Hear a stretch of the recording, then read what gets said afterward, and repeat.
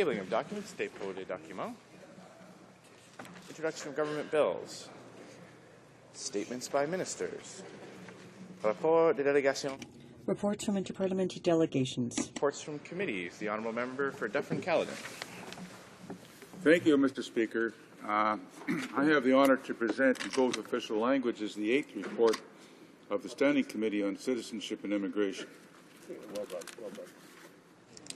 The Honourable Member for Vegreville-Wainwright? No? L'Honourable Deputy de Sherbrooke. The Honourable Member for Sherbrooke. Thank you, Mr. Speaker. I have the honour to present in both official languages the 5th report of the Standing Committee on Access to Information, Privacy and Ethics, entitled Privacy and Social Media. And the committee requests that the government table a comprehensive response to this report. The Honourable Member for Timmins James Bay. Thank you, Mr. Speaker. I'd like to specifically thank the member for Sherbrooke for his excellent leadership on the social media and privacy study, because we know that Canadians are living more and more online, and the importance of privacy and maintaining privacy protections in the age of big data is essential. The New Democrats were saddened that both the Conservatives and Liberals dropped the ball on a number of serious areas from what we heard at the committee, and we have numerous recommendations. Number one is that the Privacy Commissioner should be given order-making powers to ensure compliance with companies who are not protecting people's data. We want to make sure that all data breaches are reported to the Privacy Commission, as opposed to leaving it as subjective because of the potential threat for fraud that people are facing. We want to ensure that Canada moves up with privacy protections in the digital age. Mr. Speaker, we need a comprehensive digital strategy, and privacy is at the heart of it. So I'd like to thank my honourable colleagues for their work on this committee. Presenting reports from committees. Introduction of private members' bills. Mr. Bevington, seconded by Mr. Sandhu, moves for leave to introduce a bill entitled An Act to Amend the Navigable Waters Protection Act, Alsik River and Other Rivers. This motion is deemed adopted. The Honourable Member for Western Arctic. Well, thank you, Mr. Speaker, and I'm pleased to rise today to amend the Navigable Waters Protection Act to include a number of rivers throughout the 3 Northern Territories. Rivers like the South Nahanni River. Now, it wasn't a number of years ago where the Conservative government expanded the boundaries of Nahanni National Park and recognized the extreme importance of that area of Canada as a heritage area, as an area to be protected. This is one of the rivers that we're including within this act to ensure that as time goes forward that these rivers are given the type of protection that's required under the law that exists now. The law is not adequate, but this is the protection that we can provide to these rivers. Thank you very much, Mr. Speaker. Mr. Bevington, seconded by Mr. Sandhu, moves that the bill be now read a first time and be printed. This motion is deemed adopted. First reading of this bill, première lecture de ce projet de loi. When shall the bill be read a second time? At the next sitting of the House. Première lecture du projet de loi d'intérêt public. First reading of Presenting petitions. Présentation des pétitions. The Honourable Member for Renfrew, Nipissing, Pembroke. Speaker, these petitioners, mostly from Southern Ontario, ask that the provincial and territorial chief firearms officers be replaced by a civilian agency that is service-oriented. Presenting petitions. Présentation des pétitions. The Honourable Member for Saanich Gulf Islands. Merci, Monsieur le Président. Thank you, Mr. Speaker. I have the honour today to present 2 petitions. The first deals with climate change. The petitioners live on Salt Spring Island in my riding. And the Government of Canada to put in place a plan to reduce emissions to those levels that are required by science. That's 25% below 1990 levels by 2020. 80% below 1990 levels by mid-century. The second petition, Mr. Speaker, is from residents of Thunder Bay, Sudbury and Winnipeg, calling on the Government of Canada to abandon its promotional stance towards the Northern Gateway project and ensure it has a full and neutral review, bearing in mind that so far the proponent hasn't dealt with the subject it plans to put through the pipelines, bitumen and diluent. Thank you very much, Mr. Speaker. The honourable member for Timmins, James Bay. Thank you, Mr. Speaker. I have a petition on behalf of numerous citizens who are concerned that in the wake of the crippled Fukushima power plant in Japan that continues to release dangerous radioactive substances into the air and water, something that we expect will continue for years, that the undersigned petitioners call on Parliament of Canada to immediately implement a comprehensive ongoing radionuclide monitoring report program in Canada in coordination with the respective national, provincial, regional and local authorities. Presenting petitions, présentation des pétitions. The honourable member for Vegreville Wainwright. Thank you very much, Mr. Speaker. I have two petitions to present today, Mr. Speaker. One is on behalf of constituents where they call upon Parliament to review Canada's 400-year-old definition of a human being, which says that a child does not become a human being until the moment of complete birth. They call on Parliament to review that, to take into account modern science, and to revise that definition based on modern science, Mr. Speaker. And the other petition, Mr. Speaker, is to do with gender selection, pregnancy termination, and they call on Parliament to condemn the practice of gender selection termination, where a woman may find out through ultrasound the gender of the child. If the child is a female, that the female baby is aborted, and they call on Parliament to condemn that practice, Mr. Speaker. Presenting petitions, the honourable member for Windsor West. Thank you, Mr. Speaker. I have hundreds of petitions here signed to save the old Sandwich Town Post Office. Unfortunately, Canada Post has closed it. However, we are working with them to see if we can find another usage, and I know that the petitioners here would support that. So I have these petitions, at least, unfortunately, it's too late, but at the same time, we're trying to work on a process to go forward to benefit all the community, including Canada Post. I have a second set of petitions, Mr. Speaker, with regards to higher speed rail. Members across Ontario are calling for higher speed rail between Windsor and Quebec City. That corridor is very important, and they want to see VIA move to higher speed rail in the near future. And lastly, Mr. Speaker, I have petitions calling for the old age security to remain at 65. They're opposed to increasing the age limit for 67. They prefer to see that at 65, and the petitioners here, there's hundreds of them, want to see that maintained. Thank you, Mr. Speaker. The honourable member for Guelph. Speaker, I rise today to present a petition signed by dozens of Canadians, not only from Guelph and Southern Ontario, but across Canada, who wish to register their concern regarding human trafficking and the threat it poses to some of Canada's most vulnerable citizens, including youth, females, and First Nations. The petitioners call upon the Government of Canada to address this matter by developing and implementing a national action plan regarding human trafficking. Thank you, Mr. Speaker. Presenting petitions, présentation des pétitions. Questions on the order paper, the Honourable Parliamentary Secretary of the Government House Leader. Thank you, Mr. Speaker. Mr. Speaker, I ask that all questions be allowed to stand. Is that agreed? Agreed and so ordered. Orders of the day, order du jour. Government orders, Government Bill Senate, reprise du débat en troisième lecture du projet de loi S. Resuming debate of S7, Combating Terrorism Act. Debate, reprise du débat. The Honourable Member for Squamish-Wandapuka. Thank you very much, Mr. Speaker. I rise today to speak in opposition to S7 at third reading. I am doing so not without some soul-searching, because I do believe that members of Parliament must address the issue of terrorism seriously. The question remains, is S7 the right way, the right response to the threat of terrorism? In my speech at second reading, I mentioned my personal and my family connections to 9/11, a day when my mother was flying out of Washington, D.C., and a day when one of my partner's close friends was flying out of Boston. My mother was fortunate and was located safe later that night on the ground in Denver. But at that time I mentioned my partner's friend was not so lucky in his choice of flights from Boston. And we were in the unfortunate situation of having to inform his parents in Indonesia that indeed their son had been on that second plane to hit a tower in New York. What I did not talk about during second reading was my international human rights work, where I've also had experience working where the threat of terrorism was a constant. I worked in the field in East Timor, in Ambon, in Indonesia, and in Afghanistan. In each of these situations, bombing campaigns were a daily threat and all too often a daily reality. I have seen up close communities torn apart by terrorist violence. I still remember the day in Ambon where my partner and I were working on a peace-building project between Christian and Muslim communities. That was the day that the market was bombed. And from our office, we could see the smoke rising, and that was the same market where my partner was supposed to be at that moment, but fortunately was late and was not there. So I do have some understanding of the reality of terrorist threats, and I have always taken a clear and unequivocal position against terrorism.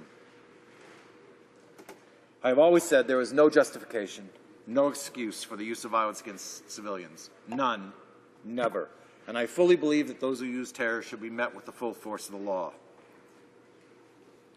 I take seriously we must take measures which will protect us against terrorism, but I also believe we have an equal responsibility to preserve the rule of law and respect for our basic rights and freedoms. Otherwise, what is it that we are protecting? So, as so many of my colleagues have said, this is truly a question of balance. How do we protect our society in a way that protects its most fundamental values?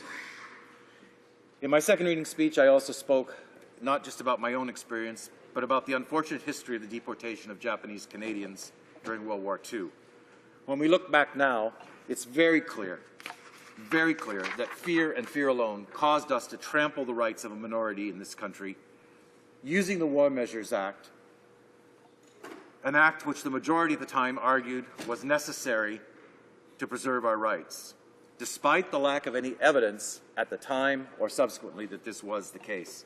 And I should emphasize once again that not a single Japanese Canadian in World War II was ever charged, let alone convicted, of any collaboration with the enemy during World War II. But our panic and our fear caused us to uproot a community and uproot the lives of thousands of Canadians for no reason other than their heritage.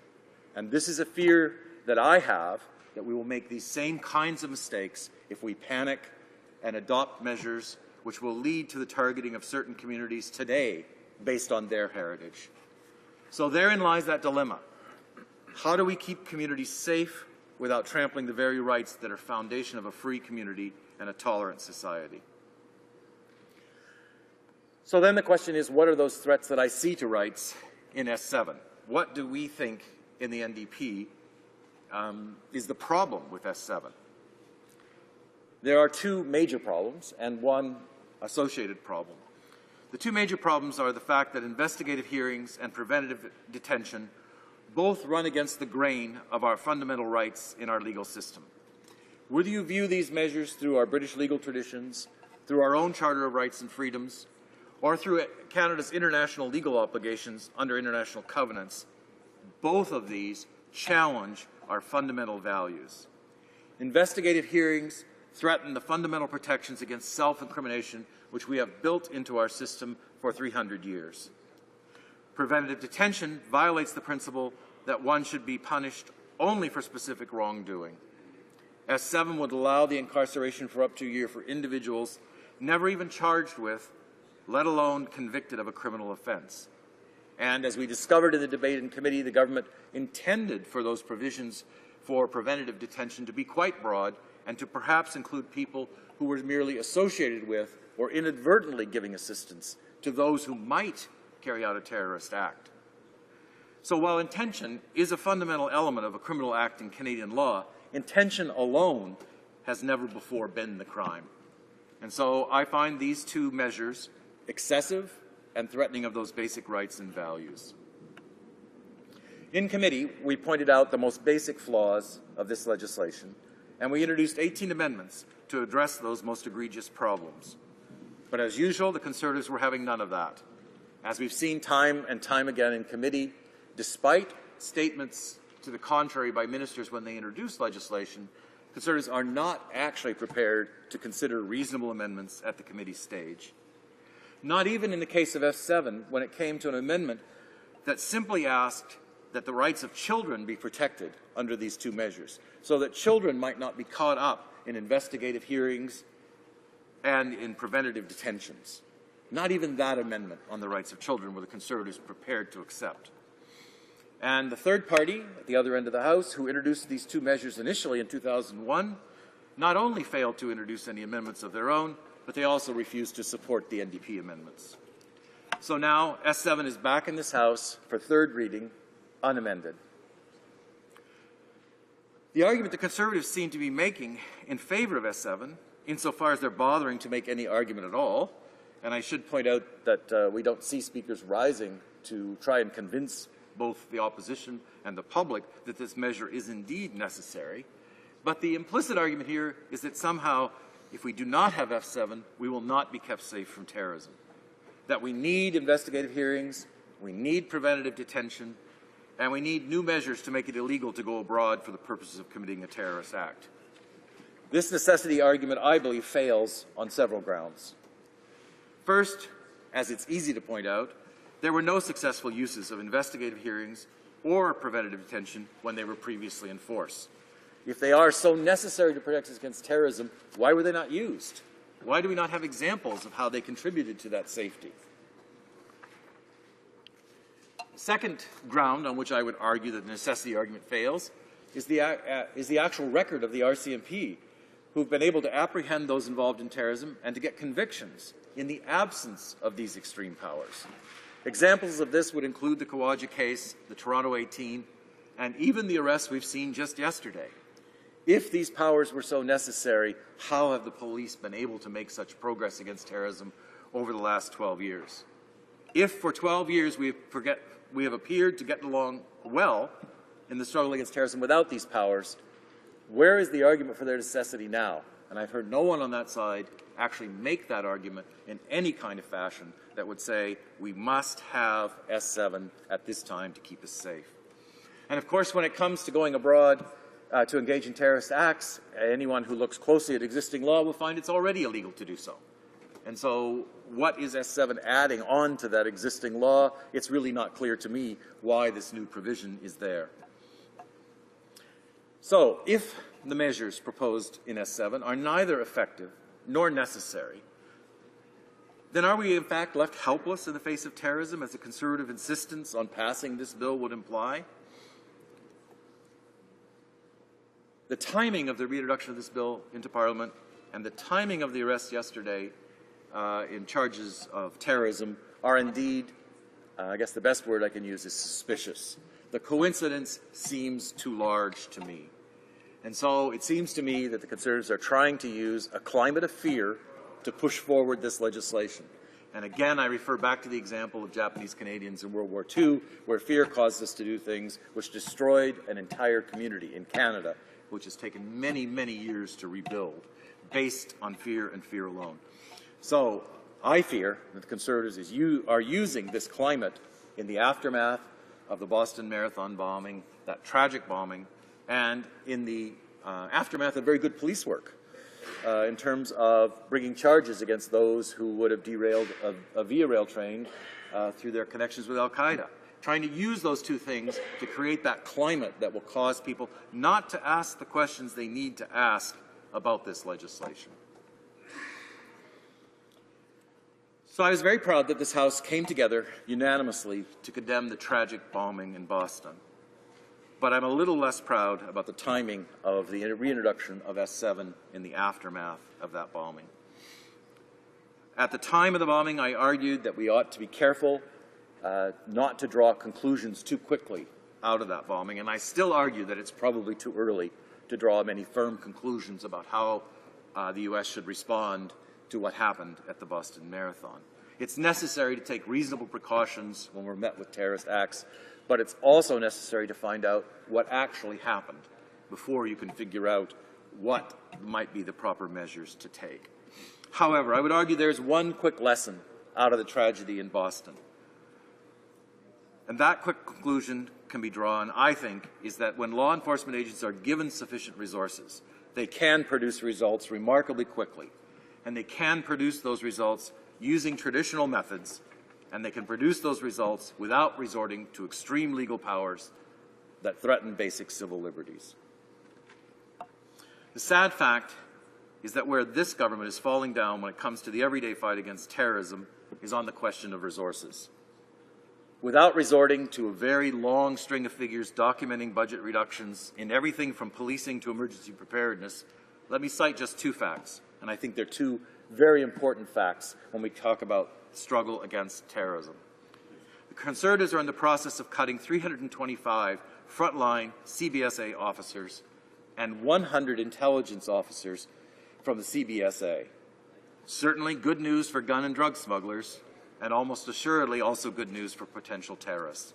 If we reduce our frontline resources, if we reduce our frontline intelligence activities, then in fact I think we do increase our risks of terrorism.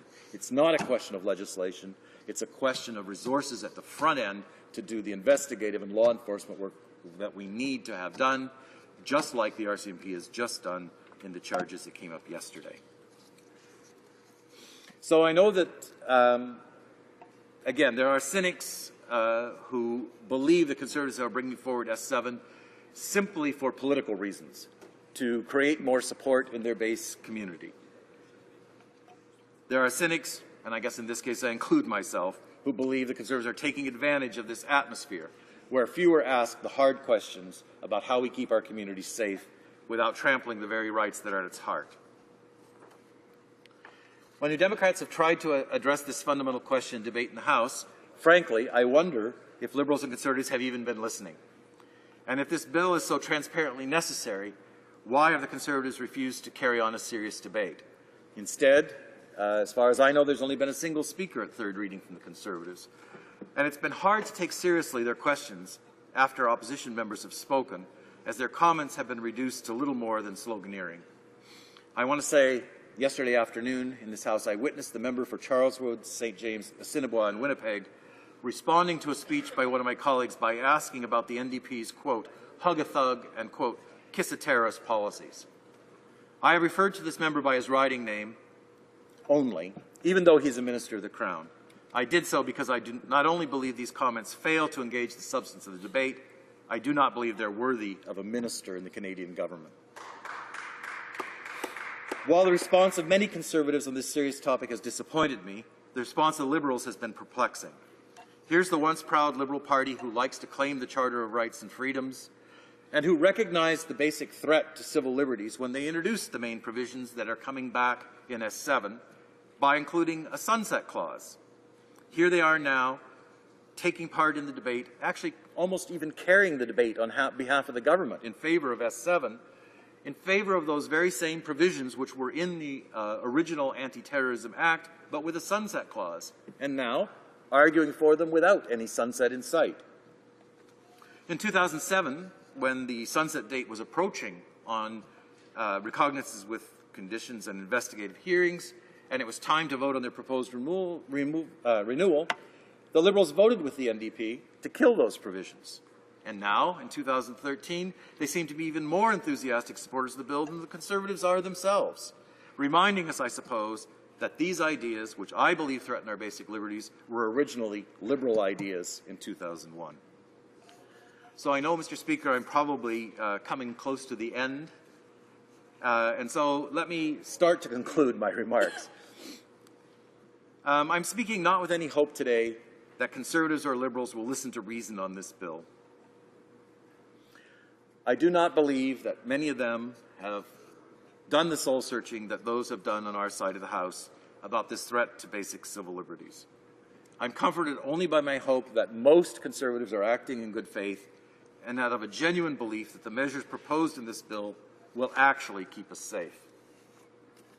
All I would ask is for a single Conservative to stand up on that side and point to that evidence that investigative hearings and recognizances with conditions, or preventative detention it's called, actually will provide effective protection against terrorism. I still have yet to hear from anyone on that side of the House making that argument and providing that proof. I do not believe that these measures will make any contribution to our safety, and I think they pose a genuine risk to the free society that they are supposed to defend. Again, I think back to my own experience with 9/11, which touched me very personally in a very personal way, and I know that did many other Canadians who lost friends and relatives in that attack. And I asked myself, what was being attacked on 9/11? And I believe what was being attacked was a free society which values tolerance, which values diversity, and which protects the fundamental rights of all its citizens. I think back to the time when I worked in zones of conflict where bombing was a daily occurrence, where our communities were actually torn apart over what in the end, seem very trivial issues when compared to the losses in those communities. And I think back to when we even when we knew those who were responsible and we knew their supposed reasons for carrying out those attacks, it was impossible to understand how they could have inflicted such violence on their friends and their neighbors over such fundamentally unimportant issues when we take the time to step back from them. So I believe instead of enacting measures which potentially undermine fundamental rights in Canada and measures for which there is no evidence of effectiveness, we should instead be strengthening our intelligence and enforcement programs in ways that would enhance as well as protect the rule of law and respect for rights. Because of my experience on police boards and as a municipal council with the police force, I know that the vast majority of police are committed to the rule of law and are committed to the respect for rights. I know that they would like to have the resources that they need to keep our communities safe from terrorism. And I stress once again that my major concern on terrorism is not the lack of legislative provisions or legislative powers. It's the lack of commitment of this Conservative government to providing the resources to our frontline officers and to the frontline intelligence agencies that we need to do that hard-slogging work that is actually the work that keeps us safe from terrorism. So once again, it's a parallel, I think, to the whole Conservatives' approach when it comes to things like crime, where they think the solution to crime is more legislation, making more things criminal, increasing penalties, when we know, in fact, in everyday policing issues, what makes us safe are boots on the ground at the front line doing the enforcement, and social services which help reintegrate people into their communities. And so when we do eventually draw conclusions about the Boston Marathon, as people are beginning to do, the conclusions I believe they will draw is that the main protection of a free society is its ability to accommodate and tolerate diversity, its ability to respect the rights for all, its ability to protect free speech, its ability to respect those fundamental legal traditions which say no one should go to jail who have not committed a specific criminal act, and that no one should be forced to appear in an investigative hearing to give testimony against themselves, one of our very fundamental legal protections. So I think when we draw those conclusions, we'll see that S7, rather than offering support in our fight against terrorism, undermines those very values which we're intending to protect when we founded this country, when we introduced the Charter of Rights, and when we signed those international covenants. So I want to conclude today with a final appeal to both the Conservatives and Liberals, which I know will not be listened to think again what's most important about this country of Canada: our tolerance, our diversity, the rule of law, and respect for basic fundamental rights. And for those reasons, I will be voting against S7 at third reading. Thank you, Mr. Speaker. Questions and comments? Question we commentaire. The honourable member for Peterborough. Thank you, Mr. Speaker. I listened with interest to the member's statements. I think that he's put together a number of decent arguments. However, I'd say that he's missing the point in a couple of key areas. He said what's most important is the protection of our freedoms and our civil liberties, and that is in many ways what makes us Canadian. I agree. I think the freedoms that Canadians enjoy is a big part of what makes this country so special, but it's those very freedoms that people in this place are tasked with protecting. And every time, Mr. Speaker, that we see a terrorist act where we see civilians targeted, we see those freedoms taken away, that we see some of them, frankly, infringed upon as everyday Canadians and everyday citizens are asked to go through more and more clearances, more tests, more challenges, simply to do the things that we've always done. This is the cost of terrorism, and we also have people in their own neighborhoods, in their own homes, feeling under threat, Mr. Speaker, and they ask for us to be able to provide the basic protections. Our law enforcement officials have asked for these measures to be put in place. They've asked for them as tools that they can use, if necessary, to protect Canadians. I think it's only responsible that the people in this place would provide those protections so that we can, in fact, protect Canadians at all times. I'd like to hear the member's thoughts. The honourable member for Esquimalt, Juan de Fuca. Well, I thank the member for Peterborough for his response and for actually taking seriously the debate that we're having here, because I do think he raises important questions. But when we talk about the tools that law enforcement has asked for, the tools they need, the main one they continue to ask for is the resources they need to do the job. And so when we talk to CBSA agents who work at the front line, they can't understand how they're expected to prevent gun smuggling, which is a fundamental part of most possible terrorist activities. How are they supposed to do that when gun seizures have been going up at the border over the last year, and suddenly they're going to have 325 fewer people to actually do that enforcement work? So when it's a question of giving people the tools they need to do the job, the member and I agree. We just differ on which of those tools will be effective. And the evidence points to the traditional law enforcement, the traditional investigation activities are what we need to put our resources to, and not these new measures which actually, as I said, threaten our basic fundamental rights. Questions and comments? Questions et commentaires? The honourable member for Timmins, James Bay. Thank you, Mr. Speaker. I want to thank my colleague for his excellent analysis. I think all Canadians are deeply frustrated with the level of incoherent violence that we're seeing, especially with what happened in Boston, and we've seen it in other communities.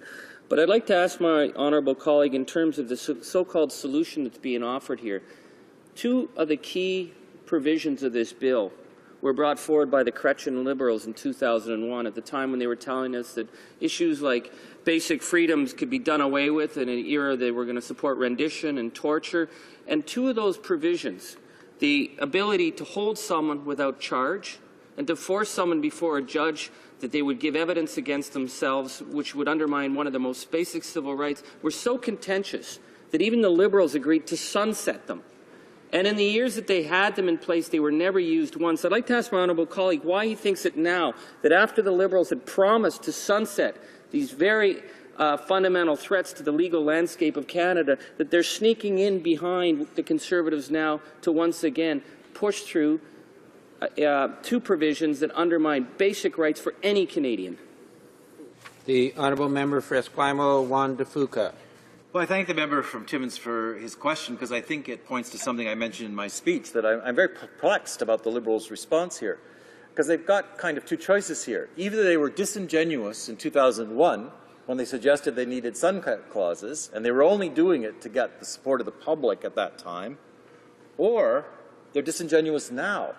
I mean, you can't have it both ways. Either these were dangerous things which threatened our rights, as they said in 2001, or they're dangerous things which threaten our rights now when the Liberals are supporting the bill without the sunset clauses. So I am, again, perplexed by the position of the Liberal Party on S7. I'm very disappointed to see them voting in favour. Questions and comments? Questions et commentaires. The honourable member for Saanich Gulf Islands. Thank you, Mr. Speaker. I want to thank my honourable friend, who is also a neighbour of Esquimalt Juan de Fuca riding. On a related but different point, I also want to thank you for raising in question period yesterday the need to support our firefighters. Motion 388 went through, and we seem to have no action to bring it into place, and that relates to terrorist acts. As we noted in the Boston Marathon, everyone was amazed to see that the first responders run towards danger when everyone else is running in the other direction. But I stand with him in finding, despite my concerns about terrorism, that this current law, S7, goes too far, that the existing tools in law and the criminal code are more than adequate, and I stand with the British Columbia Civil Liberties Association, the Canadian Association of University Teachers, the Canadian Civil Liberties Association, the Canadian Council on American Islamic Relations, the International Civil Liberties Organizations, as well as the concerns expressed to committee by the Canadian Bar Association, in believing that this bill potentially violates our Charter of Rights and Freedoms and therefore be struck down later. And I wonder if he could comment on the lack of utility in passing laws in this place where there are significant doubts that they are Charter compliant. The honourable member for Esquimalt, Juan de Fuca. Well, I thank the member from Saanich Gulf Islands and my neighbour for her question. And on this issue, we do stand, I think, in somewhat the same place. And I guess we've had this question in the NDP for a long time. When legislation is introduced, the Minister of Justice has a responsibility to certify that these pieces of legislation being introduced will not violate the Charter. And we know that a very low bar has been set by this minister, and we have heard reports that if there's even a 5% chance that the law will be upheld in the courts, the government's willing to go ahead and introduce that bill.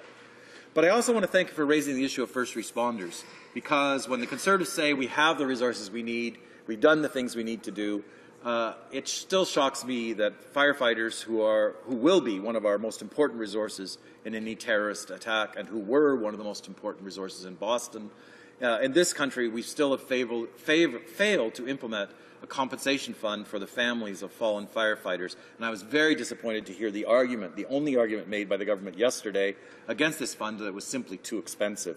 And I think that was quite a shocking statement on behalf of the government, because these tragic loss of firefighters have costs, and right now those costs are borne by the family. Questions and comments? Questions et commentaires. L'honorable député.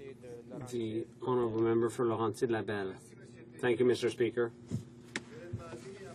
I'd like to ask my colleague about something that hasn't been explored very much, and that is that in most cases, in Boston and in many other places, the perpetrators of the attacks had already been identified by police as radicals. Is the solution not just to provide greater funding so that people can be investigated in those countries, or so that those who are identified as radicals would be rendered non-dangerous? It's all well and good to give the police tools, but they need the funding to go with it. Thank you, Mr. Speaker. Well, I thank my colleague for his question, because it brings me back to one of my major points in my speech, and I think one of the major things that's lacking in the debate about this bill is that's the question of resources. So why do police agencies miss people who are identified as radicals? Well, probably because they have too much work on their plate, too much to do to actually devote the necessary resources to identifying those who are potential threats. And so if we give them the resources, again, as we see in the case of the Boston Marathon bombing, when police were given virtually unlimited resources in a very short period of time, using traditional enforcement investigation methods, not using extreme laws which threaten our rights, but very basic police tactics, they were able to produce results in very short order. And I believe that rather than create this bill which threatens basic liberties, we need to turn our attention on terrorism to providing resources to the police and our security agencies so they can get the job done. Resuming debate, reprise de débat, l'honorable député de Saint-Bruno. The honourable member for Saint-Bruno Saint-Hubert. Thank you, Mr. Speaker. Like several of my colleagues, I'm going to start out by condemning the reasons why this bill is being debated today. Bill S7, the Combating Terrorism Act, could have been brought to the House a while ago if the government truly felt that this bill was essential for the safety of Canadian men and women. Then it should have brought it forward for debate a long time ago. If the government truly believes that this bill is essential, so essential that it only put it on our agenda yesterday, then it is being negligent. However, I don't believe that this is the case. I believe that the government decided to use the recent events in order to rally public opinion.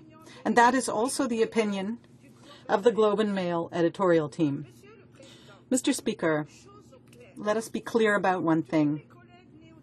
Like all my New Democrat colleagues and all my colleagues in this House, I condemn terrorism. And to quote the former General Secretary of the United Nations, Kofi Annan, acts of terrorism can never be justified, whatever the motives. I condemn the Boston attacks, and I condemned September 11th. I condemn on a daily basis bomb attacks that take place all over the world.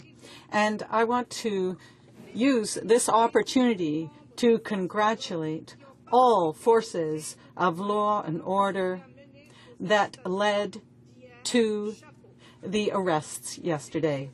Congratulations. Mr. Speaker, many in my family have been affected by terrorism, whether it be during the war in Algeria or because of the Islamic Salvation Front in the 1990s. My family members lived in fear, and I have retained one thing from this. It is always civilians who pay the price for this senseless violence. I have also experienced bombs myself when I was working as a volunteer doctor with the Red Cross in the First Gulf War.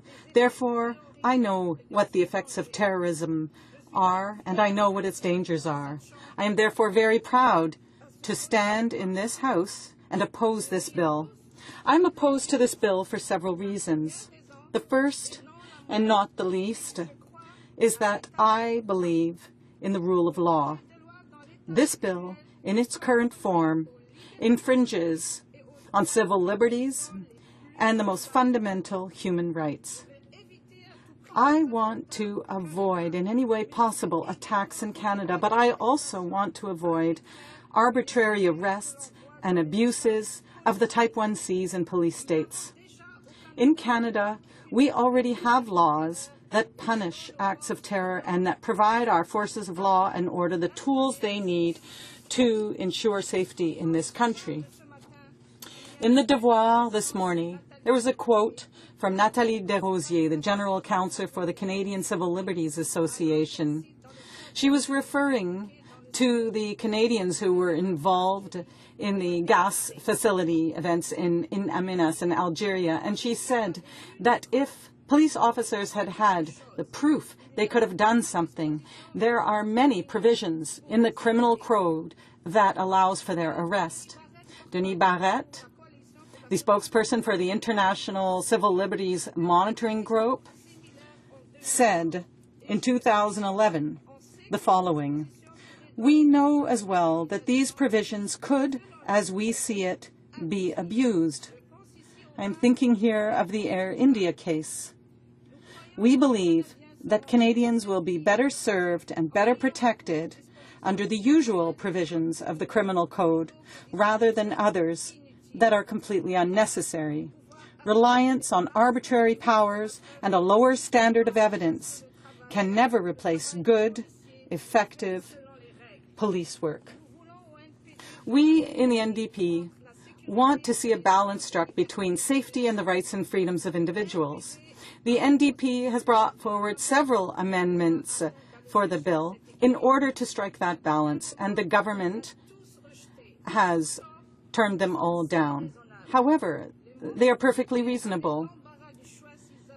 Members of the committee would have had a series of choices if they had wanted to make a choice and show some good faith, but they didn't do that because our colleagues, my colleagues, put forward 18. I'm just going to remind you of a few of them so the Canadian men and women can judge for themselves how obstinate and how obsessed this government is and how infallible it believes it is. We proposed that there be a cooperation protocol between the Security Intelligence Review Committee and other agencies in order to make sure that rights under the law were protected. We wanted also that there be a right to legal aid funded by the government if an individual had to go before investigative hearings. We also wanted there to be an in-depth review of the Arar Commission recommendations in terms of accountability and monitoring mechanisms with respect in particular to monitoring and activities amongst agencies. We also wanted the Canadian Human Rights Commission's opinion on profiling and racial discrimination as it relates to Bill S7. I truly didn't think it was possible to be against virtue, Mr. Speaker. These are only a few examples of the suggestions the NDP brought forward in vain, rather. They were all turned down by the government members, one by one. I would also like to point out that nor the Conservatives nor the Liberals even bothered to bring forward amendments to the bill. The measures in this bill were brought forward in 2001 following the September 11th attacks. These measures sunsetted in 2007. They therefore have not been applied for about 5 years, and when they were valid, They were used how many times? 0. 0 times, Mr. Speaker. 0. None. Nada. Never. Now, to quote Reid Morden, the former director of CSIS, in 2010, who was referring to certain measures, he said that he felt that they should never actually have been established and that they were included simply on an impulse on the part of the government after September 11th. He also said that police officers and security forces have sufficient powers in order to carry out their work. They do not need more powers. Mr. Speaker, we in the NDP will continue to fight for that balance between the rights and freedoms of individuals and of citizens.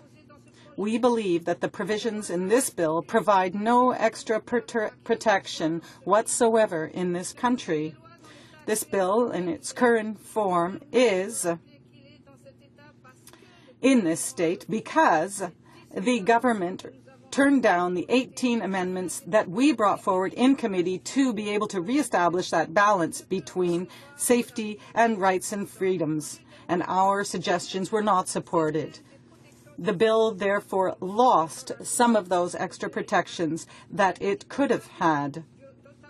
An editorial in the Ottawa Citizen this morning entitled "No Need for New Law" shares many of our concerns, and I would like to quote from the editorial. State can arrest and detain someone who has not done anything criminal or runs counter to the fundamental values of our society.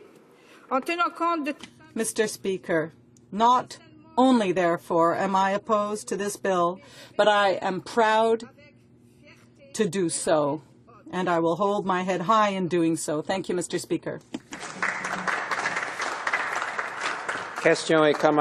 Questions and comments? The honourable member for Oshawa. Thank you very much, Mr. Speaker, and I want to thank my colleague for her comments. I think she realizes the first job of any government is to keep Canadians safe from those who wish to harm us. And international terrorism is going to continue to be a threat in the foreseeable future. This bill will provide law enforcement and national security agencies with further means to anticipate and respond effectively to terrorism. And that's what I wanted to ask her about, Mr. Speaker. It's about anticipation. Because this bill will assist law enforcement in disrupting terrorist attacks by compelling suspects to appear before court in advance of a suspected terrorist attack. Once the attack occurs, there's nothing we can do about it. This is going to create new offences for leaving or attempting to leave Canada for the purpose of committing a terrorist offence. So what I'd like to ask, Mr. Speaker, I want to know, does she think that these new initiatives are a good idea? And if not, what does she suggest that we put in place to stop terrorist attacks before they occur? If there is any other ideas that she had, I'd like to hear it. The honourable member for Saint-Bruno-Saint-Hubert. Thank you very much, Mr. Speaker. First, I would like to thank my colleague opposite. He actually is my colleague in the Health Committee, so we work well together there. But unfortunately, on this bill, I cannot agree with him. The New Democrats believe that Canada has to seriously consider terrorism while at the same time preserving the rights and freedoms of all Canadians.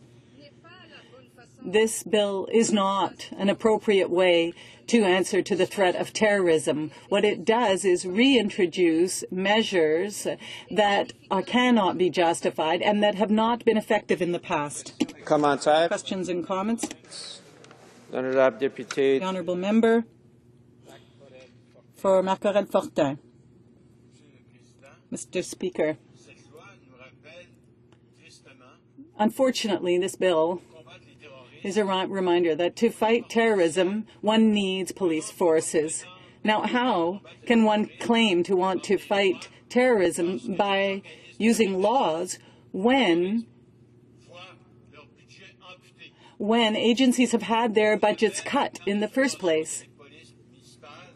There was a plan to subsidize municipal police forces to fight against street gangs, to avoid recruitment of young people into these gangs and terrorist gangs, but that has disappeared. So my question is this.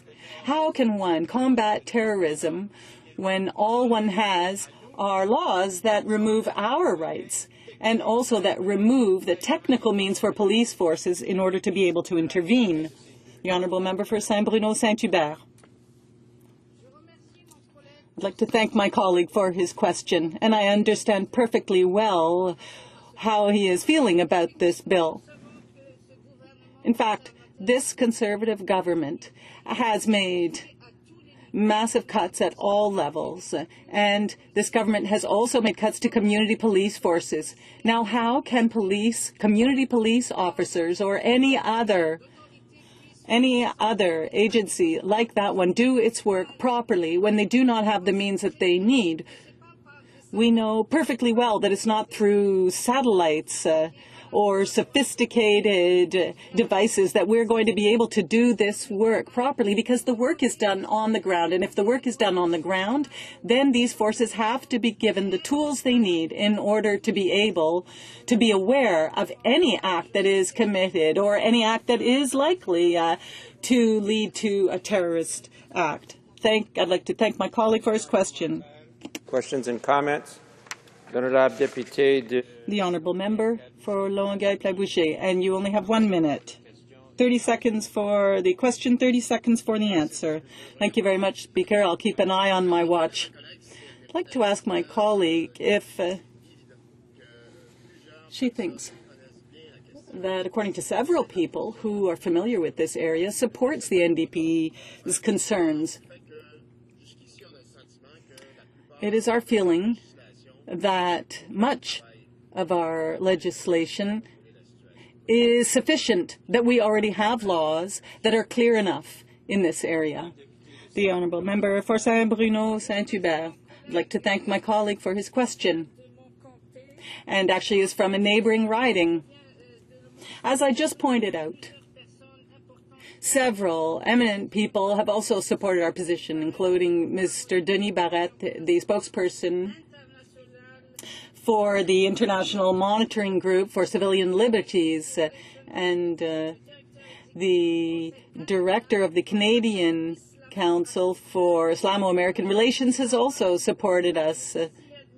Mr. Ziad Mia, who has also supported us, and he represents Muslim legal experts. There's another association in British Columbia, and Nathalie Desrosiers, who's the General Counsel for Canadian Liberties and Civil Liberties, has also shared our concerns.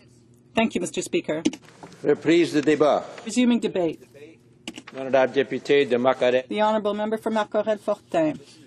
Thank you very much, Mr. Speaker. We have before us a bill that deserves a look into the past and a look into its own purpose. Von Clausewitz, in his book, defined war as the use of violence in order to make an adversary accept one's will. So what is it that terrorists want? Well, it's very simple. They want to make us renounce our own democratic values, like freedom of the press, rule of law, individual freedoms, etc. That is the goal of terrorists.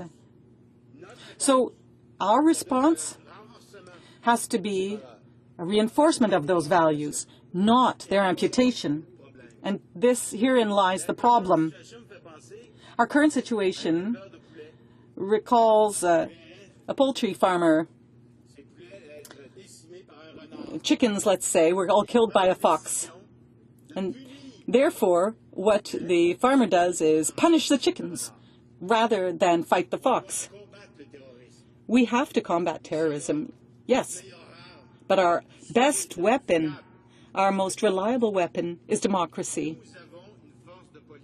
We have police forces that are well-structured and that are capable of democratically defending our society against acts of terrorism. They do that perfectly well, Mr. Speaker. As we speak, Canada has not had acts of terrorism because before the R Acts, our police forces, with the current legislation at their disposal, have been able to prevent them. And that's what we're talking about today, democracy. Winston Churchill used to say that democracy is the worst political system except all the others. What does that mean? That means there aren't others. This is our system. We have to defend it. We appreciate it. And we all hate terrorism. It is an evil adversary that can attack us. And Canada, yes, has to respond appropriately. People, they have to be arrested. They have to be judged under our laws. Our laws, Mr. Speaker, not their laws. Now, this is very controversial. Many of these measures in 2007 sunsetted. And so it wasn't applied. It hasn't been applied since then. And since 2001, actually, these measures were never used, Mr. Speaker. In fact, there have been no investigative hearings, and there have been no circumstances in which we have had to use these recognizances. So it shows how that our legislation is working. Now, there are media out there, and so the public is feeling rather insecure because many things are reported in the media. It makes us feel very insecure to know that young people were recruited in Toronto to participate in terrorist acts in Algeria. It also makes us very concerned to know that there were people in Canada who were preparing to commit a terrorist act against a train, a Via Rail train, that had passengers in it. That's terror. And it's right for people to be afraid.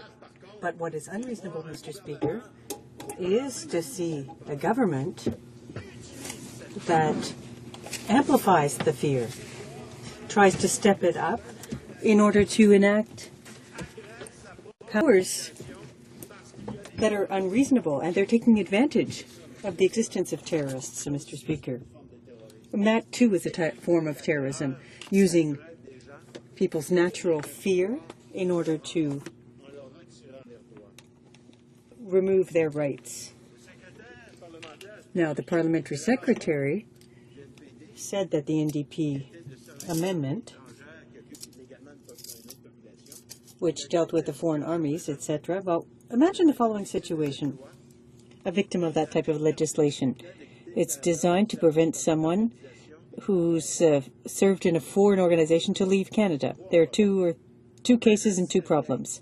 A young Syrian who returns to his country of origin, who's to serve in the army against rebels. Is he a terrorist then? A young Canadian who goes to serve in the occupied territories, to do military service in Israel. Is that person a terrorist? A young Somali who goes back home to participate in a religious war against the infidels, as they call them. Is he a terrorist? The definition of terrorism isn't based on the acts they commit, but based on the target. Is it something that can be done or not? Now, based on our values and our judgment internationally, we determine who is a terrorist and who is not. And each of those three people in the examples I gave you are going to do the same thing, use violence to force people to obey their orders. So that is a situation that warrants clarification, but it has not been clarified in the bill because the government does not want to do that. There are plenty of reasons why the NDP opposes this bill, Mr. Speaker. It's ineffective. It won't combat terrorism. It violates the rights of Canadians. And once again, the Conservatives are using a technique where they say, if you're not with us, you're against us. And that is George W. Bush type legislation.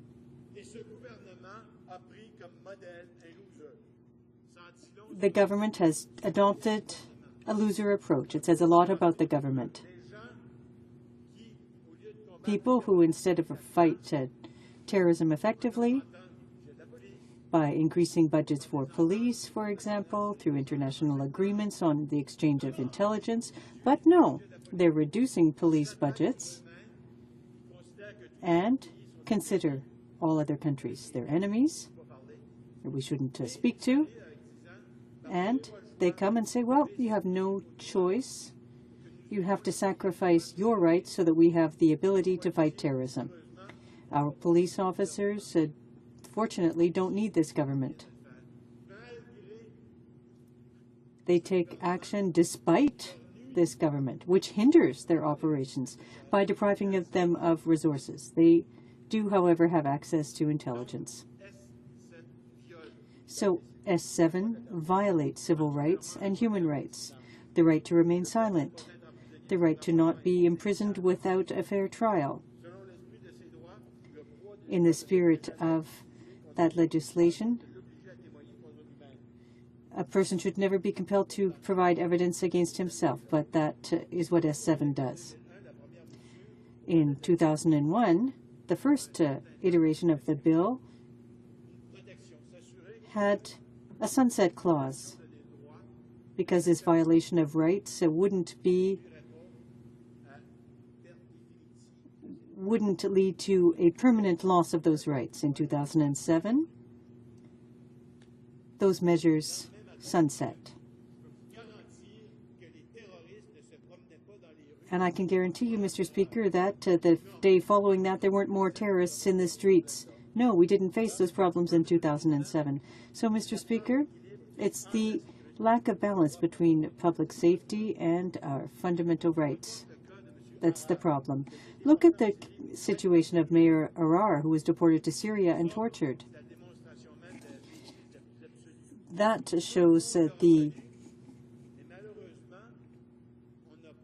situation. Everyone knew what would happen, and we didn't learn any lessons. It didn't serve any purpose to send him off to be tortured. He wasn't a terrorist. And the problem is that, in the words of the parliamentary secretary, the legislation is so broad that it can be applied to people who are not even suspected of being terrorists. So, Mr. Speaker, we are opposed to terrorism. We're so opposed to terrorism that we're against you. You're the ones who are amplifying it to penalize Canadian citizens because they have rights and they are using those rights. Thank you, Mr. Speaker. Questions et commentaires. Questions and comments. The honourable member for Timmins, James Bay. Thank you, Mr. Speaker. I listened with great interest to my honourable colleague's speech. I think all of us share the anger and frustration of people who would abuse our country and put people's lives at risk, and in doing so undermine basic protections and freedoms that all Canadians enjoy. So certainly we want to assure that when people are caught, that the full weight of the law is thrown against them. But I think what we're looking at here is this undermining of basic rights that make us the democracy we are. We know that the Liberal Party brought in two very controversial motions in 2001, taking away the right of basic people to protect themselves in court, that they'd be forced to give testimony against themselves, and also to hold people without charge. Now, the Liberals knew this was so contentious, they brought in a sunset clause, but now they're hiding behind the Conservatives and supporting getting rid of that sunset clause and bringing it back. They're also, Mr. Speaker, the Bill S7, it's a law of general application, so it affects minors as well as adults. There's no differentiation, so that in people who could be held, friends, relatives, anybody related to someone who's supposedly suspected but without charge, it would include children. And both the Conservatives and Liberals refused to amend the Act to clarify that people under the age of 17, 18 wouldn't be detained in the same measure. I'd like to ask my honourable colleague, given that Canada signed specific UN conventions on protecting children, why this huge breach of basic rights for children would be allowed, and what they have called their desire to have the wide sweep of powers to go after anyone they want. L'honorable député de Macarel-Fortin. The honourable member for Macarel-Fortin. This legislation has one objective. It's not to respect the difference in age of a young person or an older person or a Canadian or foreigner. No, it has one objective. It is a partisan policy. What they want to do is to champion anti-terrorism. They knowingly brought forth this legislation specifically at a time when people in Boston were victims of a terrorist attack, when we discovered in Canada a conspiracy to commit terrorism. It is a deliberate act to be able to say we are the guardians of Canada. But no, they aren't the good guardians for this country, because the good guardians are the ones who stopped the terrorists. If we didn't have those people thwarting terrorism, we wouldn't have achieved that. But what is the government doing? Cutting their funding. We're violating our most fundamental laws. When are we going to end up with children in jail for something we consider an act of terrorism? Quite arbitrarily, in fact. That is the case. Mr. Speaker. Comments? The honourable member for Beaches, East York. Thank you, Mr. Speaker. You know, this bill and the context in which we are debating it is full of contradictions. We are here debating it with the government asking for extraordinary measures when the day before it seemed that ordinary measures, the measures that currently exist, are sufficient to ensure that Canadians are protected from terrorist acts. One of the other contradictions that we're faced with, Mr. Speaker, is this, that again the government is asking for extraordinary measures at the same time that they're implementing cuts to the enforcement agencies that are there to protect Canadian interests and lives. And I would look to, for example, cuts of $143 million to CBSA that's going to affect 325 frontline border crossing guards across the country. I was wondering if the member could comment on that particular contradiction. Thank you, Mr. Speaker. The honourable member for Marc-Aurèle-Fortin, you have 30 seconds.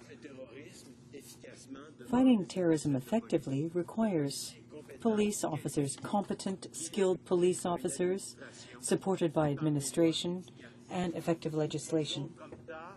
Their duty is to defend democracy, and they do so very well. Clearly, the government is seeking an advertising moment. What they want to do is glorify themselves by taking these measures. Be the issues related to the border, airport security, or work on the ground. There will be less work done because they have cut those police officers' budgets. The honourable member for Mount Royal. Thank you, Mr. Speaker. I'm pleased to rise in the matter of Bill S7, legislation that proposes a number of amendments to Canada's anti-terrorism regime, including provisions respecting the reenactment of preventive arrests and investigative hearings. As members will know, these provisions expired in 2007 and have on numerous occasions been the subject of my remarks in this House and in writings of mine over the years dating back to the tabling of the original Anti-Terrorism Act, Bill C-36 in 2001. It perhaps goes without saying that this debate began following the horrific events of 9/11, which was characterized at the time as a period when the whole world was changed. Back then, the Liberal government of the day introduced provisions for preventive arrests and investigative hearings as components of the larger Anti-Terrorism Act. Soon after Bill C-36 in its original form was tabled in this House, I rose in this House and expressed some 10 civil libertarian concerns with respect to that projected draft of the Anti-Terrorism Act, including the provisions relating to preventive detention and investigative hearings. I elaborated on these matters in a series of articles and recommended that the provisions be sunsetted after 3 years, later extended to 5 years, pending comprehensive parliamentary review, and the government agreed. With that as well, with a majority of my other concerns being addressed, some 8 out of the 10, I ended up supporting the legislation.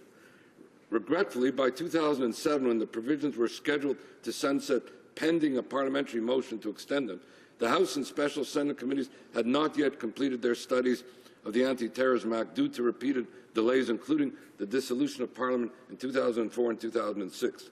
Nevertheless, the Conservative government went ahead with proposing the extension of the provisions without taking the views of these parliamentary committees into account, leaving House members with little insight into the experience of the provisions in effect. The result was a highly politicized and partisan debate, ripe with what I could only describe at the time as bumper sticker slogans and smears instead of a debate on the merits of the policy with which reasonable people can and do reasonably disagree. Indeed, I regretted the references made by ministers of the Crown at the time that somehow our party was soft on terrorism for simply wanting to debate these provisions, especially considering that it was a Liberal government that had introduced the Anti-Terrorism Act in the first place. With Bills S7 now stipulating that preventive arrests and investigative hearings be once again subject to a 5-year sunset clause, I offer my support today with the expectation that, if enacted, parliamentary committees will be given the opportunity and resources necessary to undertake full review of the provisions in question during the next trial period, and well in advance of any debate once again to extend them. Indeed, any decision made by Parliament that affects the security and rights of all Canadians must be reasoned, thoughtful, evidence-based, and not rushed as a matter of political expediency. The critical issue here is one of principled balance.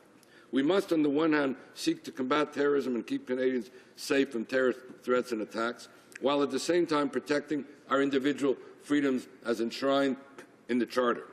These are not, however, mutually exclusive objectives. Indeed, an appropriate and effective anti-terrorism strategy must view security and rights not as concepts in conflict, not as a zero-sum game, but as values that are inextricably linked.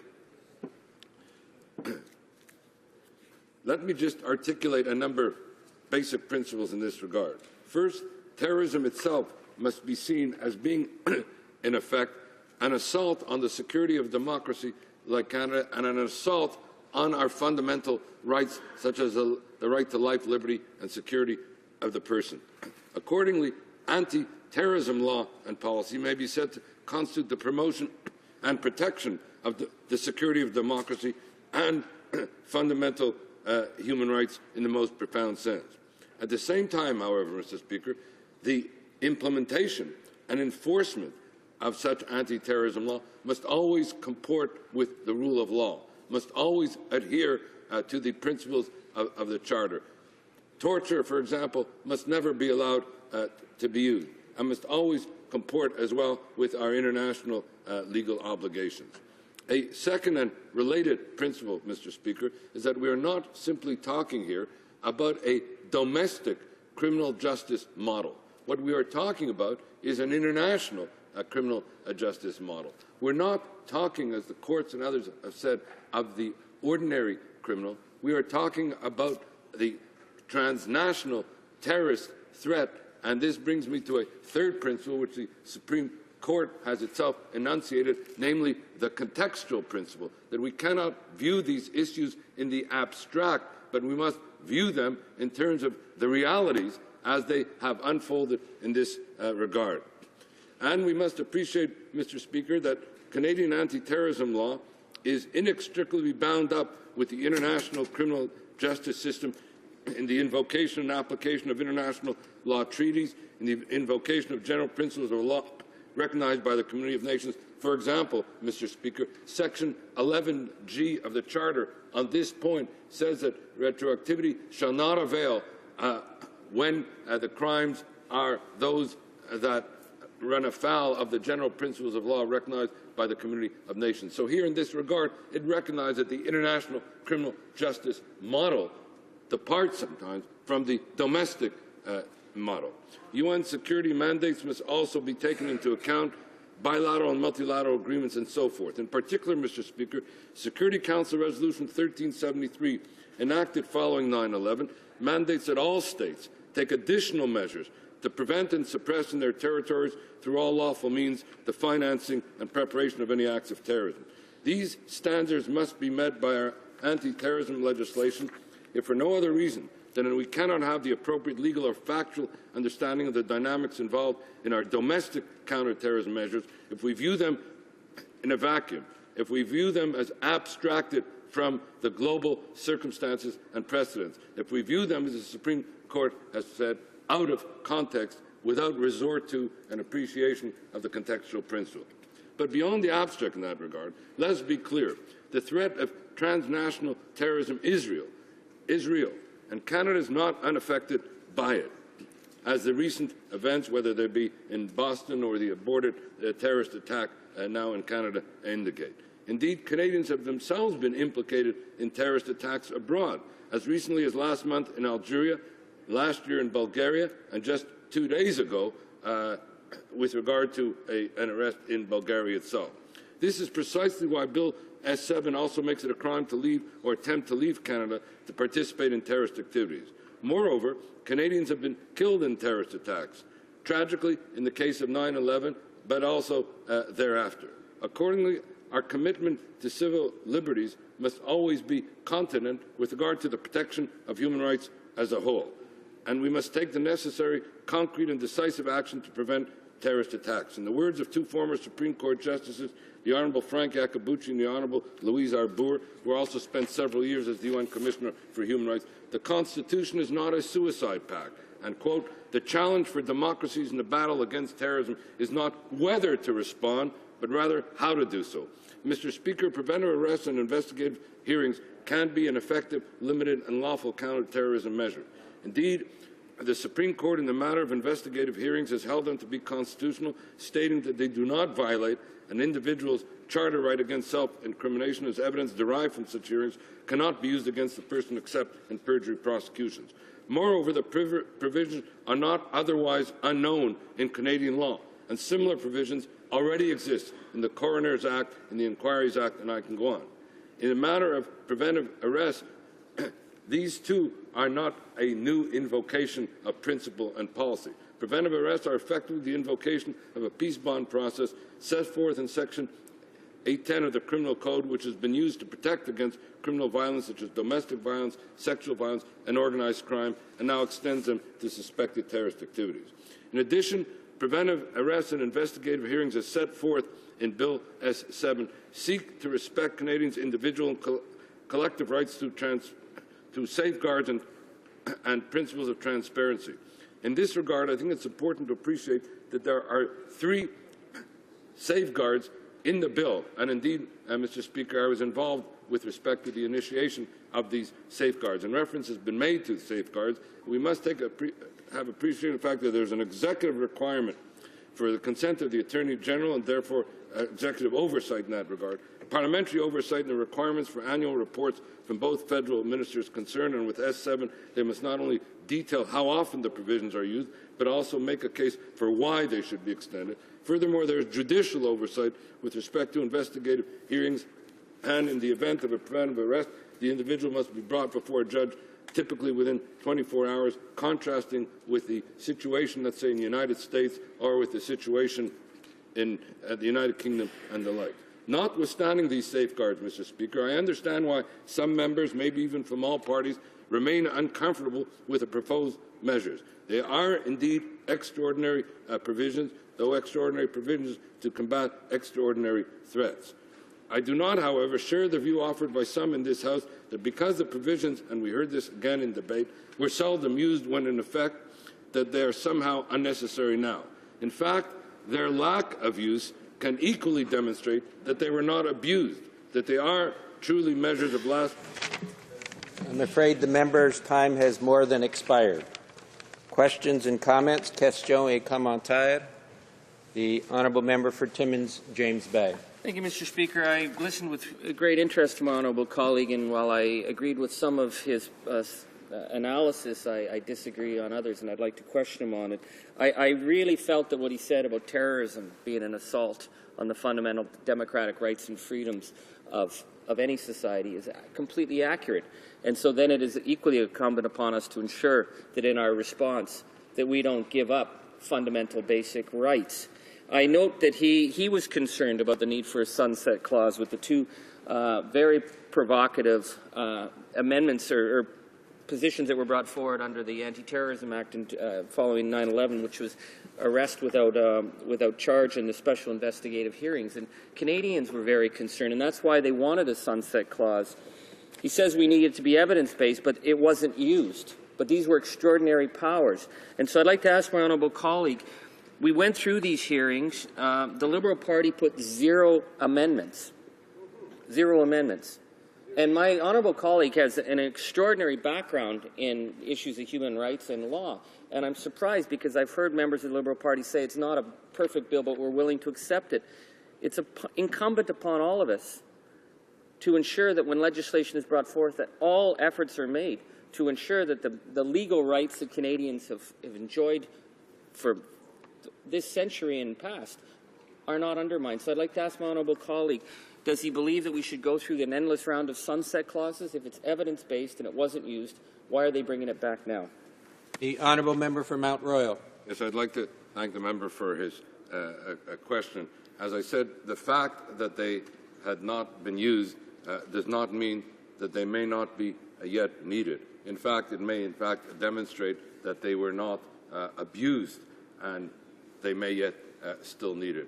And we must look at, as I said, in terms of the Supreme Court's contextual principle, that we must appreciate the contextual environment in which the transnational terrorist threat operates. I would remind my honourable member, which I suspect he does know, that if one takes a comparative perspective here, you have a situation where in the United States, simply by designating a suspected terrorist an enemy combatant, you can have indefinite detention. You can have detention in the United Kingdom, which has been extended from 6 days to 18 days, etc. We are talking about here where there's a requirement to bring a person before a judge within 24 hours. And as I said, there is an inventory of safeguards at the executive level, at the legislative level, at the judicial level, through other commissioners such as the Commissioners of Privacy and the like. And while this is an imperfect approach, nonetheless, it was something that was supported after there was review of these provisions by parliamentary committees in the House and in the Senate. So it's not as if we did not have any review or appreciation of these principles as well. I do agree that we need to do more on these matters. For example, members in this House need to have more information in the matter of intelligence gathering, and that's why my colleague from Lac St. Louis recommended, which our government did, that we establish a parliamentary committee that would provide oversight with respect to intelligence gathering, and here too to invoke more principles of transparency in that regard. Questions and comments. Question et commentaire. The honourable member for Windsor West. We only have a short period of time, so Thank short you, Mr. question, Speaker. please. I just want to clarify to make sure that I understand from the comments from the member from Mount Royal that they're hoping to support this bill, and they're hoping that the Conservatives are actually going to then have some parliamentary reviews and oversight, as just mentioned as well, and how likely he really believes that is, given this government has used closure on debate at a record amount of times, as are currently right now attacking their own leader. And so I think it's a very naive approach that just assuming the Conservatives later on are actually going to review this bill, how can he actually believe that's going to be possible? The honourable member for Mount Royal. We have about 40 seconds. Well, Mr. Speaker, I'm saying that the approach here is what I call the principle of least injustice. In other words, I think bearing all the facts and circumstances that are known to us, for now, these provisions can be helpful, may be necessary, and the parliamentary review is mandated. I trust it will take place, and we may have a better appreciation of that time as to how to go forward. Thank you, Mr. Speaker. Resuming debate, reprise de débat. The honourable member for Surrey North. Thank you, Mr. Speaker. Mr. Speaker, I'm honored to speak on behalf of my constituents from Surrey North. I'm speaking today about Bill S7, the proposal to reintroduce anti-terrorism measures which were previously sunsetted in the Anti-Terrorism Act. Bill S7 has been shamefully promoted in the wake of the Boston Marathon bombings. The government is exploiting public fear in order to push through their agenda. It is appalling to attempt to use the mourning and pain of American people to push through legislation that is blatantly confiscating our human rights and civil liberties. Bill S7 is not about preventing terrorism. We already have a comprehensive justice system and enough legislation to protect Canadians from acts of terrorism, as well as a variety of capable institutions to facilitate these laws. Rather, this bill fundamentally attacks our rights and freedoms.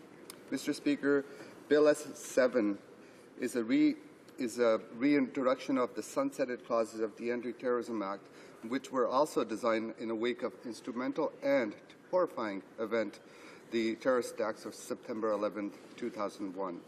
The clauses introduced in the Anti-Terrorism Act were given a sunset period, which has expired at this point. These clauses include the allowance of investigative hearings and preventative detention, as well as the permission for judges to publicly disclose information about a trial or the persons being tried. Even at first glance, it is obvious that there are major violations of human rights and civil liberties at stake. The term human rights is often tossed around vaguely as an abstract concept. However, the key to this discussion is in exploring what human rights are. The codification of human rights emerged during the 18th century with the French Declaration of Rights of Man and American Declaration of Independence. These documents were designed to limit what state could do to its citizens. Human rights essentially prescribe what liberties a citizen has within his or her own state and the duties that the state has to its citizens. States have an obligation to respect, protect, fulfill the rights, human rights of their citizens. This is not a duty that our government should be taking lightly. We have made international commitments that confirm our dedication to protecting our citizens from human rights violations. In 1976, Canada ratified the UN International Covenant on Civil and Political Rights. Under this human rights treaty, the government has obligation to protect the liberty of people within its borders. This explicitly means nobody should be subject to arbitrary arrest or detention. Interestingly, Mr. Speaker, in this discussion of in the discussions at the Public Safety Committee, it was discovered that the wording of Bill S7 allowed for the arrest of people who are not suspected of terrorist activities. In further consultations with parliamentary secretaries, it was confirmed that this was the intention of the government.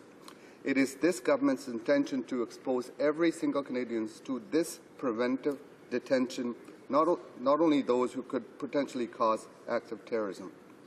Mr. Speaker, imagine that the resources and cost of arresting and detaining anybody, regardless if there is any cause to believe they may engage in criminal activity.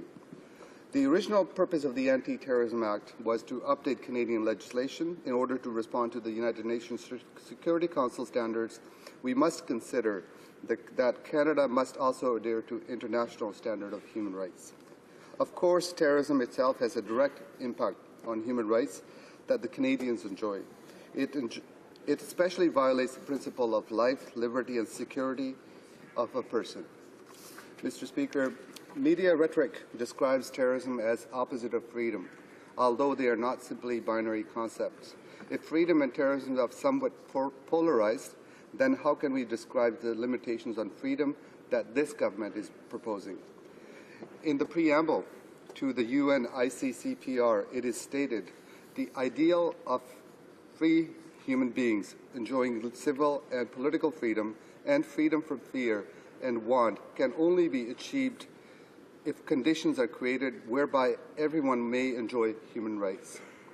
Does Bill S7 propose conditions where everyone can enjoy their human rights? It seems to be the opposite case, Mr. Speaker. This government is exploiting fear to confiscate our freedoms and rights. You know, nobody in this House is debating that terrorism shouldn't be addressed. Terrorism is a horrific problem that attacks the heart of national pride and undermines state stability. The events at Boston Marathon last week were horrific, and I stand by my colleagues as we condemn these attacks and offer our deepest sympathies and the best wishes to the victims and families. Bill S7 presents us with a very contentious issue. There's a delicate balance between national security and individual human rights. However, this is a balance that Canada has already found. Our criminal code already offers necessary provisions for investigating those who are involved in terrorist activities and those who could be a potential terrorist threat to national safety. Mr. Speaker, the proposed clauses have been proven unnecessary, ineffective in the past. They have only been evoked once in a situation described as a, and I quote this, complete and sad fiasco by lawyers and human rights advocates alike. Rather than investing in procedures that create fiascos, this government should be investing in our institutions that have proven themselves capable, like the RCMP. Just yesterday, RCMP announced that they have stopped a plan of terrorism within our borders. There's 2 suspects in custody right now, Mr. Speaker. The RCMP were able to handle the situation without the aid of the clauses in this bill, S7. They were effective, timely, and able to perform their jobs without compromising human rights of Canadians. We are thankful for the work of the RCMP, and we need to recognize that work. We should be investing in supporting these institutions that are able to work effectively within the current sphere of Canadian justice system. Mr. Speaker, they are valuable tools that should have been introduced into Anti-Terrorism Act, which would have been influential towards combating terrorism while upholding the integrity of Canadian values of liberty and rights. We should be promoting interagency cooperation to reflect the multifaceted nature of terrorism. Have a point of order? Mr. Speaker, I think that we're below quorum, and I think this honourable member deserves more people listening to his speech in the chamber here. I don't think that's a point of order or anything that the chair can do to encourage more people to come in.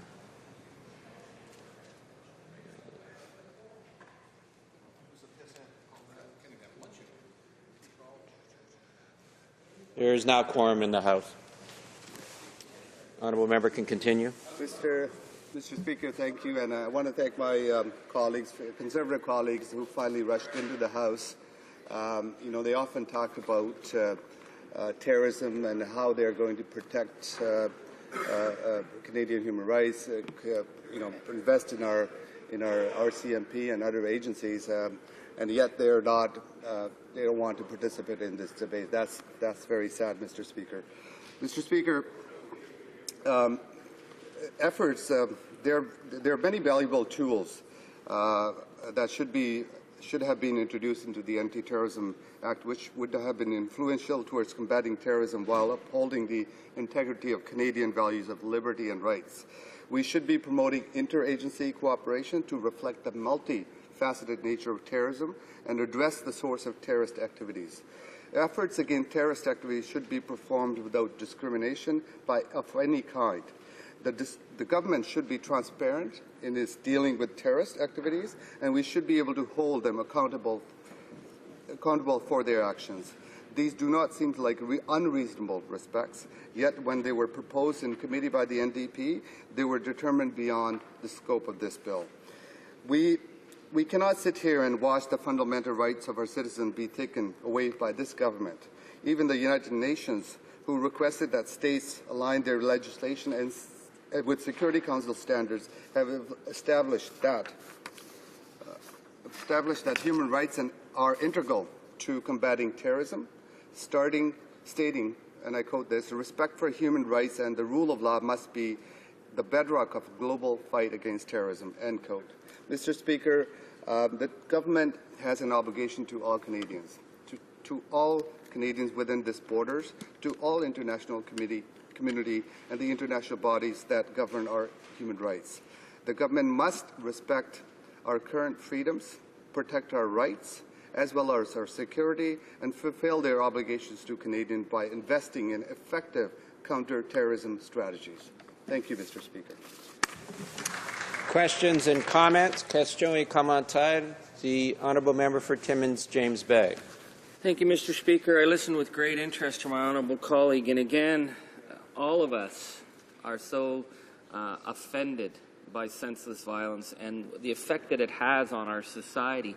And one of the most poisonous effects that it has is that it creates an impression that the basic rule of law and basic rights need to be done away with. And we saw this in 2001 with the horrific time after 9/11 when rendition and torture and arrest without warrant and detention without charge was considered what was needed for the 21st century. And at that time in Canada, we had a young engineer who was just coming home from work, Mayor Harar, and he was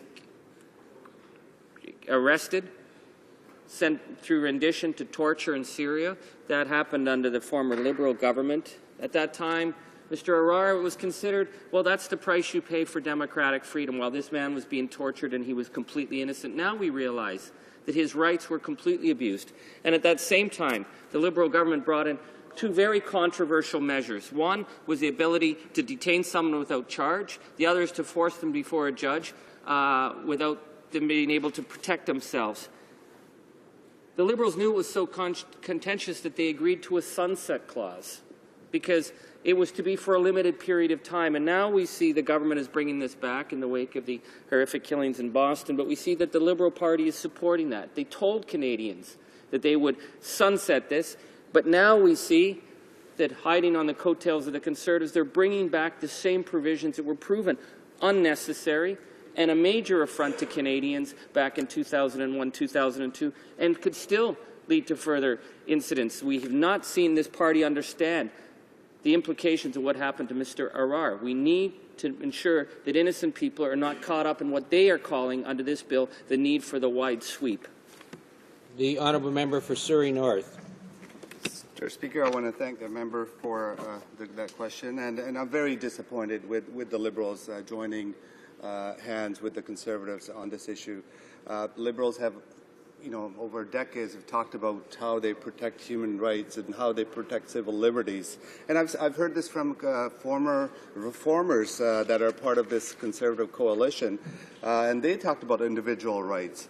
And yet when they come to this House, they say one thing outside of the House, Mr. Speaker, and when they come into this House, individual rights are not being protected by this government. And in addition to that, we've got Liberals joining in a coalition with the Conservatives, not only on this issue, but many, many other issues that are being discussed in this House. Mr. Speaker, I stand with my colleagues. I think there's a fine balance where we've got to protect the security of this country. We've also got to balance that with fundamental civil liberties and human rights.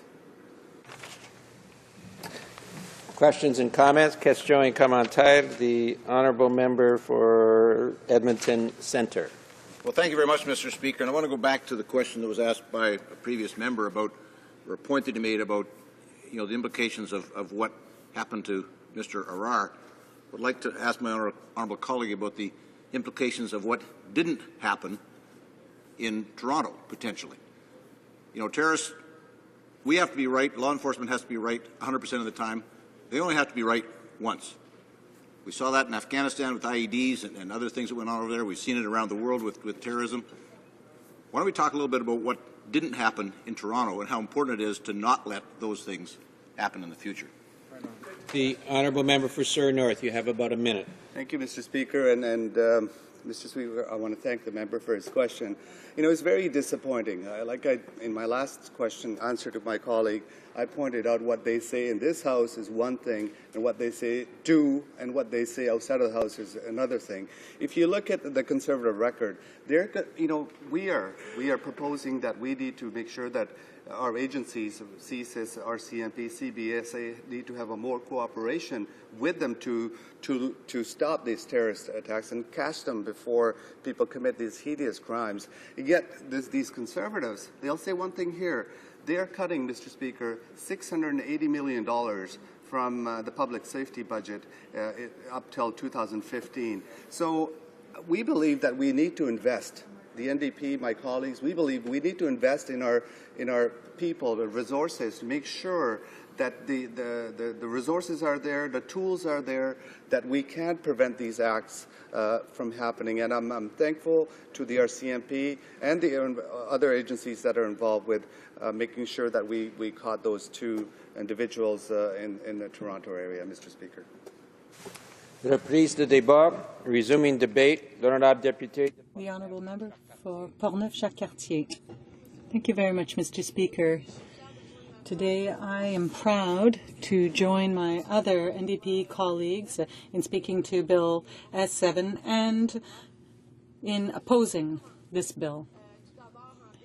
I'd like to begin by describing the circumstances in which this debate is taking place. We know full well how our comments here will be described to other Canadians, but the debate is an important debate. Unfortunately, it's also a debate that is polarizing. And the Conservatives will use this polarization in order to depict NDP members as individuals who do not care about Canadian citizens, who do not want to take the necessary measures to ensure their safety.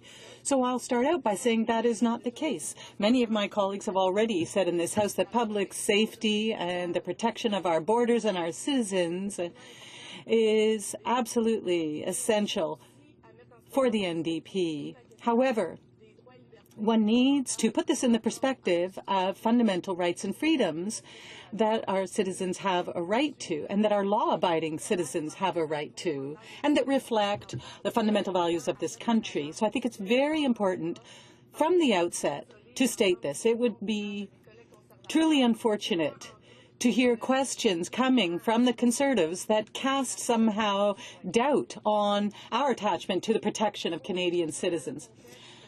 Now, we all know the circumstances in which Bill S7 has been brought forward. It was already tabled in the Senate in February 2012. It had come back in December, but no initiative had been taken on the part of the Conservatives to bring it back to the House. They could have brought this bill back a lot earlier to the House if it truly was an issue that they felt was a priority. Instead, here we are with a partisan procedure being used on the part of the Conservatives, and there's a reaction to terrorist attacks in bringing this bill forward now. Now, obviously, those kinds of attacks are something that one would never want to see occur anywhere, whether it's here, in Canada, or elsewhere. Our hearts were all brokenhearted to see what happened in Boston, and the NDP joined with all others in this House, well beyond partisanship, to condemn those acts and to give our condolences to the victims. And it is also in that spirit that we're participating in this debate. We know that there are other terrorist attacks that were foiled, that have been foiled throughout the world, here and elsewhere. And so it's very important to have this debate here.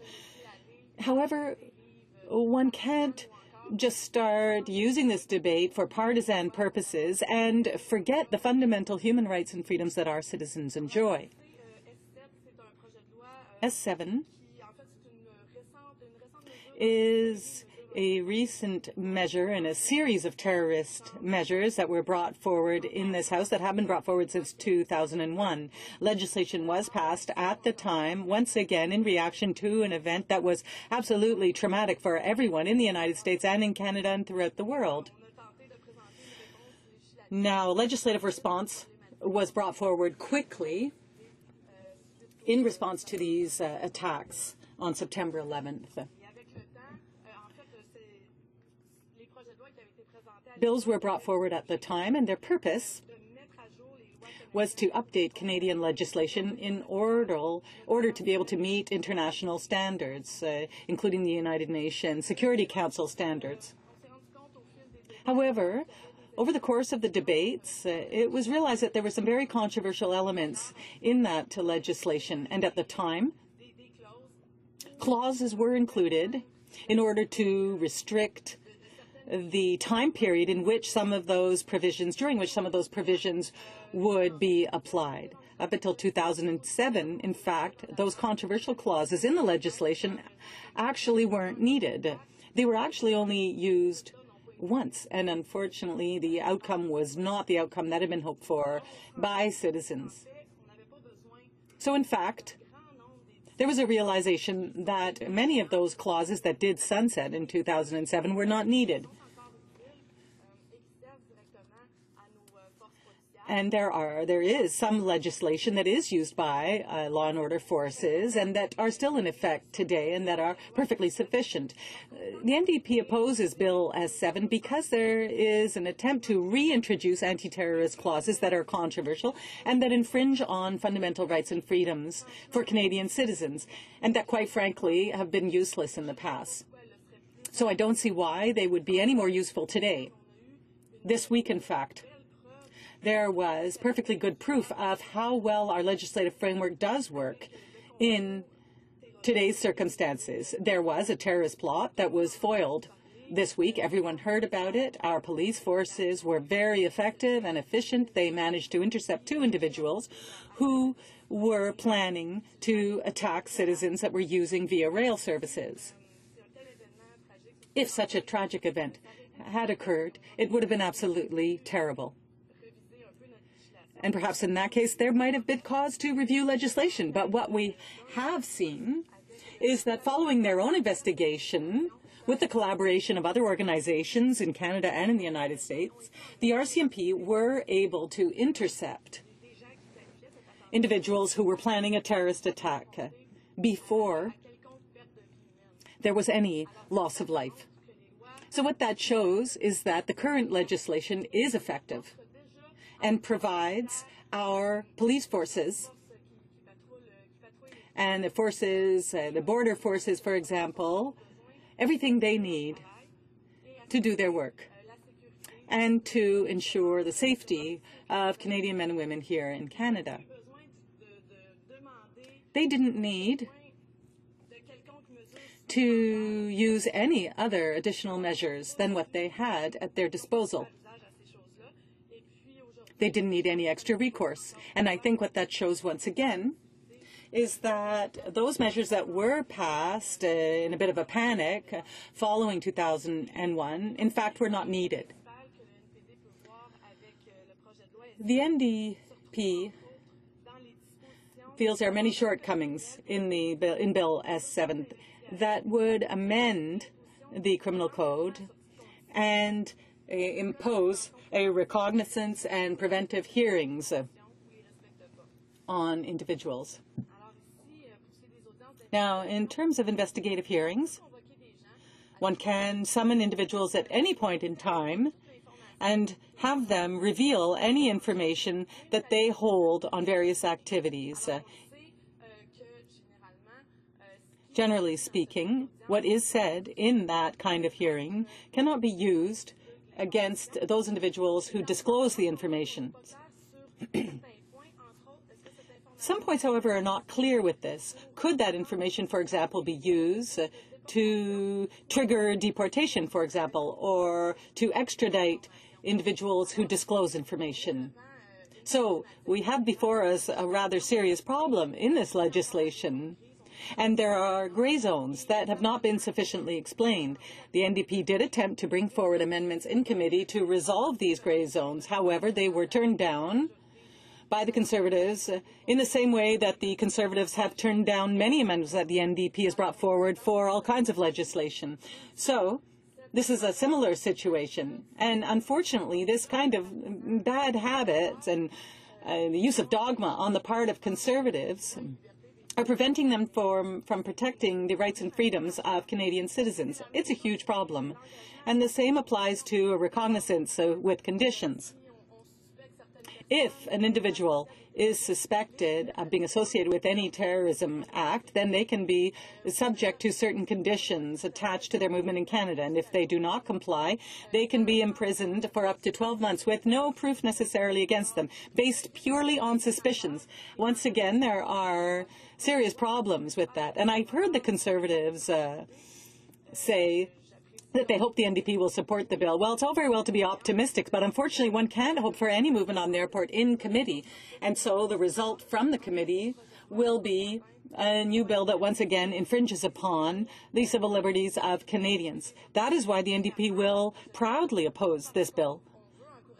Not because we want to encourage terrorism, not because we don't want to put these people in jail, not because we don't want to prevent them from committing these acts, but rather because we have our conscience dictates that liberties and freedoms are very important.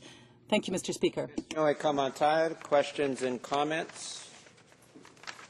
The Honourable Member for Marcorel-Fortin. My question is simple. This bill has reappeared in rather bizarre circumstances. One day has been given to the opposition. That one day, rather, was given to the opposition to speak to a rather embarrassing topic for the Conservatives. It had to do with the freedom of individual members to speak in the House. About what? Well, about abortion, one thing they're very afraid of. And what do we have instead? We have a bill at a specific point in time when Canadians realize that terrorism can be very dangerous. There's an attack in Boston, and there's another foiled attack in Canada. So why was this bill brought in? Was it just brought in to paint the Conservatives as the saviors of Canada? What was the motive? Well, that's an excellent question. Unfortunately, all too often, this government just makes political hay with very sad circumstances that we hear about in the news. And the Boston attack is one perfect example of that. This was a panicked reaction, a panicked response. And of course, what happened is scary. And of course, we should be worried about our security. And we saw what happened, but we also saw that the RCMP were able to deal with the problems that were endangering the safety of Canadians. What is being done, however, in this case, is that the Conservatives are presenting a bill that will remove rights and freedoms from citizens. It's a bit ironic, actually. Beyond that, what the government is trying to do is just once again gain political support from Canadians who were feeling affected by the Boston attacks. It's normal that those Canadians feel worried, but what isn't normal is that the Conservatives just try and rush through legislation that could have been brought to the House a long time ago. Instead, it was just brought forward very quickly at the risk of infringing upon the rights and freedoms of Canadians, and I think that's truly unfortunate. Questions and comments? The Honourable Member for Honoré Mercier. Thank you very much, Mr. Speaker. I just want to give you a few numbers. In the budget 2012, there were going to be serious cuts of several $1 million for public safety. Those cuts continued in 2013. In 2013, there were no new funds provided for recruiting new police officers for the front lines. And so security forces are having their budgets cut, and now a bill is being brought forward for greater security. Is that not a contradiction? How do you do that? How do you provide safety when you cut in police forces? The Honourable Member for Portneuf-Jacques-Cartier. I'd like to thank my colleague for that excellent question,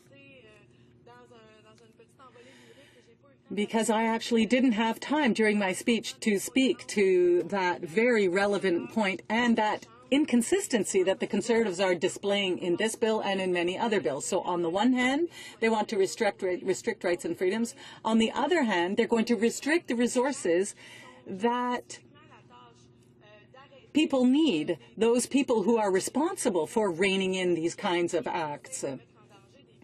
And what that does do is endanger the lives of Canadians. So there is an inconsistency. And each and every one of us has to condemn that inconsistency, because the hands of our police forces are being tied. The hands of our border agents are being tied. In fact, at all levels of our police forces, it is very important to have these tools, and it's this lack of support and consistency on the part of Conservatives that should be condemned in this House. And I'm very pleased to have seen so many of my NDP colleagues stand up and do this over the course of this debate. It's obviously something that has been forgotten by those who chose to support this bill. Resuming debate. The Honourable Member for Brome-Missisquoi. Thank you very much, Mr. Speaker. It is with great enthusiasm and honour that I am rising in the House today to speak about Bill S7. We are opposed to this bill at third reading. We feel that it is an inefficient means of combating terrorism. It also infringes needlessly on all our civil liberties. In my riding, which is near the United States, we border on Vermont. And so I am particularly sensitive to this lack of security that the government says it is going to champion.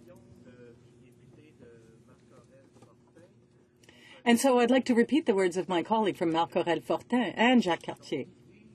They were saying that the Conservatives just want to make themselves out to be champions in this debate. But at the same time, they're cutting in the budget. $684.9 million were cut up until 2015 for public safety. The Border Services Agency have suffered cuts of $104 million, and that will affect 325 positions on the border throughout the country. Intelligence services have also been affected. There are a number of positions that were cut. The security service lost $24.5 million due to cuts. The RCMP was hit with $195.2 million. And the budget 2013 simply accelerates the situation with 29.9% cuts between 2012 and 2013 and for 2012 and 2014. So budget 2013 didn't do anything to enable the Conservative government to protect citizens. They didn't renew the public safety protection program either. The recruitment fund for police was cut despite repeated demands from the provinces for frontline police officers, the people who are in position to stop terrorists. So there was a drop in 20.4 million in fighting crime and other amounts for public national security. The minister even stated that the infrastructure for the Government Operations Centre couldn't support a coordinated intervention if there were a wide-scale incident. So, Mr. Speaker, for all of those reasons, we can see that there are too many cuts. I don't know how to continue to address this, but we estimate that Bill S7 violates the civil and human rights of Canadian citizens, the right to remain silent, and the right not to be imprisoned without a fair trial, first and foremost.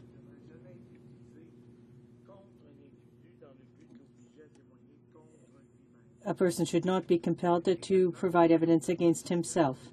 The Criminal Code contains the necessary provisions to investigate people who are involved in criminal activity and to detain anyone who could represent an immediate, imminent threat to Canadians.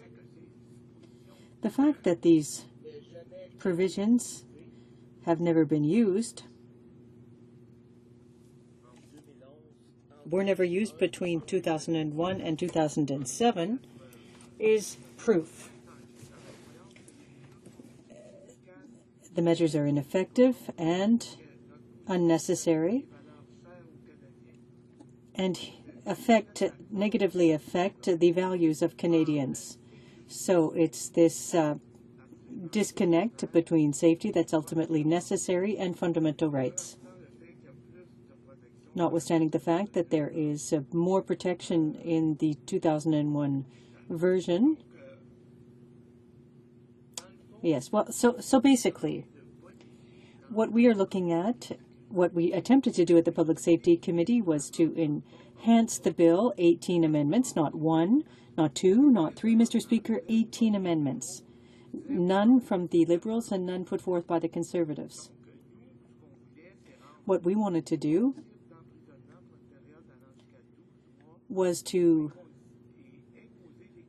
impose strict conditions on people who, in cases where people had not been accused of a criminal act. We believe in the fundamental values of our justice system, and the provisions were not used, were used to only once and unsuccessfully. We feel that the necessary tools already exist for fighting terrorism.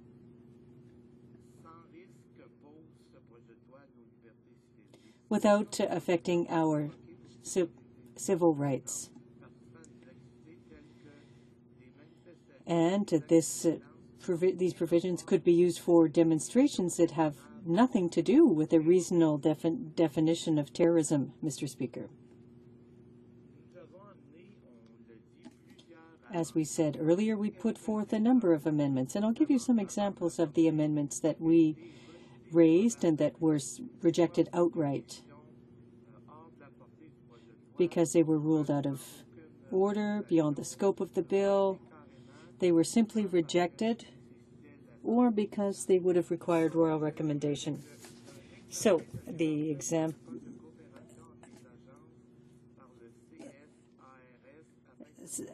intervention by CSIS to oversee the protection of rights,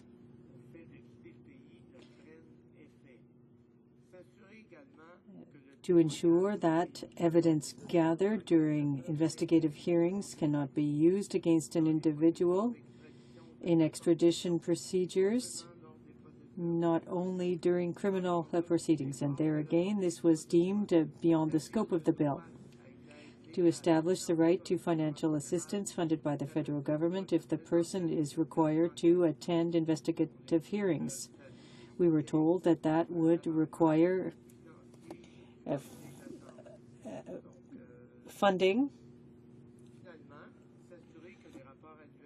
and to finally ensure that the annual report contains detailed information on all changes to the Act, to the policy, and to the use of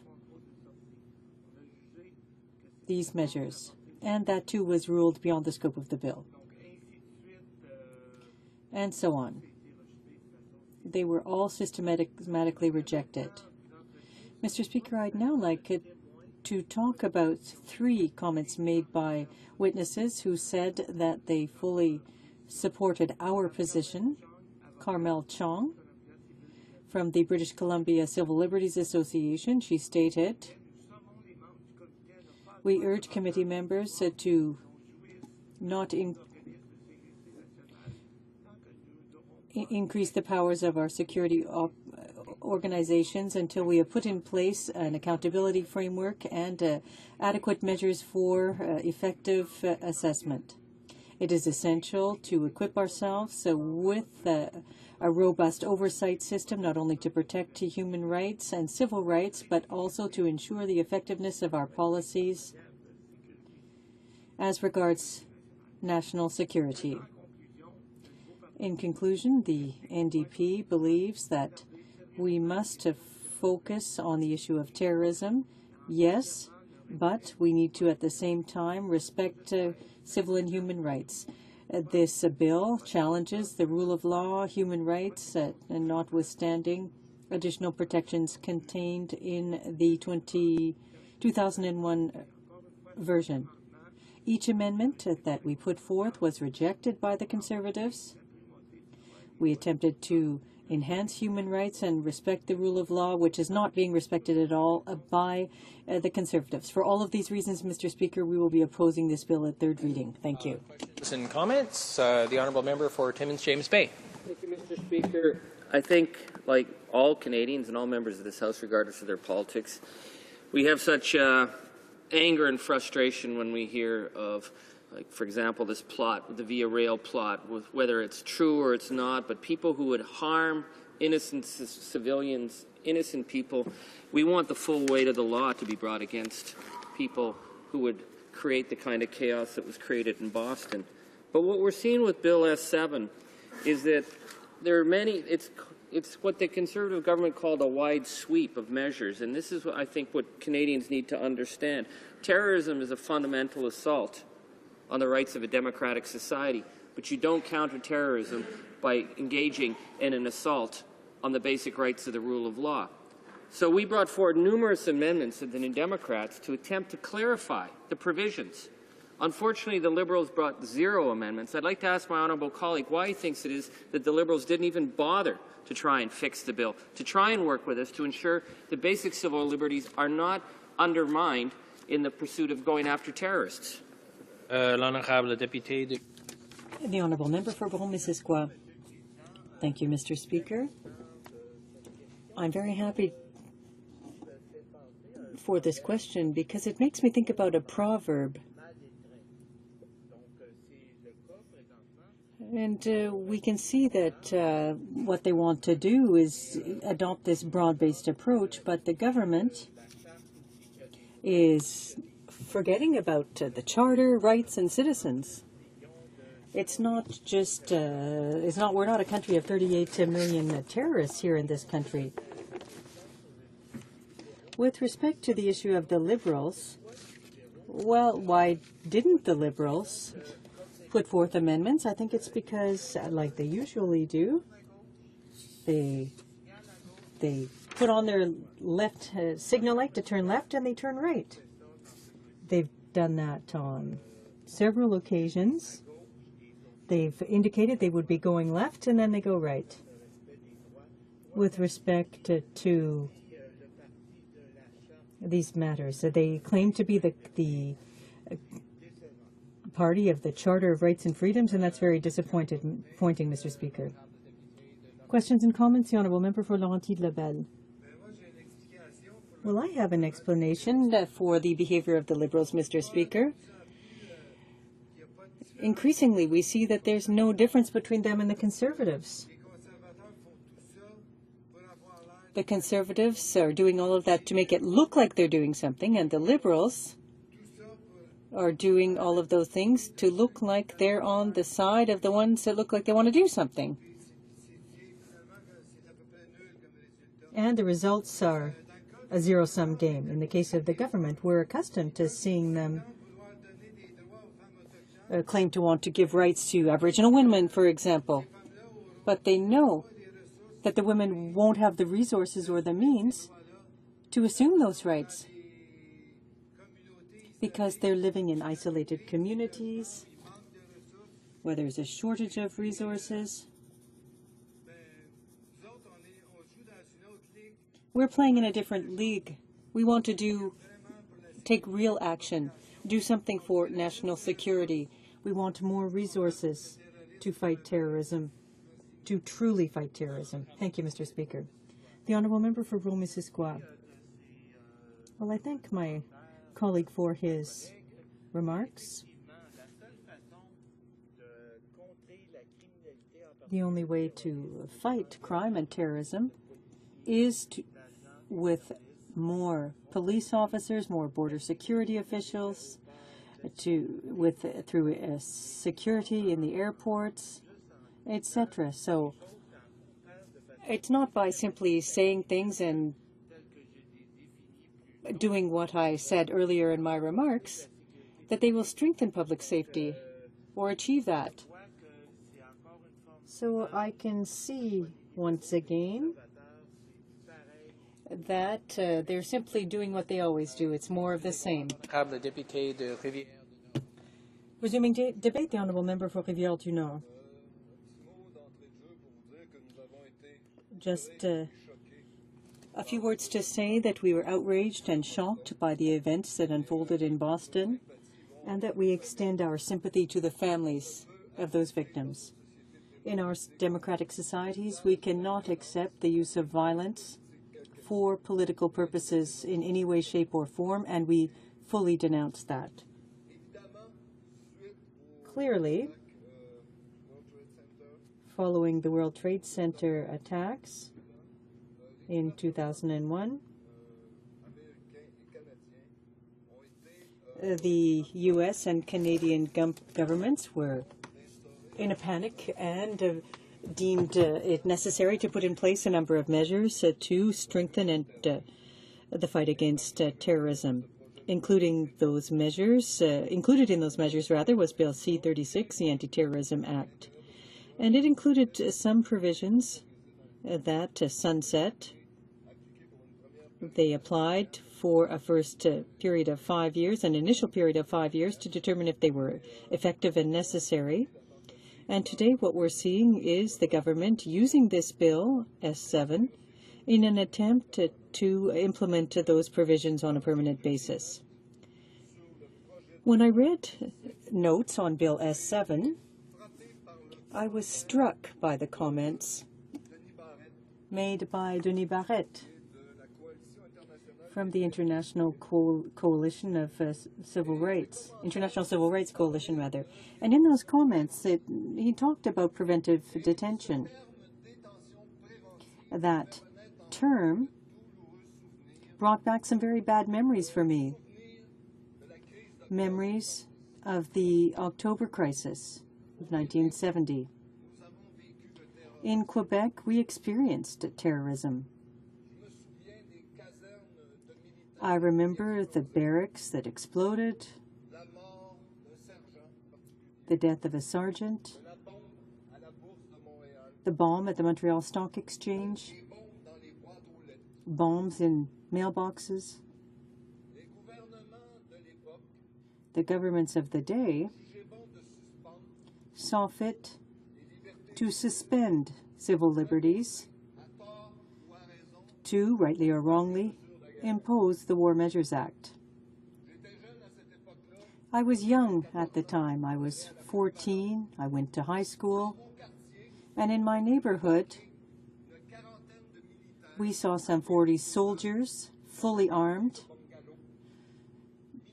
come into our community, full of bungalows, and they were going door to door to talk about things that we didn't know about. The questions were, do you know people who are linked to the FLQ?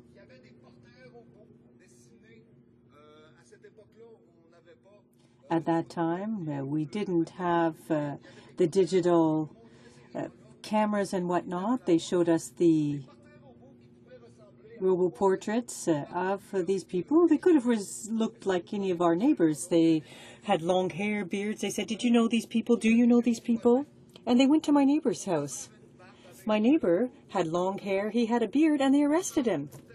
He resembled one of the pictures, one of the posters. Did he have any links with the FLQ? Nobody knew. We all lived in the same community. He worked in a cafe. People went there. Perhaps they smoked some illicit substances in that cafe, but to the best of our knowledge, he wasn't a terrorist. Following the implementation of the War Measures Act, there were 36,000 searches without a warrant. They arrested 457 people. And those were what they call preventive arrests, exactly what we can see here in this bill. When a government panics, they conduct these preventative arrests or detentions. So, Mr. Speaker, You can understand when I saw this preventive arrest in the bill, I thought, no, we need to maintain laws as they currently exist.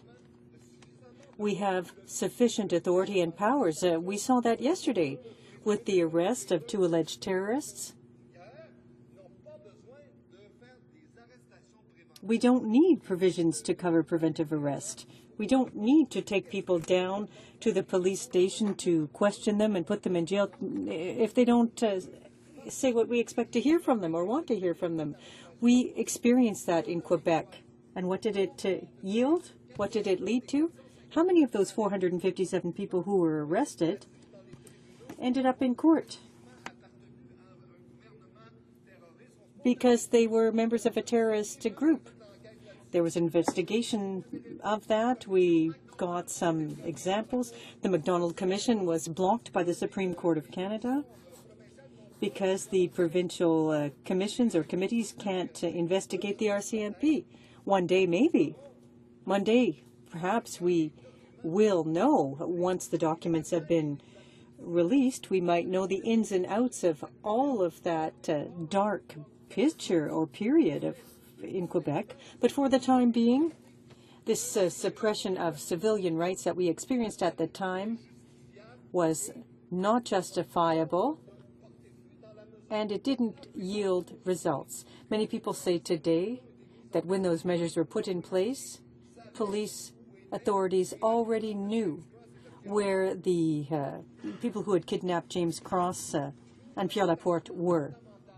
So that's why it's so important to ensure that we don't have provisions in place to allow for arrests without a warrant, that we have the right to remain silent, to be represented by legal counsel, that we should evidence should never be used, that people should not be required to testify against themselves. And in conclusion, Mr. Speaker, allow me to read the comments made by Mr. Barrette, who I referenced earlier. And I'll read it in its entirety for the people who are watching this debate and who believe in the importance of maintaining civil rights despite a situation or despite a rise in terrorism, which causes us to react and to want to set aside our rights. We want to remain in a free and democratic society. Terrorism will have succeeded when they see when our civil rights are suspended, because that's the objective of terrorism. Now, to quote Mr. Barrette, the preventive arrest, as well as recognizance with the conditions, are dangerous provisions. The Parliament must take a rational and clear look at anti-terrorism legislation. As we know, the legislation was adopted following the events of 9/11 in a climate of fear, under great pressure from the United States. As we speak, what is the actual need, objectively, for these clauses? Since their adoption in 2011 and their repeal in 2007, the only case in which they were applied was Air India, which, as we all know, ended in a sad fiasco. Police investigations have managed to dismantle terrorist networks without resorting to any of these provisions. So they've managed to thwart terrorist plots with existing tools, so there is no need to further restrict individual and collective rights and freedoms. Since 2001, in other words, in over 10 years,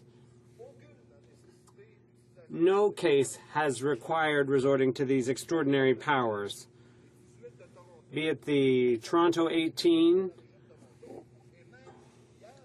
and even yesterday, the 2 individuals who were conspiring to derail a Via Rail train. None of these exceptional tools was needed. Think of Air India, Canadians, we believe, would be better served under the existing provisions, the usual provisions of the Criminal Code, rather than these pointless provisions. Arbitrary power and reducing the evidentiary burden cannot be substituted for the rule of law. Thank you. Question and commentaire. The Honourable. Questions and comments? Yes, thank you, Mr. Speaker, and I appreciate the passion that the member delivers his speech in. Don't necessarily agree with what it is that he says as he tries to revisit or possibly even rewrite history. At the end of the day, you have to put the things into perspective of time and acknowledge that in the minds of many Canadians from all over Canada back in the 70s, there was a huge concern, and I think generally speaking at the time, Canadians were very supportive in terms of what Pierre Elliott Trudeau had done. And hindsight is 2020.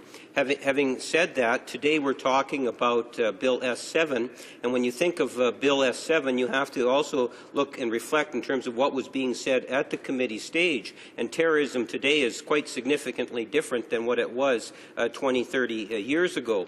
You have experts of all different backgrounds, including law enforcement officers and so forth, that are saying to Ottawa that they need to have some legislative ability, something in the tool belt that would allow them to ensure that they are in a better position to protect Canadians against terrorism. My question to the member is, why does he feel so passionate that all of our law enforcement agencies and experts that prepared and made presentation committee are wrong, and it's just the NDP that are right? The honourable member for Rivière-du-Nord. When my colleague says that the terrorism of the past is unlike today's terrorism, I would say that my colleague doesn't remember that there were deaths in Quebec. There were bombs set off. But above all, a draconian piece of legislation was used that took away individual rights, and that was needless. So I don't know how he can say that yesteryear's terrorism is different from today's, and that the situation's different in any way. I'm sorry, I don't agree. One day, the heritage of the Trudeau government will be judged in the light of history. And we already know that the RCMP had set up terrorist cells, and we don't know how they were enabled to do that, but one day we will find out how the RCMP acted. Mr. Speaker, I want to thank my honourable colleague for his excellent history on what happened to the people in Quebec during the dark days of the FLQ when Pierre Laporte was brutally murdered and James Cross was kidnapped. And I was very astounded to hear that the Liberals are saying, well, you know what? It was right because it was popular. That treating the entire Francophone population of Quebec as a threat to be detained without warrant or without trial, that it was popular, therefore it made it right. This is the same attitude the Liberals took in post-9/11 when Mehar Arar was dragged off to Syria and tortured. And at the time, nobody, except the New Democrats, were standing up and saying, this man may be innocent. We didn't know all the facts at the time, but we said, this man deserves the rule of law. And we were right. Just as we were right for opposing the War Measures Act at the time, because it's not about what's popular. Politicians shouldn't give in to the fear of the day. They should stand for the principle of protecting civil liberties while making sure police have the tools that they need to go after criminals. I'd like to ask my honourable colleague why he thinks it is that in light of legislation that strips away basic fundamental freedoms that Canadians have fought for, that this Liberal Party has done nothing in terms of amendments or attempts to improve this bill to ensure that innocent people are not arrested. The honourable member for Rivière-du-Nord. The danger in all that is of abuse. When fundamental rights are done away with, there's a potential for abuse. I'm thinking of my neighbor who was arrested based on a police sketch of a person with a beard and long hair. Currently, that's what we nowadays call racial profiling. And that's not what we want. We want our police officers to have the money they need, the tools they need to prevent terrorism, but not by resorting to racial profiling, because 1 in 20 times that might work, but the rest of the time it leads to abuse. Resuming debate, the Honourable Member for Longueuil, Pierre Boucher. Thank you, Mr. Speaker. Bill S7 is the last step, the latest step in the long saga in the wake of 9/11. It was tabled in 2001. This was supposed to be a response to the terrorist threat here in Canada, but also it met international pressures to take action. There have been some amendments to this bill. It would amend the criminal code and other legislation. Other changes were more dramatic. There were unprecedented changes in Canadian law. After 9/11, we can see that this was legislation that was adopted hastily. This was supposed to be a strong knee-jerk reaction.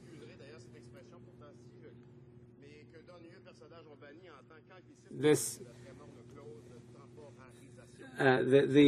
was a sunset clause included in the bill, and these measures were to be temporary, and they did ultimately prove temporary. If those measures were useful, they could have been extended. The opportunity was there to make these provisions permanent. It would have required both houses' approval, but Parliament had the wisdom to reject these measures and not to keep them. The House and the other place did their job. They did it right by allowing those provisions to sunset. The Parliamentary Committee examined the legislation, particularly with respect to preventive arrest and recognizances, and the senators issued a report entitled Fundamental Justice in Exceptional Cases. Despite all that, these questionable clauses, they did sunset in 2007, but now the Conservatives are rehashing these cold leftovers, and nothing has changed. The current clauses of the criminal code are sufficient. There's no more need for these clauses today than there was in 2001. Included in the objectives of F7 are investigative hearings, which now enable a police officer to go before a judge and ask for permission to wiretap somebody who's under suspicion. Another important measure is that the recognizance with conditions and preventive arrest. This allows a police officer to arrest someone without warrant if they think it's necessary to prevent a terrorist attack. The individual can then be brought before a judge as soon as possible and could be subject to conditions, including imprisonment. So these are very restrictive measures, very worrisome too. And we should look closely at them and see if there really are any real benefits. Because ultimately this is about a restriction of fundamental rights, not just of those subjected to them, but the rights of all Canadians in the process. I'm very concerned about the timing of this debate, too. The government has decided to move this up and bump other business. This, in 2001, these measures were adopted hastily, and they're trying to recreate the same conditions today to ram this through. And yet this has serious repercussions for fundamental freedoms. People in my riding want to live in safety. That goes without saying. But each individual has rights and freedoms to be protected as well. The world is just getting over the Boston attacks from last week. But we need to step back and think before taking action. We need calm thought, sober thought. What the government's doing here by moving this forward hastily is unwise. And I stress the word unwise. Given the current situation in Canada, is it wise to redraft our legislation and redefine fundamental freedoms? This is typical conservative opportunism. It's in bad taste.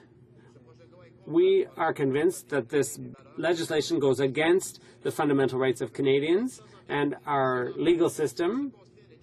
This would restrict civil liberties and fundamental rights. Among those, things that go to the very root of our legal system, the right to remain silent, the right to a fair trial, the right to be presumed innocent until proven otherwise. These principles go far back into our history and traditions, and these principles are not adaptable. We're very little convinced by the government's arguments.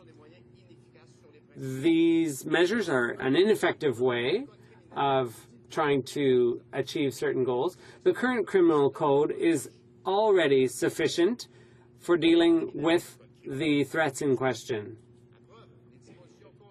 The sunsetted clauses in 2007 were never used, in fact, and that proves how pointless they were. Former director of CSIS, Mr. Reid Morgan, stated in 2010 with respect to these measures, introduced in the first place. He said that these were almost a mistake. The government did after 9/11.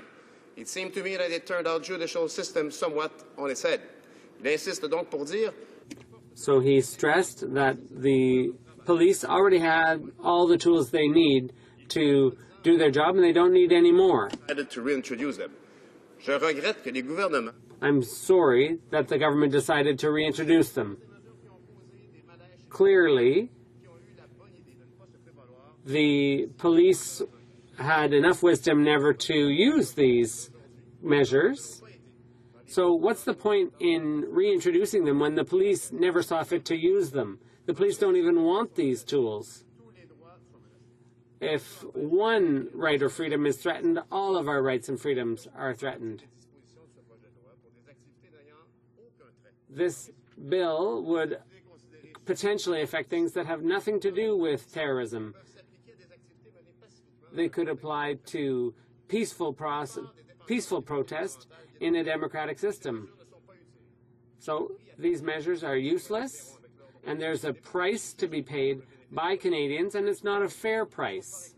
These measures are not called for. They're unnecessary.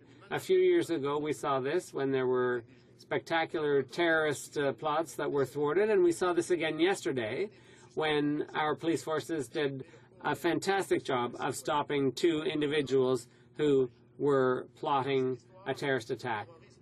At this point in history, where terrorism is a fact of life, we need to resist terrorism, but we need to defend ourselves, our trains, our airports, our public gathering places.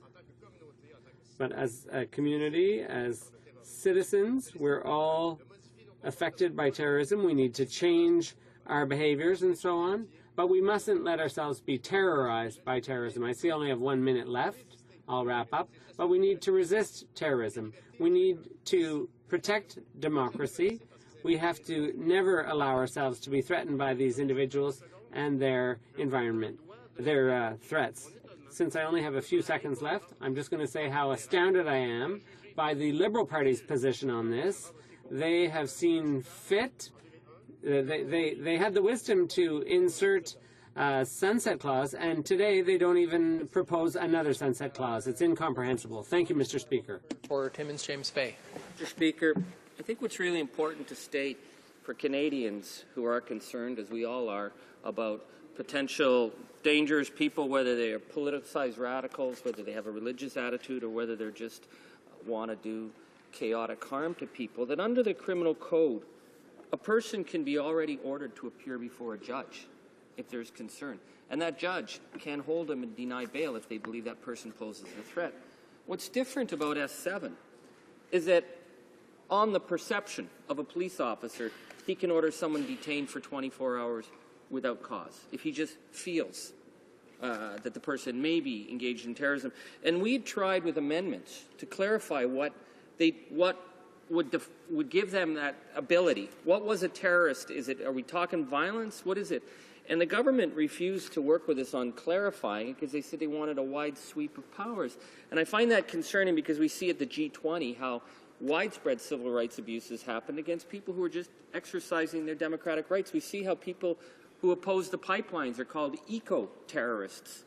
The government said they wanted a wide sweep. I'd like to ask my honourable colleague why he thinks it is that the Liberal Party, that's wrapped itself in the flag of the Charter of Rights and Freedoms, has refused to even come forward with a single amendment to at least clarify, to basically protect the rights of Canadian citizens. If they believe in the Charter, why? L'honorable député. The honourable member. Well, I'd like to thank my colleague. I mean, one can see this over the past 2 days throughout this debate. We can see all the passion that there is here for democracy, but my answer to my colleague is that the attitude really can't explain. I think this caught them off guard, as one would say in English. I mean, there was supposed to be an opposition day, and I'm looking forward to speaking to that topic on Opposition Day. However, what one has to do here is to seek the truth, and you can't do that necessarily. Thank you, Mr. Speaker.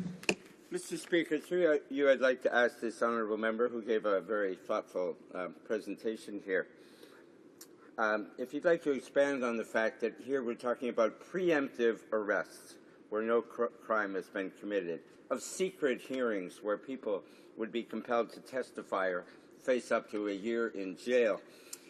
I wonder if you would agree with me that this may just be political opportunism based on the terrible Boston bombings that have just occurred, which are terrible. But this government sat on this bill for a year, did nothing with it, and all of a sudden, poof, it pops out of the genie bottle. Does he share my concern that this is a bad bill at an opportunistic time? The honourable member for Longueuil-Pierre-Boucher. I'd like to thank my colleague for his question and comments. Yes, in fact, it is truly unfortunate. You know, over the course of time, one could have developed a relation of trust with a responsible government. But I think this is a lazy government, because they're always waiting for circumstances that allow them to take some sort of strong but questionable position. And as my colleague said earlier, we need to support our police forces, yes, but we don't need to. We don't necessarily need to meet the needs of extreme right agenda. Thank you, Mr. Speaker, and it's a pleasure to rise today to talk about this important bill. It's not much of a debate, as there's been silent from the other parties for the most part. However, I believe it's important myself as a New Democrat and someone who lives on the border to talk about some of these issues on S7 because it does affect our lives. And I want to first start by recognizing the families and the victims of Boston, a horrible, horrible crime perpetrated against not only those individuals but really against the free people across the planet. It's really sad to see things to determine that way. And our thoughts and prayers as people try to move on with their lives the best they can at this moment. And I always remember, Mr. Speaker, 9/11 that took place. I was working as a youth coordinator at the Multicultural Council for Youth. It's a program where we had 8 youth basically from Canada that were making bad decisions about their lives and wasn't on track. And then we had about 9 to 10 other new Canadians the last couple of months to Canada or last year who are having a hard time adapting to Canadian culture and Canadian society. So we would do a program together, and we would do anti-racism programs. We would end volleyball, basketball, a lot of integration into the schools, a series of different things, and they were determined at youth at risk. And we had actually a good program because it had a 90% success rate of either going to school or returning to a job somewhere once they were completed the program. The reason I mention that is because I was in my office when I saw the second plane go into the tower in 9/11, and I always remember that moment, having to go talk to the students right after that, and knowing that things had changed quite significantly for all of us, for our future. That atrocious act of terrorism was forever going to change not only just the way that we perceive the world, but also the way we go about the world. And the consequences that we faced on the border was lining up the trucks. The border was shut down virtually. Lineups went on the 401 all the way back to London, Ontario. It got to the point where they were handing out diapers and putting porta potties along the route because there were so many people stuck in their actual vehicle, and the trucks couldn't go anywhere because we have around 10,000 a day that go across the Ambassador Bridge and the other types of infrastructure, the Windsor-Detroit Tunnel and the Hazmat Ferry per day at that time.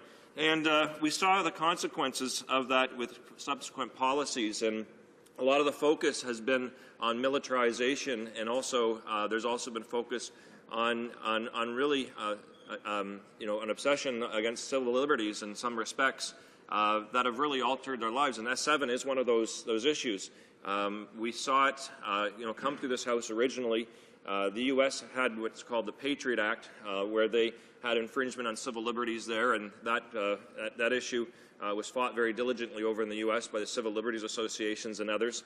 And then over here, we eventually had our security certificate, the original one before S7 here, and now it's amending it even much more strongly, Mr. Speaker, despite the fact that it shows that it wasn't necessary because it was sunsetted and wasn't necessary to solve some of the different issues that we've had to deal with. And I want to congratulate and thank the men and women who were responsible for making sure the VIA incident did not take place, and they need to be commended for their hard work. And it is an example that we do have laws in this country that can be very useful for combating terrorism and acts of crimes of that nature. And I think it's important that we talk a little bit of perspective on terms of this militarization of the border and what's taken place. Because a new attitude changed. A new attitude changed, what I think is affecting our economy and affecting the way that we actually can exchange in this world. And I've seen this on the border. The first thing, what took place with, I'll go back to the Oklahoma City bombing. It was the first reports that came out, whereas it was 2 Muslim men in a car that were actually original suspects. And later on, it turned out it was Timothy McVeigh, a white Christian male, who was part of the Michigan militia. That was the actually primary person responsible for that. And the reason I mention that is because we've seen on the border a number of different racial profiling, ethnic profiling, affected a lot of people. And I often remind Americans, especially when I'm over in Detroit, that we have hundreds and actually thousands of doctors and nurses that cross the border every single day to save the lives of American citizens as they're in their hospitals and in their other services. And it's been challenging at different times. When there's been other acts of terror, there's been targeted communities.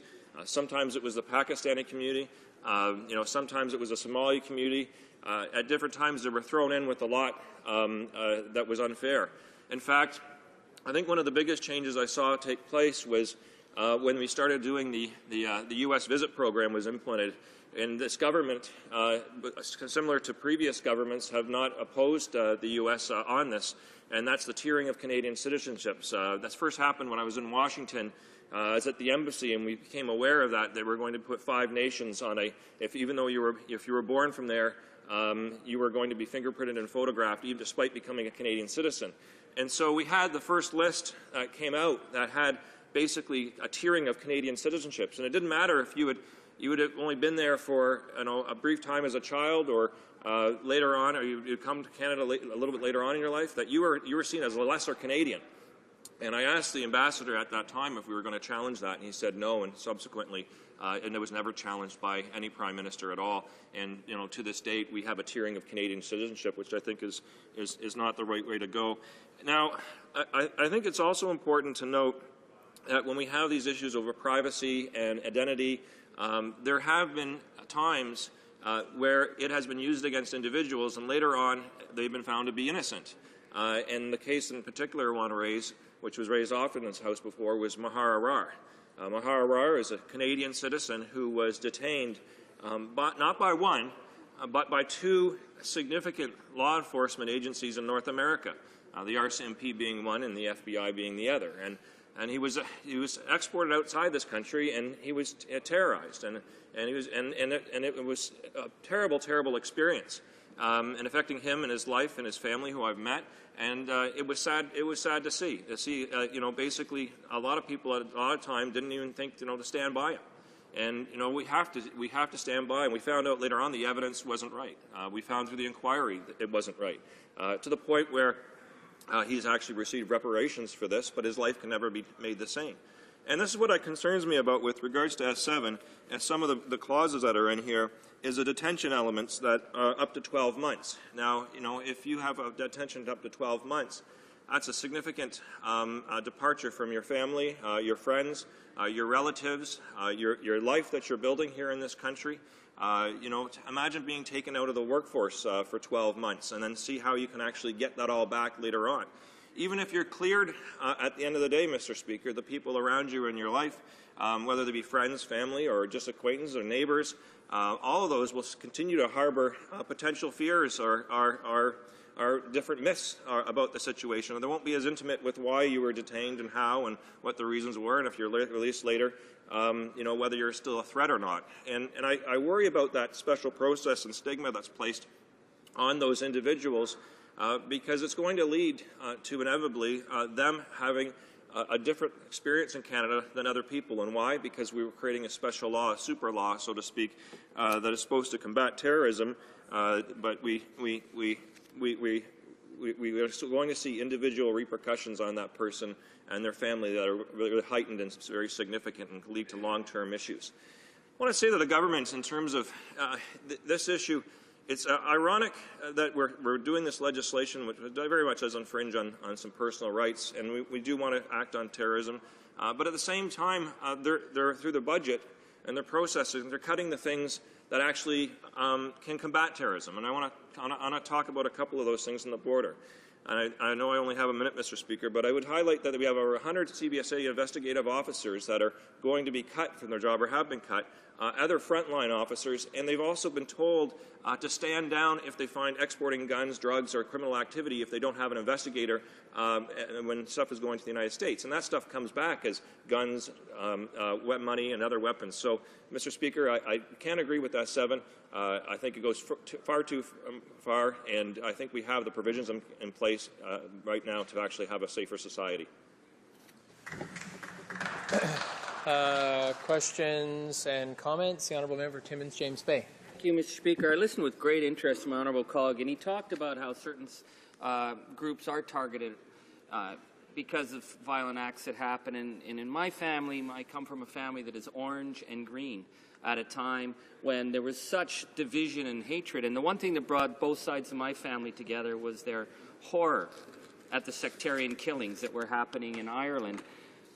And I remember my grandmothers talking about what happened to people in Ireland and England who were caught up in the sweep, because at the time it was popular just to arrest people, to suspend the rule of law. It was seen as okay. Our Liberal colleagues today talked about it. Well, it was popular to suspend civil liberties in Quebec, so therefore it made it right.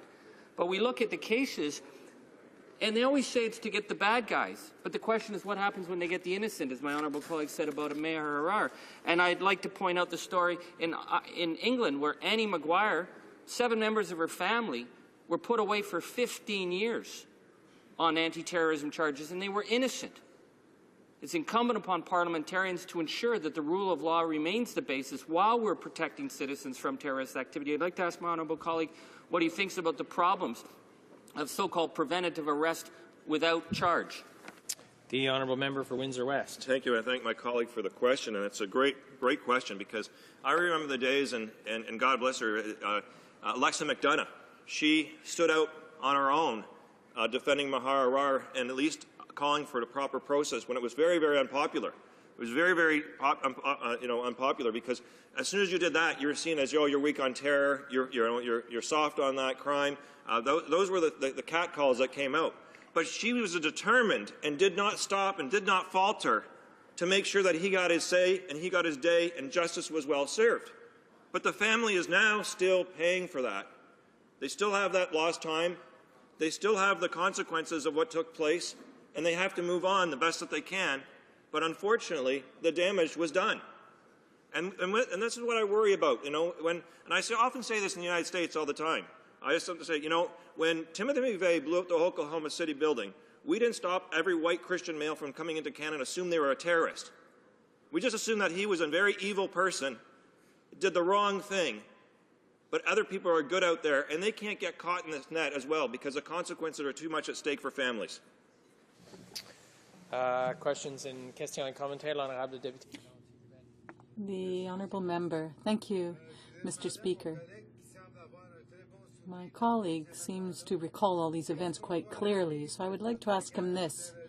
What should we remember from the war on terrorism since 2001? It's my impression that all one can really remember is this. Guantanamo, the war in Iraq, because of weapons of mass destruction that turned out to be non-existent, Maher Arar, and other cases.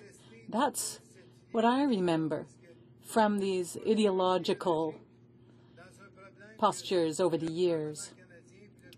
The Canadian government and the American government don't understand what terrorism is. They don't know how to intervene, so they've just acted haphazardly, and it's led to rather pitiful results. So I would like to hear my colleague expand on that. Windsor West. Thank you, Mr. Speaker. Sadly, humanity has not found itself capable of having a civil society where we don't have these types of acts of terror taking place by some citizens on others. There's other ones that took place. There's a Unabomber. We forget some of these things that have taken place over the time. And it's very important to recognize it's a very delicate balance that we have to continue to work to stop these things from happening, stop them from actually taking place in the first place, catching people, punishing people the proper way. But if we don't do it right, and I think S7 doesn't do it right, we can do more damage to individuals, and then we take away the reasons why we collectively get together and pay taxes and to live in safe communities to try to do so.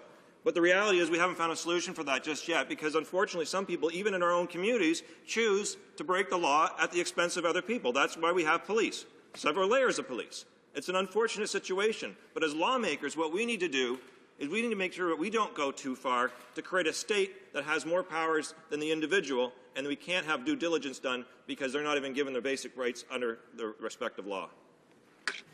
Reprise de débat. Resuming debate. The honourable member for Laurentides-Labelle. Thank you, Mr. Speaker.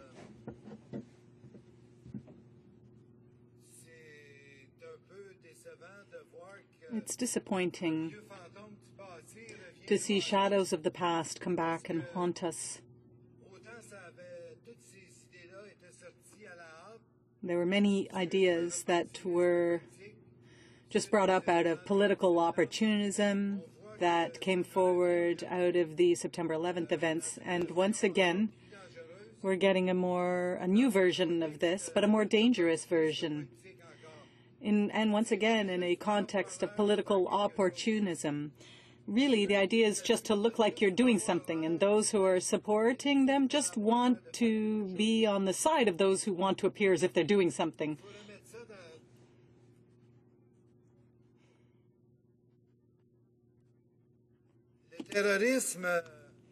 Terrorism, even though those on the other side are accusing us of being soft on crime, Terrorism, as I was saying, I and my colleagues believe, can kill innocent people haphazardly, and it can never be justified. It can never even be justified strategically or militarily. It cannot be justified in any way whatsoever. When you want to combat an enemy, you have to identify that enemy first. Terrorists aren't necessarily an organized army with headquarters and troops and equipment. They're not organized in that way. They're hard to identify, even by physical characteristics. One only has to look at terrorists in Boston. These were young men. I mean, they look like charming young men who could be perhaps even our children. There's no way to differentiate them within a crowd of people. Once they have committed their crime, well, then you can perhaps identify them because you're looking at how they might be carrying bombs around. But in the streets, no one would recognize these two young Americans as being anything but ordinary young Americans.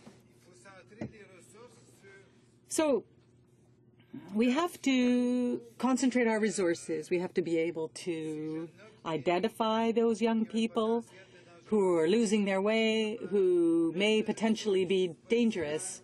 And so we need more police forces for that. We need more resources. We need more intelligence. And in order to have that, well, then we need appropriate budgets for police forces so that they can travel to remote areas, so that they're able to identify those recruitment centers. So there's a lot of work to do. There's a lot of work that has to be done over the Internet. We have to make sure that plans for bombs just don't end up in the hands of anyone. We've seen many mistakes historically. For example, Canadians of Japanese origin during the Second World War were put into camps for the whole length of the war. Retrospectively, if the Allies succeeded, it's because of the Japanese or the Canadians of Japanese origins who were successful in breaking the codes of the Japanese Marines. That's what allowed for the Allied victory. The final outcome, Mr. Speaker, is that there were people who were entrepreneurs, who were fishers, who were prosperous, lived on the shores, and they were ruined. They were moved into villages inland. Their lives were destroyed. They, years later, received an apology, but their lives were ruined.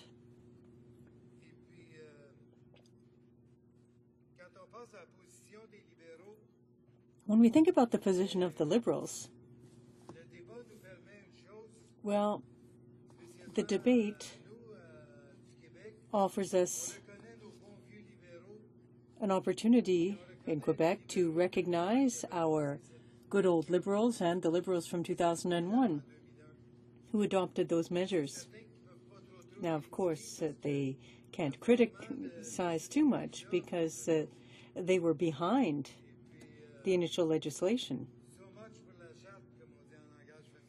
And as we say, so much for the Charter.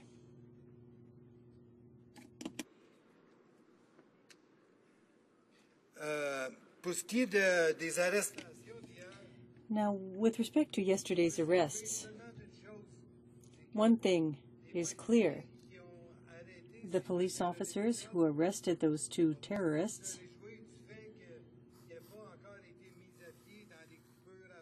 well, what we can be happy for is that those police officers hadn't been laid off yet, because if they hadn't been there, laid off because of government cuts. If they hadn't been on the job, then a few months down the road from now, we could have been talking about a train that had been attacked in Toronto. It could have been a disaster.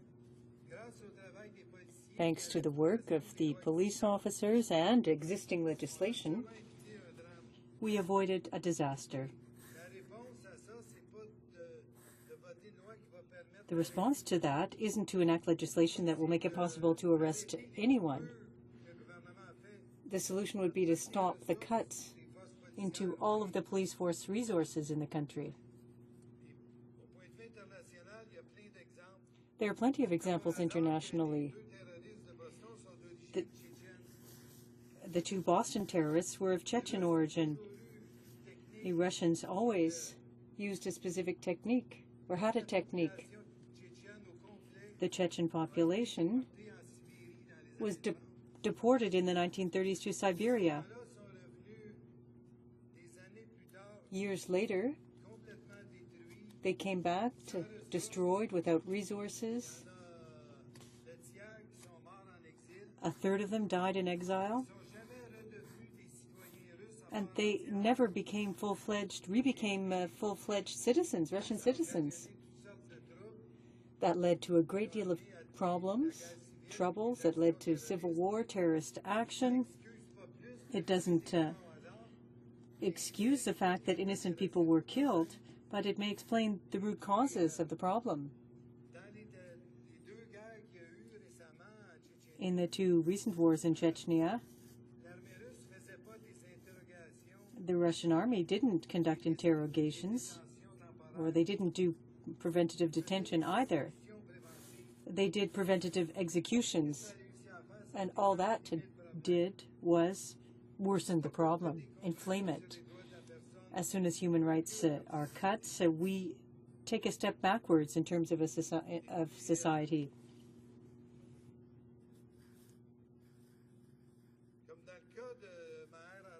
As in the case with Mayor Arar, his life and the life of his family was turned upside down. The mistakes were identified. He was found innocent, but he's still living with that burden because 2 months ago he still had an electronic bracelet on his ankle. He couldn't enter Confederation Building because his picture on the computer screen was surrounded by a red border.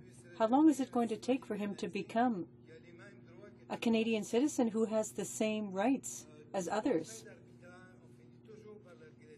Anything that's done in an arbitrary way is something we end up regretting. So it's high time the government has started to think about these issues and earmark the necessary resources. I'm very much afraid that someone like those terrorists that wanted to derail a train in Toronto are out there somewhere. And it's not with stupid legislation like this one that we're going to be able to stop them. It's not by cutting services and police officers that we'll be able to identify terrorists in the future. Thank you, Mr. Speaker. Questions et commentaires? Questions and comments. Questions and comments.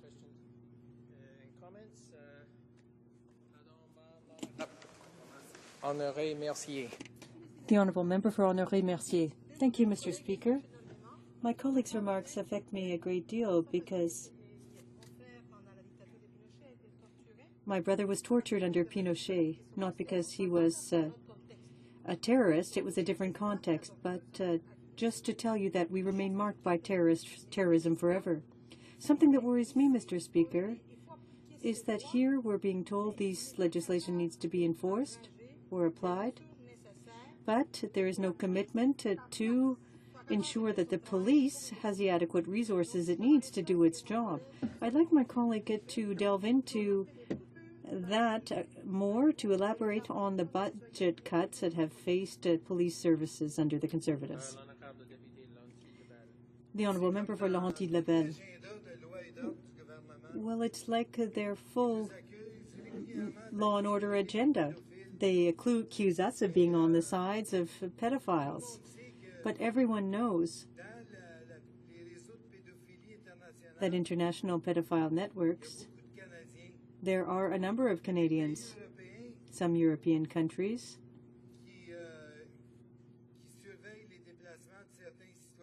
monitor the movements of people suspected pedophiles. They conduct investigations in Cambodia, Thailand, Laos, and they earmark resources for dealing with these people. What we do here is just to talk about it and not associate the resources necessary. Dealing with terrorists is the same thing. We need to have resources in order to identify sources, people who supply terrorists and their networks for logistics. Questions and comments? The Honourable Member for Rivière-du-Nord. I thank the Honourable Member for his remarks. I'd like to hear his opinion on this. Fighting terrorism provides several types of access. For example, the use of drones is something I'm thinking about in the United States. I hope that one day in this House we have a motion to denounce the use of drones by our allies, because I think that that will stimulate terrorism. Last week I read an article where a drone killed 12 young children in Pakistan. I'd like to hear my colleagues' thoughts on that issue. The Honourable Member for Laurentides-Babel. Well, if during the course of battle a bad strategy is used or the wrong weapon, it's like you try to take a hammer to kill a fly in a greenhouse. It's overkill. If a drone is being used to find a tank that a terrorist is hiding in and you blow it up, well, that's one thing. But if the drone identifies a house and blows it up and there are children sleeping there, there's collateral damage that that results. And what the forces refer to as human collateral damage are people who are killed. Thank you, Mr. Speaker. Questions and comments? Resuming debate, the Honourable Member for Sudbury. Thank you, Mr. Speaker, and I rise today to offer my objection to Bill S7. But before I move forward, Mr. Speaker, I want to, of course, express my condolences, of course, to the families and victims in Boston. I know from every MP in this House, no matter what color of our tie or where we sit in the House, we all condemn this heinous attack. But jumping to the bill at hand now, Mr. Speaker, this bill would amend the Criminal Code, the Canada Evidence Act, and the Security of Information Act with the expressed purpose of combating terrorism. However, Mr. Speaker, it is my belief and the belief of numerous groups who appeared before the Standing Committee on Public Safety that this bill offers nothing in the way of protection from terrorism, and that the limits it places on civil liabilities are simply unacceptable. The main component of this bill is an amendment to the Criminal Code which authorizes investigative hearings and the imposition of recognizances with conditions, as well as authorizing preventative detention in cases where a person declines to accept or fails to adhere to the conditions of their recognizance with conditions.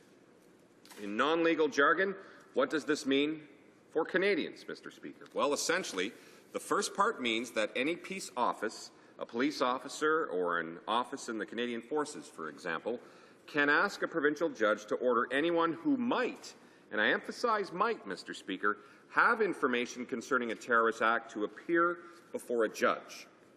If a provincial judge makes that order, a person must submit themselves for an interrogation where they must respond to all questions and are required to bring with them any possessions that are connected with the judge's orders. These hearings can be about past or ongoing crimes or suspected future crimes. Mr. Speaker, the bill states that the purpose of an investigative hearing is not to prosecute individuals, but in order to gain information. Because of this, responses given during an investigative hearing cannot be used against the individual in the context of future criminal proceedings, except in the case of prosecution for perjury or giving contradictory evidence at the hearing. However, other non-criminal legal proceedings, such as extradition or deportation proceedings, are not expressly covered by the bill, meaning that individuals could still find themselves negatively affected by their appearance. The second part, Mr. Speaker, regarding recognizance with conditions, essentially means that a peace office can attest or can arrest an individual without a warrant if they believe that such an arrest is necessary to avoid a terrorist attack. The individual who has been detained must then be brought before a judge within 24 hours of detention or as soon as possible in order to prove the necessity of detention. The peace agent must then ask a provincial judge to order that this individual appear before a judge to determine whether recognizance, which is a legal obligation for an individual to respect certain specific conditions, is necessary. While the limits of what conditions a judge can set or not detail in the bill, it does explicitly state that one condition that a judge may impose is to prohibit that person from owning weapons, including firearms, crossbows, or ammunition. If an individual refuses to abide by the terms of the recognizance, they can be imprisoned for up to 12 months. This imprisonment, not being the result of a criminal conviction, is thus described as preventative detention. These conditions, Mr. Speaker, can therefore allow any Canadian to be imprisoned for up to 12 months without ever being charged or convicted of any crime, Mr. Speaker. But this will never affect me. I am a law-abiding citizen. Only people who are carrying out terrorist activities will be covered by this bill. I hear many say, well, Mr. Speaker, they would be wrong. For one thing, if there is sufficient evidence that these people were planning on carrying out terrorist activities, then they would be charged with a criminal offense. Clause 83.182 makes planning a terrorist activity a crime whether or not the terrorist attack is actually carried out.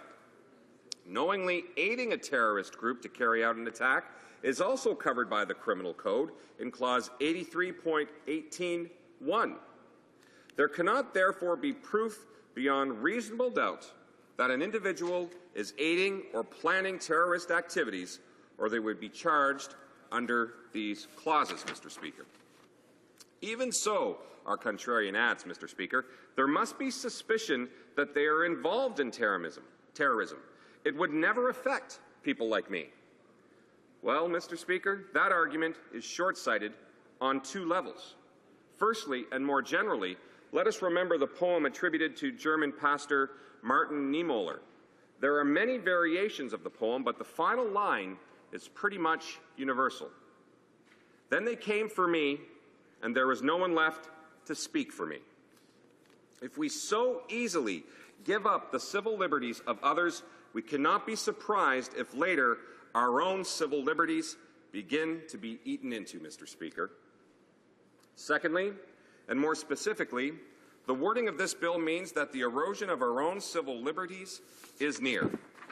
During the clause-by-clause review, Mr. Speaker, of the bill at the Public Safety Committee, it was discovered that the government had intentionally worded the clause relating to the recognizance with conditions so that people who are not themselves suspected of terrorist activity can be subject to such conditions. The discovery, Mr. Speaker, was made as the NDP proposed to amend the recognizance with conditions provision to make sure it was clear that only those determined to be potential participants in a terrorist activity could be subject to the clause. Mr. Speaker, the NDP are opposed to the imposition of recognizance with conditions completely, but we felt that this amendment would at least prevent the imposition of recognizance with conditions on individuals not suspected of involvement in terrorism, a serious abuse that we felt the Conservatives surely did not intend, Mr. Speaker. However, Mr. Speaker, it appears that we were wrong to think that this was an oversight and not a targeted attack on Canadians' civil liberties. A parliamentary secretary told the committee that the Conservatives would not support the amendment because the wording was specifically intended to have a broad sweep to ensure that it included people not themselves suspected of engaging in future terrorist activity. Mr. Speaker, there in the Public Safety Committee, the Conservatives admitted it. They were bringing forward legislation with the intention of being able to enforce conditions or imprison for up to 12 months people who have no involvement in terrorist activities under the pretense of a bill to combat terrorism.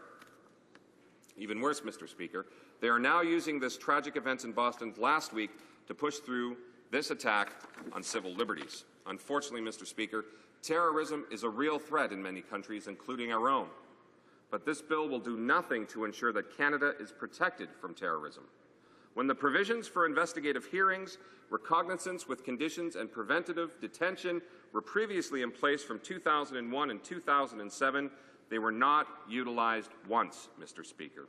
And in that time, the RCMP successfully foiled a planned attack in Ontario, leading to the arrest of the so-called Toronto 18. Again, the RCMP, Mr. Speaker, was successfully able to stop a planned terrorist attack earlier this week without these Big Brother-esque provisions. Bringing in legalization that allows the government to detain people without evidence that they are carrying out attacks is useless at best, Mr. Speaker, and in all likelihood, much worse than that. Mr. Speaker, I am not alone in condemning this bill. I will leave the final word, Mr. Speaker, to Mr. Paul Colaraco of the Canadian Bar Association.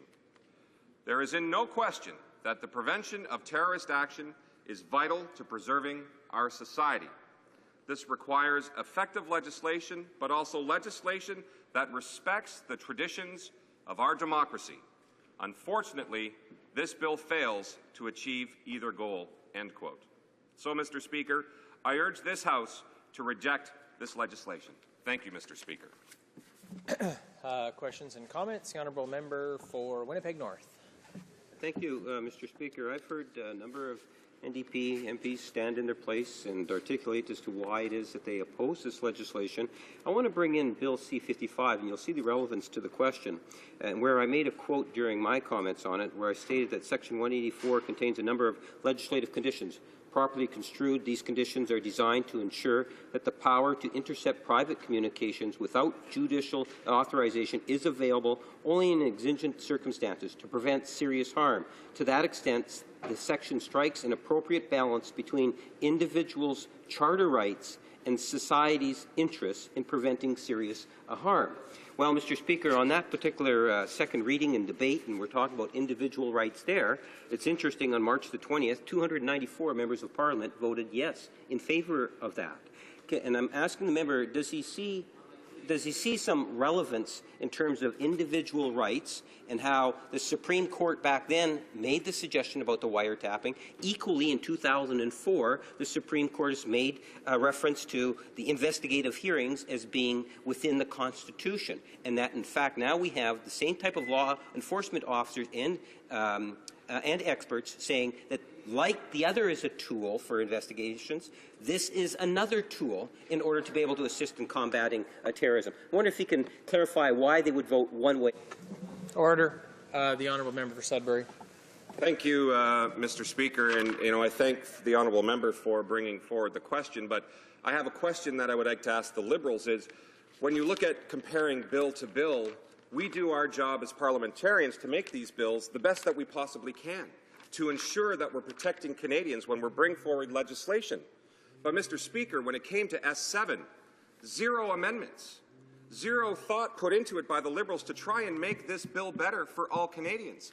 So we have to ask the question, if they're looking at one bill, why aren't they trying to make this bill the best that they can be as well? Thank you, Mr. Speaker. Questions and comments? The honourable member for Beaches East York. Thank you, Mr. Speaker, and I thank my colleague from the member from Sudbury for his speech. And the one line that struck me in all of that was when he referred to how easily this government is prepared to give up these civil liberties that we so cherish in this country. And what strikes me, Mr. Speaker, is that we advise the rest of the world that they should live the way we live, that they should live with democracy and the rule of law and with civil liberties. And in fact, we send military around the world to intervene in other circumstances to bring these very values into existence in other countries, and we even expect other countries in the face of terror to cling to these kinds of values and fight for them through bloodshed. And yet here we have, in the absence of any evidence that we need to give up these civil liberties in this country, and in fact in the face of proof that our existing policing and law enforcement measures are effective in stopping terrorism, we have this government, and the Liberals as well, who so easily are prepared to give up these things that we cherish so much. Thank you, Mr. Speaker. Member for Sudbury. Thank you, Mr. Speaker, and I'd like to thank my honourable colleague for his intervention and his well laid out points in relation to my speech and the debate that we've been having in this House. But it begs the question, Mr. Speaker, if the Conservatives were really serious about tackling the threat of terrorism, I don't think they would want to move forward with the cuts that we've seen in Budget 2012 and the cuts that we've seen in Budget 2013. Let me explain a few of these. The CBSA, the Border Services, saw cuts of $143 million in Budget 2012, which will affect 325 jobs on the front line. So folks coming in through the borders, we're reducing the staff that are there. CSIS saw cuts of $24.5 million by 2015. And while Budget 2012 also scrapped the CSIS Inspector General, which was crucial for accountability to Canadians. And Mr. Speaker, RCMP cuts of $195.2 million. We want to combat terrorism. We saw our RCMP officers do great work yesterday on the Via Rail incident. We need to have more boots on the ground, more police officers, more great work by the RCMP to ensure that we're protecting Canadians. Thank you. Reprise du débat, l'honorable député. Resuming debate. The honourable member for Île-de-la-Madeleine. Thank you very much, Mr. Speaker. It's a pleasure for me to rise today to speak to Bill S7. It's a Senate bill, an unelected chamber, but oh well. So this would amend the Criminal Code, the Evidence Act, and other legislation. I'm against this bill, and I'll explain briefly why. In 2001, September 11th, 2001, we were prompted to, those events caused us to pass the Anti-Terrorism Act in haste. People were basically under the effect of a situation that prompted Parliament to act quickly to counter terrorism, not just in Canada, but beyond our borders too. Ultimately, the provisions in that act led nowhere, and we realized that we'd gone too far. We'd gone overboard in terms of changes to our fundamental freedoms and the Charter of Rights and Freedoms. So lessons were learned from that. In 2007, that legislation was not renewed because people realized that the legislation was no longer needed and, in fact, had never been needed. There had never been an investigative hearing or never any need to resort to a recognizance with conditions.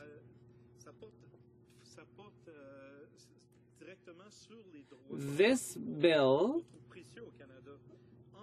affects our fundamental rights that we cherish. For example, there's preventive detention without any charges being laid. There's also up to 12 months incarceration if a person refuses to testify. This is an attack on our fundamental rights in Canada. And we have to ask ourselves, what free and democratic society can justify such a reduction of fundamental rights, such a limitation or restriction of those rights? And in my view, there simply is no justification. For example, with reference to investigative hearings, a police officer with the consent of the Attorney General can ask a judge to order a person to appear in court, any person who might have information about a terrorist act. Here we can see at first blush the problem with this legislation. If a police officer can force anyone to go before a judge to justify themselves, if a person can be compelled to testify, even though we have the right not to testify, to self-criminate, so if we restrict that right, there could be consequences. A person could even be detained if they refuse to comply for up to 12 months. That's a very serious violation of a fundamental right, and we have to ask ourselves, is this warranted? Is it justifiable? In the Charter of Rights and Freedoms, there is a provision that allows for certain rights to be set aside if that is demonstrably justifiable under the Charter. And the HoC case sets out a clear test for what is a reasonable limitation of fundamental rights, what is justifiable in a democracy. But in my opinion, this bill does not pass that test. There are a number of things, including preventive arrest. This is something that you rarely see in a free and democratic society. We accuse some countries of doing just that, of arresting people preventatively in an unjustifiable way. So now Canada appears to be preparing to do the very thing that we criticize others for doing. A police officer can arrest an individual without a warrant if the officer feels that's necessary to prevent a terrorist attack. But what are the grounds for a police officer believing that? What's the justification? How does a person defend themselves if they're arrested for that? Many Canadians will say, well, this doesn't really concern me because I'll never be in that situation. But what makes the police officer believe that an individual is about to commit a terrorist act? It would be very hard to defend yourself if no evidence is given, if the reasons aren't given. The police officer can act on mere suspicion. There doesn't have to be any evidence. That should worry everyone. Such an extreme power should be accompanied by some sort of parameters, evidentiary parameters. There's also a provision that allows a police officer to arrest a person without warrant if the person has committed a criminal act, or if the police officer has grounds for believing that the person was about to commit a criminal act. A person can also be arrested without warrant if they're caught in the commission of a criminal act or acting on an arrest warrant under the code. And that can be, such a warrant can be executed anywhere on the territory in which the warrant was issued. So that power does include certain conditions. So we already have a clause or a provision in the criminal code, a section that gives police officers all the powers they need to arrest someone. And so we have to ask ourselves, why would they need more power? Why would they need to be able to detain an individual for up to 12 months simply for refusing to testify, which is a right individuals have under the Charter? This bill would have benefited from debate in committee and from the many amendments the NDP put forward, but all of those were rejected by the Conservative government. The purpose of parliamentary committees is to give bills a full exploration, a full hearing, a full examination, to hear from experts, so that the legislation can benefit from those people's knowledge and be improved. When we heard evidence. We heard from, among others, the coalition. It's a watchdog for international civil liberties. Mr. Denis Barrette was their spokesperson, and he said that the legislation in 2001 did not stand the test of time.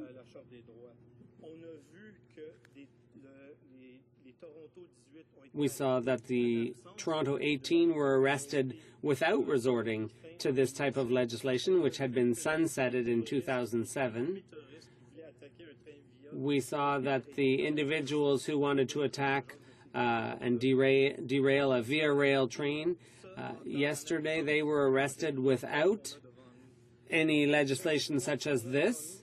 The bill we have before us here, there's no reason to pass it. It serves no purpose. What we really need in Canada is to improve the situation of our police forces. We need to help them defend us, defend our interests. In Budget 2013, cuts were made to aviation safety and security. They're talking about cracking down on terrorists, but at the same time, they're cutting back on airport security, especially smaller airports in rural areas. They're going to have less security. So you really have to wonder, do they really want to protect Canadians? Are we going to be able to do that? If we want to do that, we have to improve the resources, the funding for security forces. A budget that cuts aviation security is hardly going in the right direction. There was no debate about that. It's heading in the wrong direction. And what we're seeing here is they're taking rights away from Canadians instead of giving the security forces the resources they need to do their job. Thank you, Mr. Speaker. Mr. Speaker, I listened with great interest to my honourable colleague. This is a very important debate because the one thing we all share in this House is an abhorrence of the senseless and cruel violence that we saw in Boston and elsewhere. We know where the Conservatives are coming from. Their agenda has always been clear. I think the issue that I have, Mr. Speaker, and my honourable colleague, I'd like to say is that earlier on I heard that the Liberals compared Bill S7 to Bill C55. For the last 2 days, the Liberals are saying if the police ask for tools, we should give them tools. One of the problems with that is the tools there has to be oversight, judicial oversight. And we look at Bill C30, which the Conservatives brought forward, which was a widespread bill to allow all manner of intrusion into people's online private interests without warrant, based on the supposition or desire of a police authority. And Canadians rejected that because it was an unnecessary tool. And yet they had to come back with C55, which was very narrow, and narrowly defined wiretap provisions under judicial authority. I'd like to ask my honourable colleague why he thinks it is that the Liberals think it's okay to have judicial authority and review on wiretaps, but allow people to be held without warrant, even relatives held without warrant, without any kind of oversight provisions that we count as important. The honourable member for Gaspésie, Île-de-la-Madeleine. Merci, Monsieur le Président. Thank you, Mr. Speaker. I'd like to thank my colleague for his comments and his question. Frankly, it's very hard to ascertain the position of the Liberal Party on this because they didn't bring forward any amendments to the bill that we have in front of us here today. It would seem that the Liberals, although they say that they find that the bill is inadequate and incomplete, had they actually been serious about it, we might have actually heard from them much more elaborately as to what exactly this bill would need to be able to be acceptable to the Canadian people. I think from our side of this House, we're certainly being very principled insofar as this bill does not pass our smell test. This bill does not allow a proper balance between rights and protections of society. And I would love to hear from the Liberals as to how exactly they would like this bill amended. Unfortunately, they didn't bring any forward. Thank you. Questions and comments. The honourable member for Thunder Bay Superior North. Thank you, Mr. Speaker. I agree with the honourable member. He's done a good job of listing the problems with this bill. And I'd just like to underscore the fact that from 2001 to 2007, we already had some of these draconian measures, and they were never used. They really haven't helped. They haven't been needed. And I also agree with them that where we really need is boots on the ground in our cities. The terrorists that people in my riding of Thunder Bay Superior North are worried about are gangs and unlicensed guns, unregistered guns, illegal guns, and the drug problem. And this government cut the funding, the federal funding to municipal police departments a while ago. Those are the things Canadians are worried about. I wonder if he agrees with me. L'honorable député de Gaspésie. The honourable member for Gaspésie-La-Madeleine. With my colleague. The biggest problem I see to security in this country is, in fact, the cutbacks. Certainly, it's one of the biggest problems, and one that's going to be felt for many years to come. When the police are asking for more tools, and when the police are asking for the federal government to take its place and defend the security of individuals in this country, and yet what we see budget after budget is cutback to that very security. We have to wonder if the bill in front of us today is simply some elaborate political ploy to make it to capitalize on terrorist attacks that have recently been seen, instead of actually going to doing the work that needs to be done on the ground to build up our security apparatus, to protect Canadians, and to be able to ensure that the safety of Canadians is our paramount concern, and not a plaything for political gain. Thank you. Reprise de débat. Resuming debate, the honourable member for Laval. Thank you, Mr. Speaker. I have to admit, all my colleagues on this side of the House have done a good job of explaining their position on this bill, and I was disappointed, as a matter of fact, and unfortunately didn't feel very motivated, because the other side of the House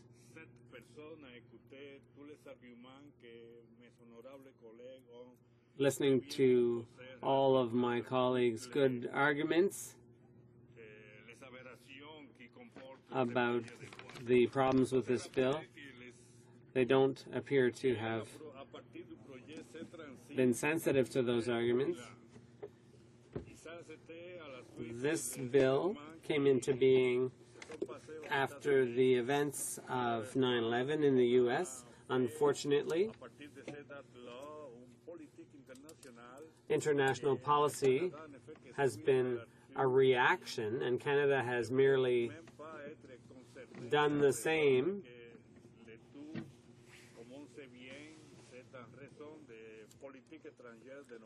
So this legislation was all a foreign policy response to our neighbors to the south.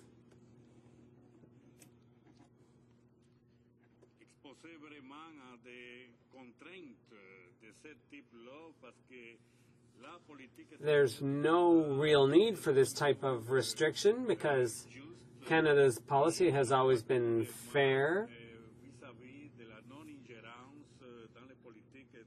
We have always steered clear of interfering in the foreign policy of other countries.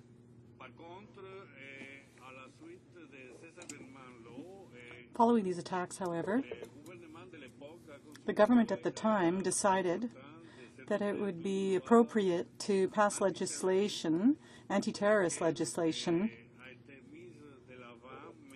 that was brought forward, but, as we've all seen, turned out to be needless.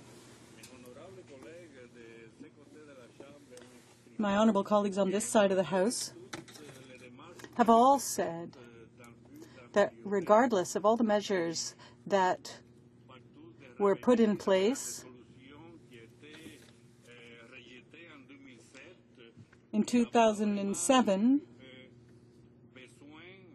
there wasn't really a need, it turned out, to impose these measures on civilians.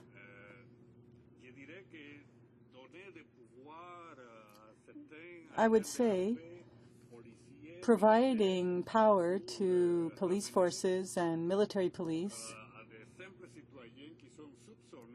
that allow them to arrest citizens simply because they are likely to do something truly is a senseless aberration. Furthermore, everyone knows, and we've all seen, that within Canada's legal framework there already are measures that can prevent these kinds of acts, that can prevent these senseless acts. And even recently, the most effective ways to combat these types of acts are to provide our forces with the necessary resources. However, in last year's budget and even in this year's budget, there has been a tendency to cut into those budgets.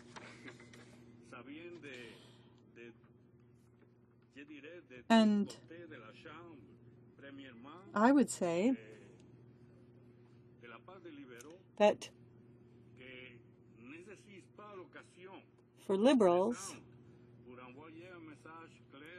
they have an opportunity to send a clear message to the Conservatives on how to protect our safety without compromising human rights.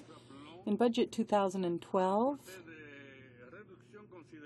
there were significant cuts of about $687 million. And the main impact of that was felt by border agents and on the Canadian Security and Intelligence. These are two agencies that have a certain amount of flexibility in order to be able to act and detect potential acts that will be dangerous to Canadians.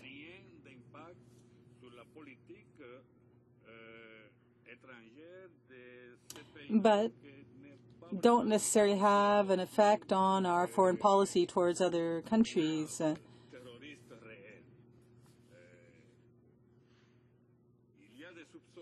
Now, there can be suspicions, for example, and a peace officer may decide to speak to a citizen because something doesn't appear normal. Whether that's based on whatever, their appearance or their religion, now they'll bring them before a judge where they'll have to justify how they've been acting.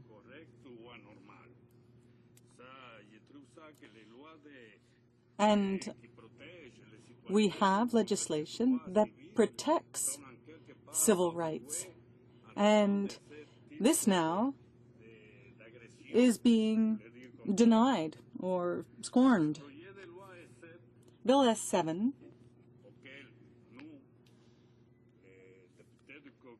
that we, members of the NDP, oppose is not needed. This bill will amend the criminal code. And the criminal code, in our opinion, is fine as is. Of course, it can always be improved. And we actually even proposed amendments at committee stage. But all those amendments were rejected by the Conservatives and the Liberals. The purpose of this bill is also to amend the Canada Evidence Act. So potentially sensitive information can be disclosed. And I believe that is an infringement on human rights as it relates to individuals. The criminal code would be amended to create new offenses simply because one believes that someone who is leaving the country or has left the country will commit an act of terrorism.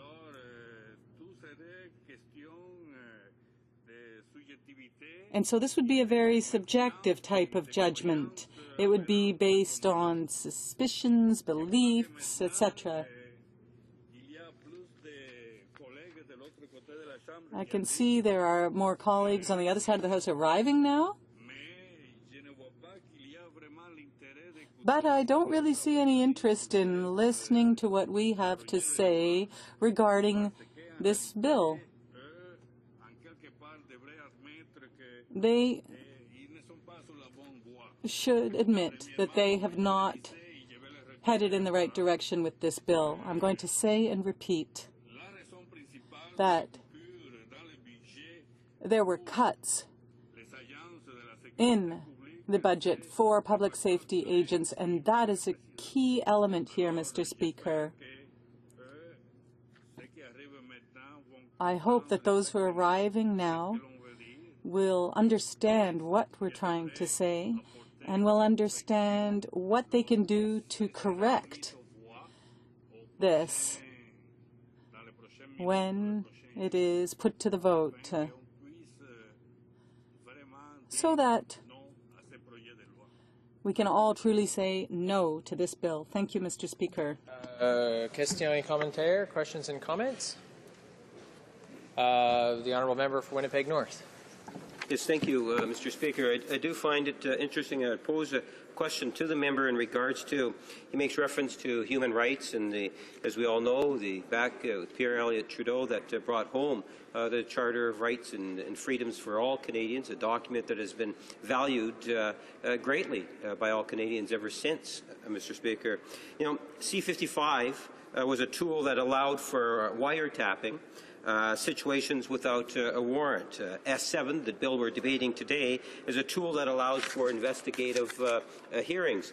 Both bills, in essence, in regards to that, had an impact on individual rights.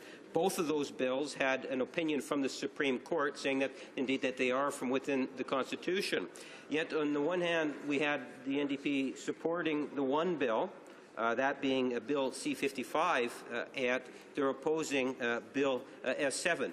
Both had that impact on individual rights, and yet they somehow voted in favor of one, and now they're going to be voting against this one.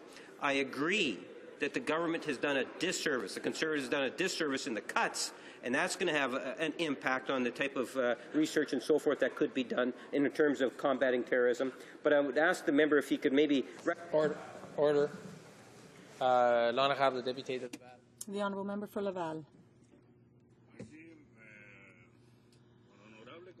Thank you to my honourable colleague from Winnipeg Centre.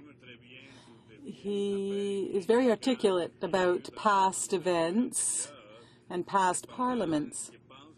However, I think we need to talk about what we have before us today in the shape of Bill S7 rather.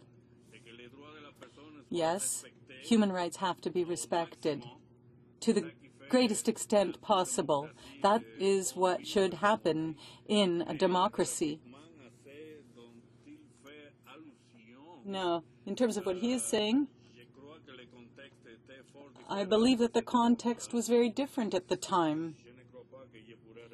And therefore, I don't think I could truly answer in any further detail to my colleague. Questions and comments?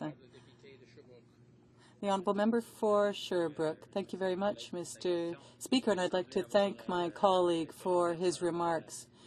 He appears to have reservations about respect for human rights and freedoms, and my colleague also from Gaspésie-de-la-Madeleine spoke to this and even said that perhaps it wouldn't even pass a constitutional test.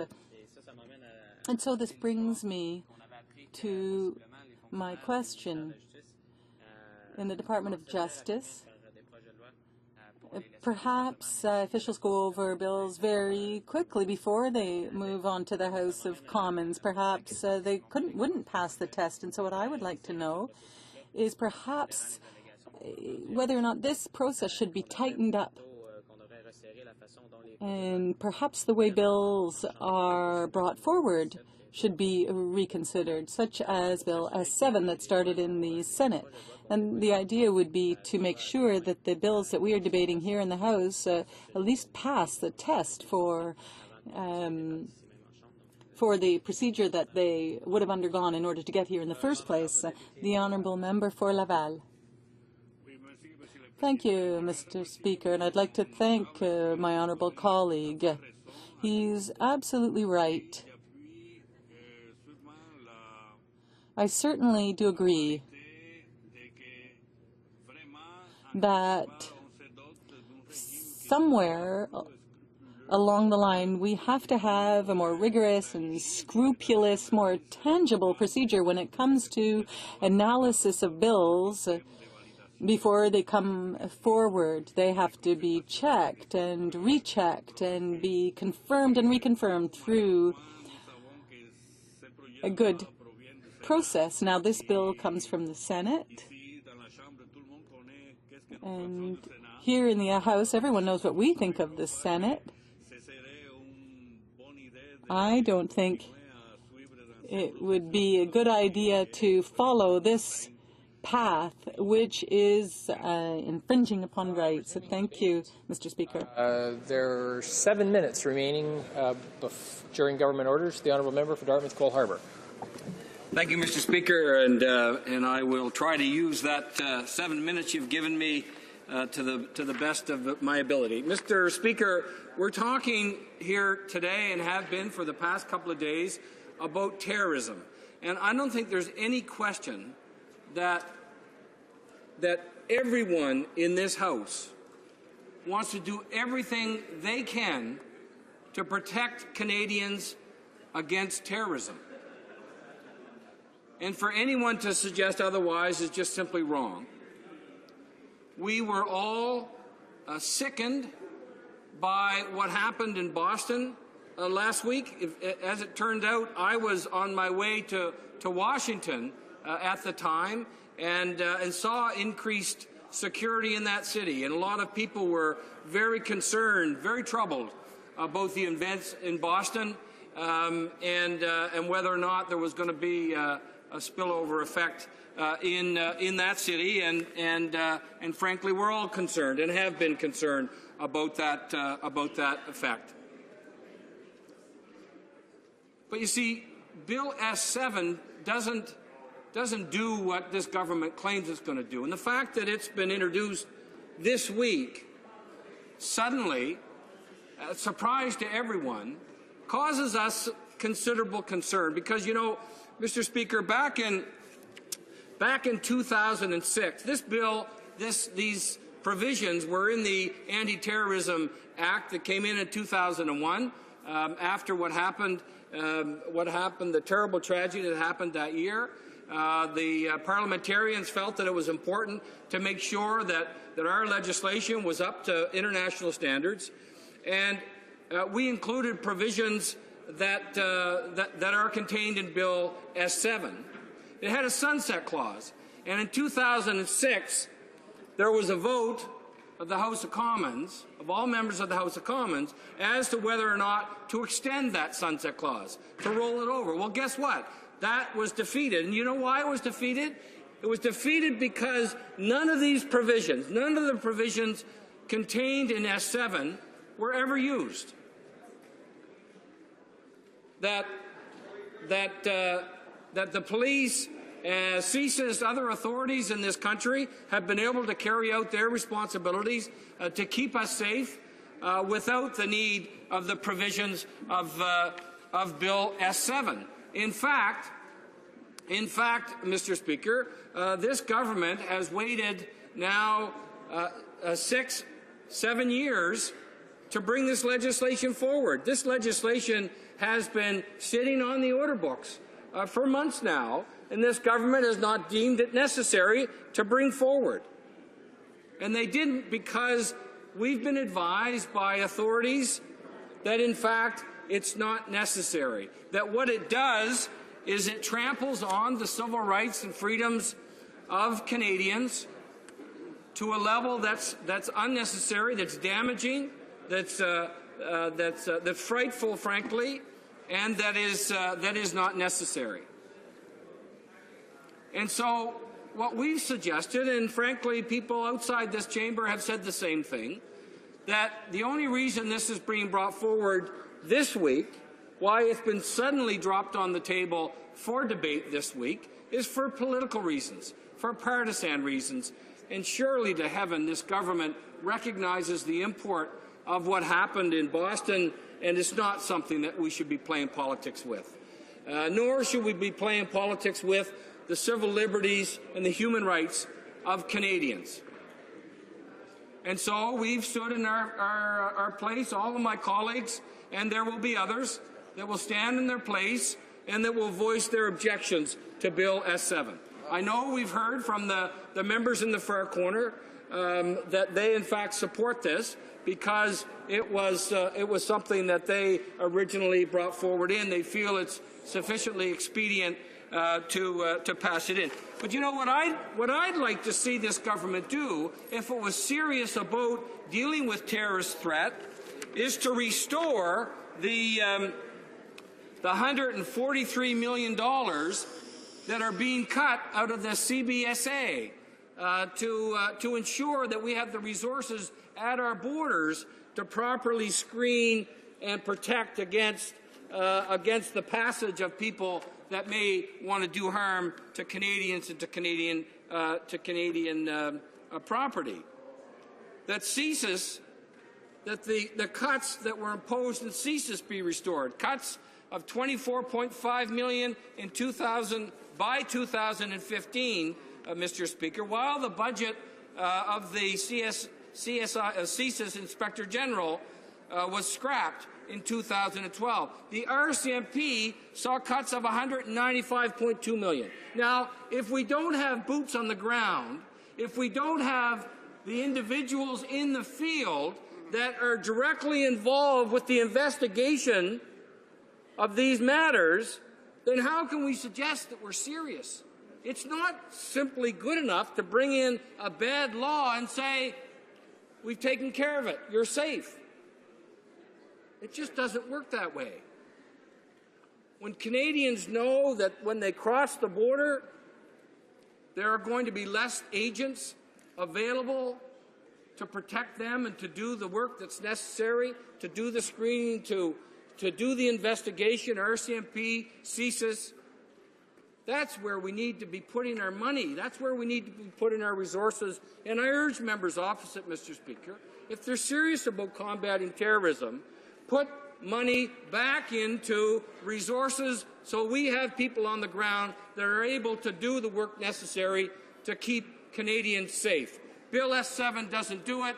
That's why my colleagues and I have risen to object strenuously, and we will not be supporting it. Thank you. Order. The honourable member for Dartmouth Cole Harbour will have 3 minutes remaining when this matter returns before the House. Déclaration de député. Member statement. The honourable member for Scarborough Centre. Thank you, Mr. Speaker. This past Sunday, I had the pleasure to take part in a special friendship celebration service at Wilmer Heights Baptist Church in my riding of Scarborough Centre. I was honoured to have met Reverend Dr. Ty, his lovely wife Marion, and members of the fellowship.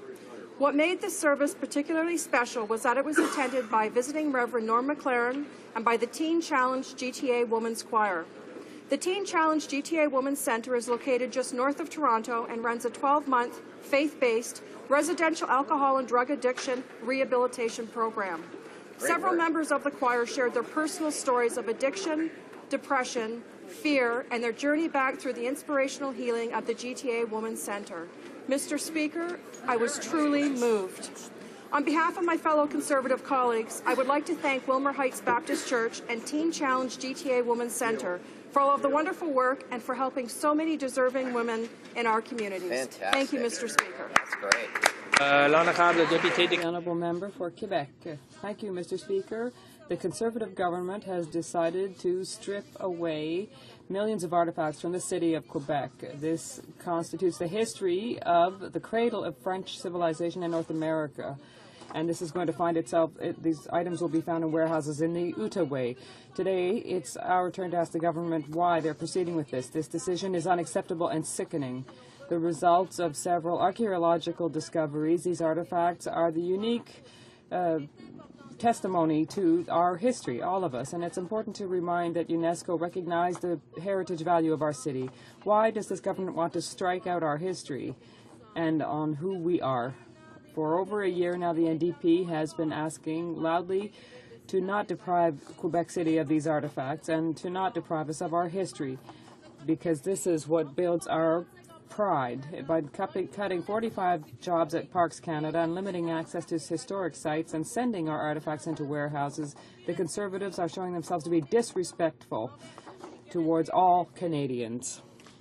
The honourable member for London West. Mr. Speaker, today is St. John Ambulance Day on the Hill.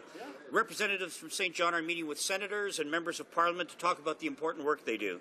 Well, this morning I attended one such meeting with several colleagues, and I was impressed to learn that St. John Ambulance is Canada's oldest charitable organization, having started first aid training when Sir John A. Macdonald was Prime Minister of Canada. Wow. In fact, the first St. John Ambulance Brigade was begun in Canada's 10th largest city, London, Ontario.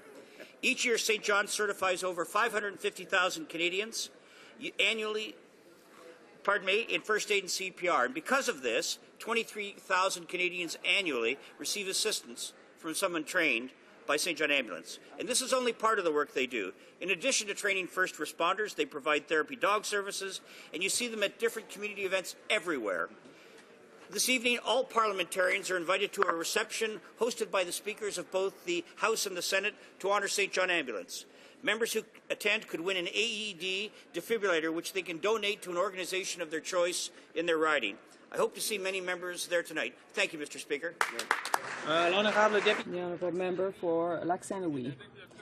I rise with a heavy heart, yet at the same time with necessary hope, to mark National Victims of Crime Awareness Week. Across the country, events are being held to raise public awareness about the hurt and loss that results when a criminal act targets an innocent individual. Not to be forgotten is the fact that this hurt reaches beyond the known victim.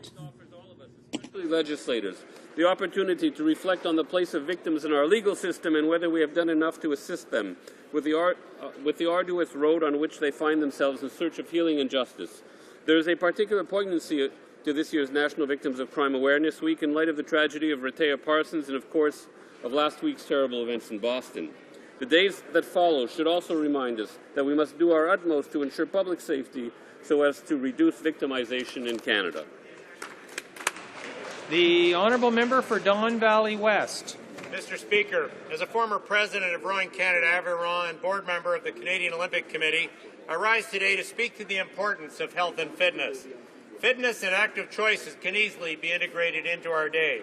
It is for this reason that I am proud of organizations such as Sport Matters, which promote healthy living and promote the value of sport and physical activity. I am particularly pleased that Sport Matters supports all forms of athletics, from the playground to the podium.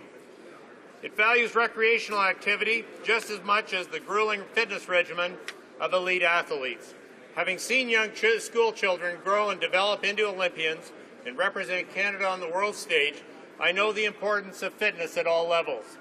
I wish to also acknowledge my colleague, the member from West Vancouver, Sunshine Coast Sea to Sky Country, and his bill C-433, National Health and Fitness Day Act. His legislation will serve to ensure a day for all Canadians to be reminded of the importance of health and fitness. Thank you, Mr. Speaker. The honourable member for St. John's East. Mr. Speaker, there's one group in Canada that has so much of a presence at public events they often go unnoticed. That is, until we need them. That group is the St. John Ambulance, who provides first aid and emergency assistance at sporting events, parades, concerts, festivals, public gatherings of every sort. This service is provided at 250 events per day across the country. But it's only a part of what this community organization does every day in every province and territory of Canada, with its 25,000 volunteers and over 2 million hours per year of volunteer time. Teaching first aid and CPR to help citizens save lives, running programs for young people, supporting a therapy dog program with great success, and supplying first aid kits and safety supplies for home and work. Today we recognize the contribution of the St. John Ambulance Organization to our communities and our country. I ask all honourable members to join with me in this recognition and in saying thank you to St. John Ambulance for your great work. Hear, hear. Bravo.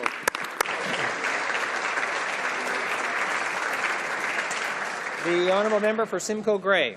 Thank you very much, Mr. Speaker. It's my pleasure to rise in the House today in the House of Commons to inform you that throughout the world, World Catholic Education Day will be celebrated on May the 9th.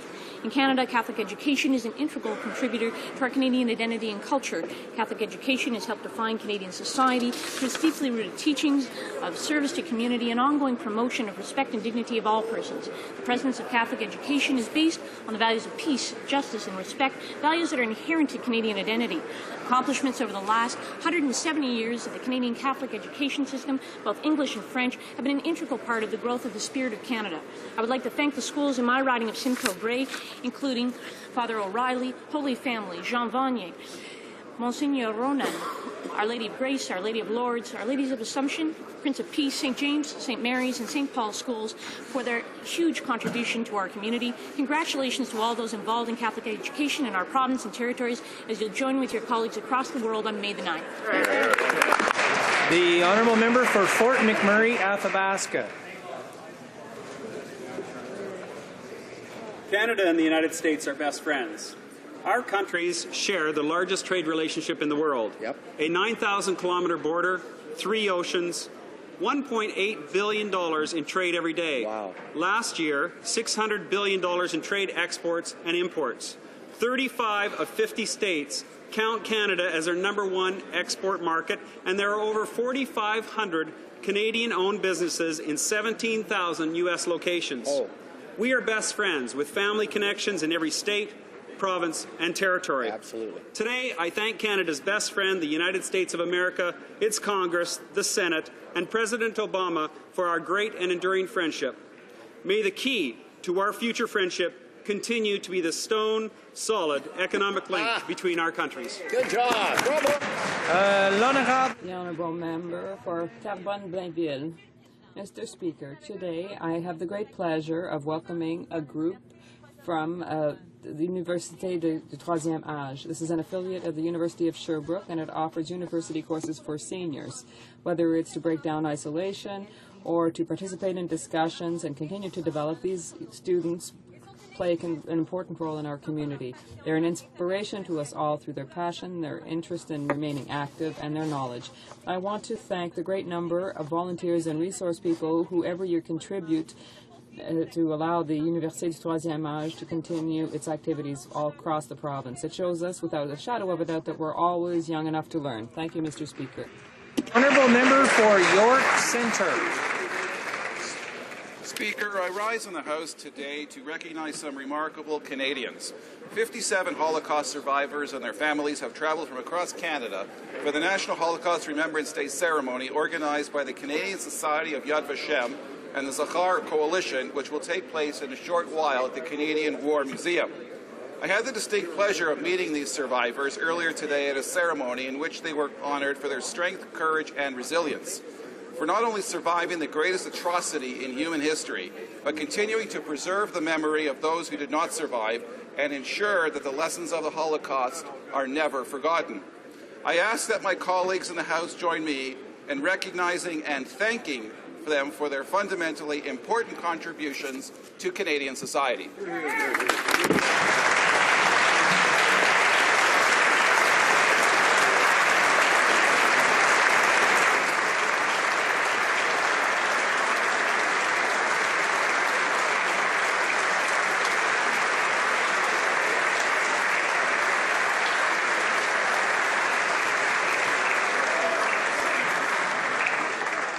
The honourable member for Ottawa Centre. Mr. Speaker, today marks the National Day of Remembrance and Action on Mass Atrocities. 3 years ago, it was my great honour to request and receive unanimous consent in this House to establish this National Day. It is a day to commemorate all victims of the worst forms of human evil, to think about the horrors that have been and to imagine the better world that could be. T.S. Eliot wrote that April is the cruelest month, mixing memory and desire.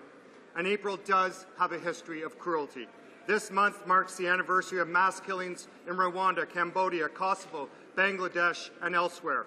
This is a time for memory of past wrongs and to desire a better future. This is a time to commit our collective responsibility to act to prevent mass atrocities.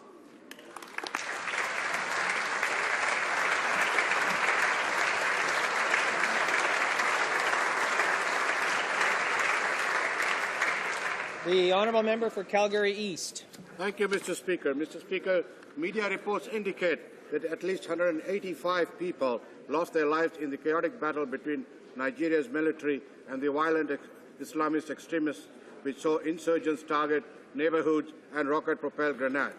While the exact number of fatalities is not known, this incident stands as one of the deadliest encounters so far with the religious extremists of Boko Haram. Since 2009, Nigeria has been facing a religious extremist insurgency carried out by the radical Islamist group Boko Haram and Ansoro, which have claimed the lives of 2,000 to 3,000 innocent civilians. I deeply regret the loss of life and express my deep condolences to the people of Nigeria. The violence highlights this danger of terrorism and the global need to address this threat. Our government firmly supports the people and the government of Nigeria in their efforts to bring about a secure, stable, unified, and a democratic country. Thank you, Mr. Speaker. The honourable member for Mount Royal. Holocaust remembrance reminds us, as the survivors know only too well, of horrors too terrible to be believed, but not too terrible to have happened. The Holocaust, as Elie Wiesel reminds us again and again, was a war against the Jews in which not all victims were Jews, but all Jews everywhere were targeted victims. But the Yom HaShoah V'Gvura reminds us also on the 70th anniversary of the Warsaw Ghetto Uprising of the heroic, defiant struggle of a starved, decimated Jewish remnant, the most heroic act of resistance in the whole of the Second World War, now a universal symbol of courage and dignity. And so I say to the survivors here today, you are the true heroes of humanity. You witnessed and endured the worst of inhumanity, yet you somehow found in the depths of your own humanity the courage to go on, to rebuild your lives as you rebuilt our communities. Together with you, we pledge to never again be silent or indifferent in the face of evil, and to speak and to act always on behalf of our common humanity. Plus jamais, never again. Thank you.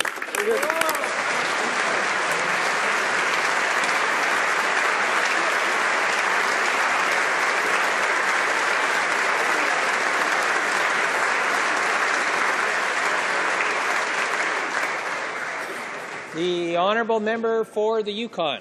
Mr. Speaker, as a Northerner, I noted that the new Liberal leader didn't step 1 foot north of 60 during his entire leadership campaign. Unbelievable. That's an interesting judgment call. This seems to show he either doesn't want to hear Northern voices on important issues, or he takes Northern votes for granted, or perhaps both. Since 2006, our Prime Minister has been to the North more than any other Prime Minister in the history of Canada. As Yukon's Member of Parliament, I've had the privilege of joining our Prime Minister on his annual Northern tours. Whether it's to sign historic resource revenue sharing agreements, expand national northern parks, or announce high Arctic research investments, it's clear that our government values and respects the North and backs up its words with actions. Economic Action Plan 2013 contained record levels of investment in northern jobs, housing, and infrastructure. If you compare our record of achievement to the lack of judgment and experience of the Liberal leader, and Northerners have a clear choice. It's our government. Thank you, Mr. Speaker. The honourable member for Burnaby Douglas. Thank you, Mr. Speaker. The China-Canada Foreign Investment Promotion and Protection Act is a badly negotiated agreement that binds Canadian law to Chinese law for the next 31 years. Last night, in a coalition of old-line parties, Conservatives and Liberals joined together to defeat the NDP's motion on FIPA. These parties refused to formally abandon a flawed agreement that is clearly not in Canada's best interests. Do any Conservatives or Liberal MPs think that a Canadian company going up against a state-owned Chinese company will receive fair and equal treatment in a Chinese court? Under this agreement, Chinese companies will also gain new rights to buy up Canadian resource industries, undermining provincial rights to control natural resources. And yet Conservatives and their allies in other parties are fine with this. Canadians deserve better, and in 2015, they'll have a chance to vote for real change. The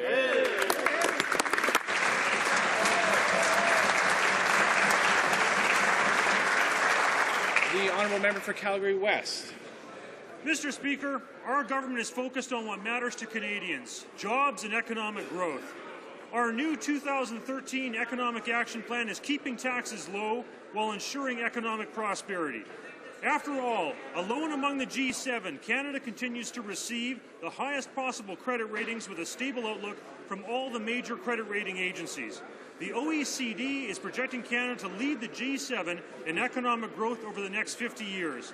KPMG ranked Canada the most tax-competitive economy among mature markets. On the other hand, the NDP would increase government spending by $56 billion, implement a $20 billion job-killing carbon tax on Canadians that would raise the price of gas, food, electricity, and everything else, and implement a $34 billion tax increase on job creators. Mr. Speaker, thanks to the leadership of this Canadian Prime Minister, our government will remain focused on jobs and economic growth and fight the NDP's reckless economic policy. Oral questions. Questions orales. The honourable Leader of the Opposition.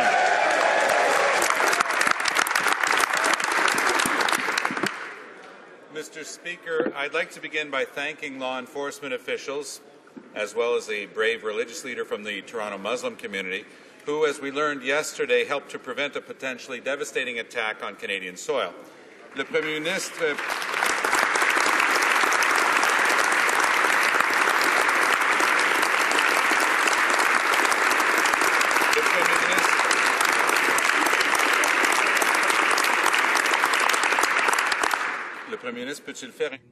Can the Prime Minister update the House on these arrests and on the origins of this plot? Right, Honourable Prime Minister. Mr. Speaker, I also want to congratulate the RCMP, CSIS, and local police forces for their activities against this terrorist plot. The RCMP, CSIS, and local police forces in the work they have done to lead to the charges that we've seen against this particular terrorist plot. I also want to thank the cooperation we've received from American authorities, from the private sector, and from Canada's Muslim community in these particular activities. These terrorist threats, unfortunately, are part of the global reality. Our government is committed to working with our police and security agencies to ensuring we do everything we can to keep Canada safe.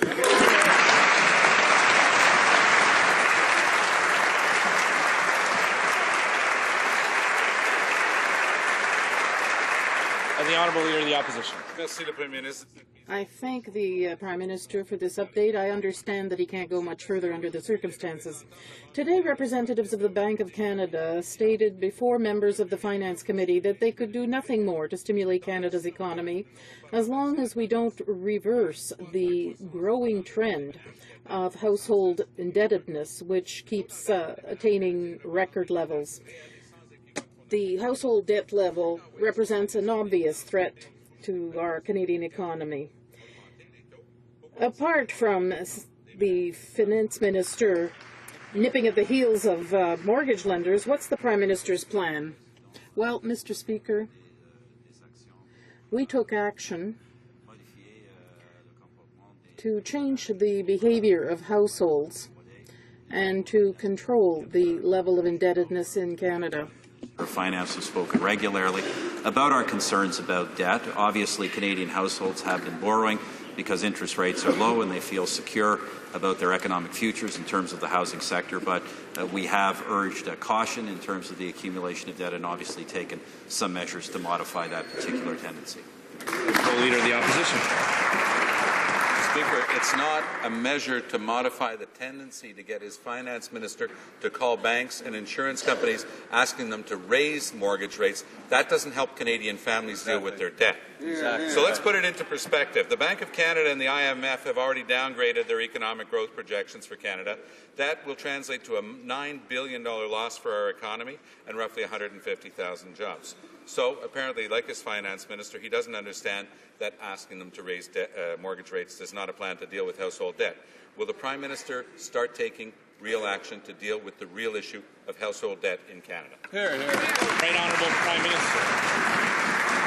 Well, once again, Mr. Speaker, to put this in context, Canadians have been borrowing, have been expanding their holdings of housing because they have felt very confident about their financial futures, and that's not surprising given the relatively strong performance of the Canadian economy coming out of the recent recession and obviously combined with low interest rates. That said, the Bank of Canada, the Government of Canada have expressed concerns about the exposure of some households. That's why we've taken particular action on a range of mortgage rules to ensure that the sustainability of our household sector continues long into the future. The member for Parkdale High Park.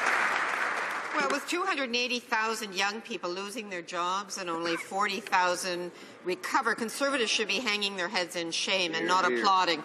Monsieur le Président. Mr. Speaker, here's how the Conservatives are attacking economic instability. They've implemented austerity measures, they've increased taxes on consumer products, and they watch the Americans propose a new border tax that will harm the economies both sides of the border. Why didn't the Conservatives tell the Americans that this new tax was unacceptable? Honourable Minister of Finance. The Honourable Minister of Small Business. Mr. Speaker, I'd like to tell my colleague that this government will do everything possible to make sure that this proposal does not see the light of day. International trade is important for both countries. Moreover, there are over 8 million American jobs that depend on trade with Canada. So we will engage all necessary efforts to make sure that this proposal dies. Well, Mr. Speaker, the fact is Conservatives are not getting the job done. Conservatives still refuse to admit they broke their promise and are raising taxes. Instead, we witness a daily spectacle of Conservative ministers claiming that raising taxes is not raising taxes.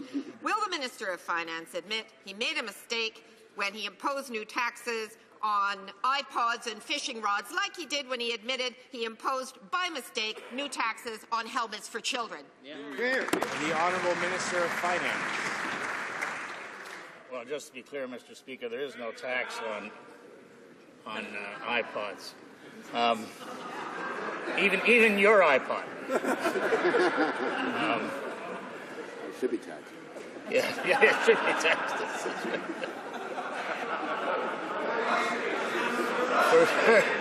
Mr. Speaker, for 7 years we've been reducing taxes on Canadians, more than 150 times, and every time the NDP opposition has opposed reducing taxes for Canadians. Now the NDP is fighting for special breaks for companies from China and a $21 billion carbon. The Honourable Member for Papineau. Mr. Speaker, young Canadians need more support during these difficult economic times, not less. Yesterday I asked why the government had reduced the number of summer jobs available for our youth. Today, I'd like to know why the number of young Canadians who got support from the Youth Employment Strategy went from 113,000 in 2005 to 59,000 more recently. Can the government tell us how it will correct the situation and help our young people? The Right Honourable Prime Minister.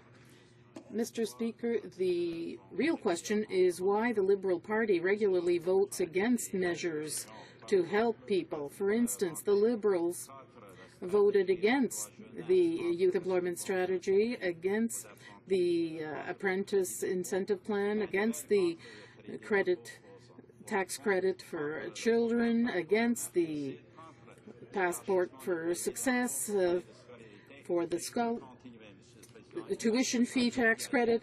There's only one party that helps young people, and that's the Conservative Party. The Honourable Member for Papineau. All those programs brought forth by the government did not lead anywhere. We're talking about a loss of 48% of the number of young people that the federal government serves. We see a marked tendency in dropping investment in our youth. Why is it that the number of young people helped by youth employment strategy, has dropped when their needs are going up. The Right Honourable Prime Minister, there's one party, this government, that has invested in our youth. The Liberal Party votes against these investments. Let me just repeat the various things the Liberal Party has voted against to help young Canadians: against the youth employment strategy, against the apprenticeship incentive grant, against the textbook tax credit, against expanded RESPs, against the Pathways to Education program, against the tools tax credit, against helmets to hard hats, against expanded tuition tax credits, and I could go on and on, Mr. Speaker. It is this party that is investing in our youth. The honourable member for Papineau. Thank you, Mr. Speaker. This is exactly what I'm concerned about, because the fact that the government continues to talk a good game about all its investments, while at the same time it's cutting the number of young Canadians served. This is of real concern to many middle-class parents with kids in their 20s who cannot afford to move out, and for all too many young people struggling to make their way into an increasingly tough job market. It underlines just how out of touch this government has become, that in the midst of rising youth unemployment, it has cut in half the number of young Canadians served by its youth employment strategy. Why? The Right Honourable Prime Minister. In fact, Mr. Speaker, what's readily apparent is that the leader of the Liberal Party has no idea what his party's own record is on a number of programs to support young people. Mr. Speaker, that's not surprising. As head of Katimavik, the Liberal leader drove an organization to a one-third dropout rate, but wasting millions of taxpayers' dollars, spending $28,000 for every young person. Mr. Speaker, we can do better. We are doing better, and I hope the Liberal Party will start to vote for the things that are assisting young people.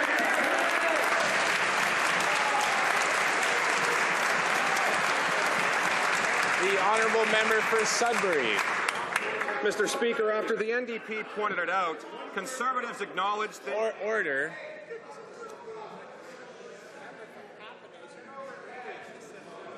Order. I recognize the honourable member for Sudbury, and he now has the floor. The honourable member for Sudbury. Thank you, Mr. Speaker. As I was saying, after the NDP pointed it out, Conservatives acknowledged they made a mistake on hockey helmets. But Budget 2013 is full of mistakes. $333 million in new tax hikes, raising the cost of thousands of sporting goods, from bikes to fishing reels to even diving suits. Why are Conservatives making life more expensive in the middle of a shaky economic recovery? Mr. Speaker, will they now give middle class and all families a break and remove other sporting goods like bicycles from their tax grab? The honourable Minister of Finance. Thank you, Mr. Speaker. As the member opposite knows, we are removing the tariff on hockey helmets and other sporting equipment, hockey sticks, and other items. This is a benefit for Canadian consumers. We want to watch and see how these prices are translated into the retail price, and we'll watch that carefully over the next several months. The honourable member for Quebec. The minister would like the NDP to vote in favour of a $330 million tax hike on everyday consumer products. Obviously, we won't do that. Mr. Speaker, too many Canadian families have trouble making ends meet, paying their bills at the end of the month, not to mention that the household indebtedness rate beats all records. The Conservatives finally admitted that they were wrong in increasing customs tariffs on hockey helmets. When will they finally admit that they committed the same mistake on thousands of other consumer products? The Honourable Minister of Finance. Mr. Speaker, the general preferential tariff was a foreign aid program designed in the 1970s to help developing countries. Now we have still on the list, up to the budget, South Korea, Thailand, China, all of whom are developed economies. I don't know why the members opposite want to hurt Canadian workers and Canadian jobs by maintaining preferential tariffs for developed economies. The honourable member for Portneuf-Jacques-Cartier. The Conservative inconsistency is not limited to tax hikes. The Minister of National Defence is in over his head in his own department. Once again, he's trying to blame other people regarding the fiasco about danger pay for Canadian soldiers in Afghanistan. But the minister is unable to explain why the 30 or so Canadian soldiers in Mazar-e-Sharif receive less danger pay than those in Kabul. When will the minister assume his responsibilities and give all soldiers in Afghanistan an equal danger pay? The Honourable Minister of National Defence.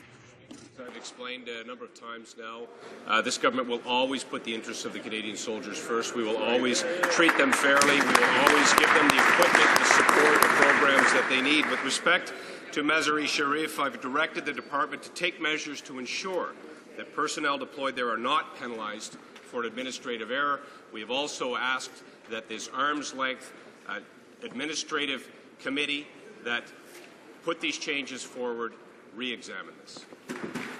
The honourable member for St. John's East. Mr. Speaker, the minister can try to duck and cover up for his decisions, blame it on administrative errors, claim they're re-examining the decision, but the facts are clear. This minister is reducing danger pay for our soldiers in Mazar-e-Sharif. Mr. Speaker, all of the women and men of the Canadian forces are facing dangers every day in Afghanistan. Yet this minister is failing to treat the troops fairly.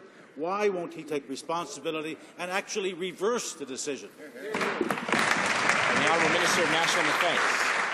Well, Mr. Speaker, what we constantly see from this member is misinformation, deliberate misinformation with respect to this file and others.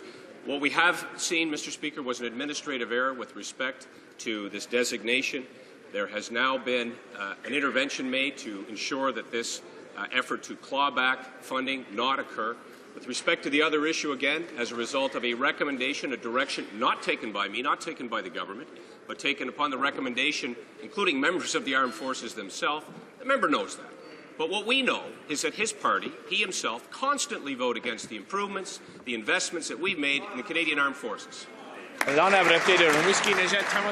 for Rimouski-Nejet-Témiscouata-Les-Basques. Here's another example of the amateurish performance of the Conservatives. There's a big difference between good and bad trade agreements with emerging countries, but that difference escapes the Conservatives. The accord between Canada and China will tie the hands of provincial and municipal governments for 30 years. It will allow Chinese corporations to disregard our environmental laws and bring Canada before secret tribunals. When will the Conservatives, with the support of the Liberals, start to defend the interests of Canadians rather than encourage control of our natural resources? Pretty rich, this coming from the NDP, a party that is looking to give special breaks to Chinese manufacturers, but won't actually protect Canadians who want to invest in China. This treaty is intended to create jobs and growth in Canada by protecting Canadian businesses in China. It will give Canadian investors in China the same types of protections that foreign investors presently have in Canada. Our government has been clear. Unlike the NDP, our focus is on creating jobs and economic growth right here at home. The honourable member for Vancouver Kingsway. Mr. Speaker, the Canada-China FIPA ties the hands of Canadian governments, exposes taxpayers to huge liabilities, and fails to effectively help Canadian investors break into China's market. And now, by delaying approval without any explanation, Conservatives are creating confusion and hurting our economy. Conservatives claim to be proud of this agreement and yet won't move to implement it. Why is this? If there are no problems with this FIPA, why is it still sitting on the Prime Minister's desk 6 months after it was eligible to be ratified? The Honourable Minister of International Trade. Well, Mr. Speaker, Canadian investors have applauded this treaty. It sets out a clear set of rules under which Canadians make investments in China. It also sets out a clear set of rules under which investment disputes are resolved. But sadly, the NDP is proving once again that they are opposed to trade, they're opposed to investment. On this side of the House, we'll continue to focus on the priorities of Canadians, not the special interest groups that the NDP represents. The honourable member for Vancouver Kingsway. Well, Mr. Speaker, the NDP is opposed to incompetence, and only the Liberal Party is buying the Conservatives' explanation here. Mr. Speaker, Speaker, maybe the government's delaying because the FIPA allows Chinese companies to sue Canada in unaccountable tribunals holding hearings in secret, or because it allows state-owned enterprises to undermine Canadian ownership of our natural resources, or maybe because it does nothing to remove existing barriers keeping Canadian investors out of China. When will Conservatives stand up for Canada and admit it was a mistake to sign the Canada-China FIPA?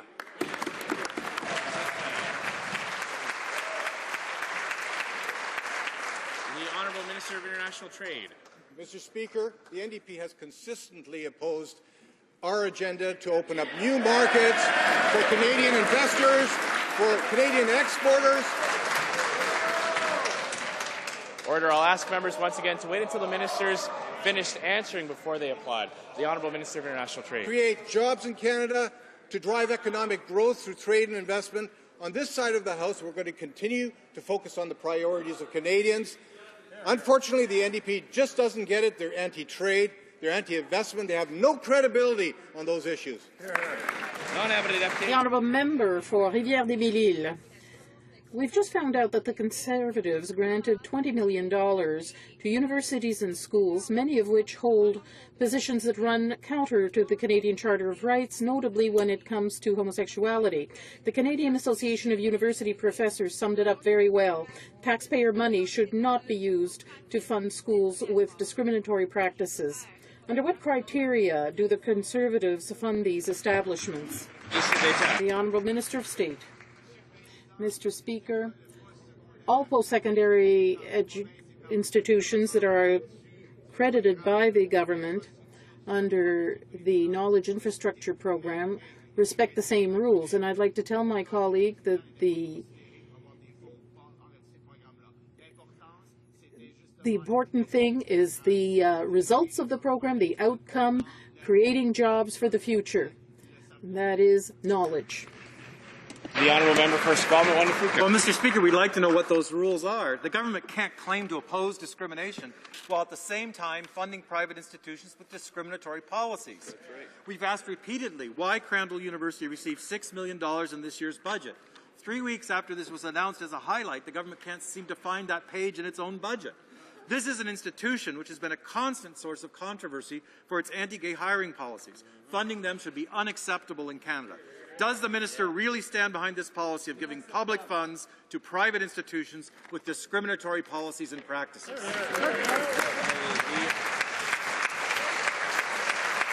Honourable Minister of State for Small Business.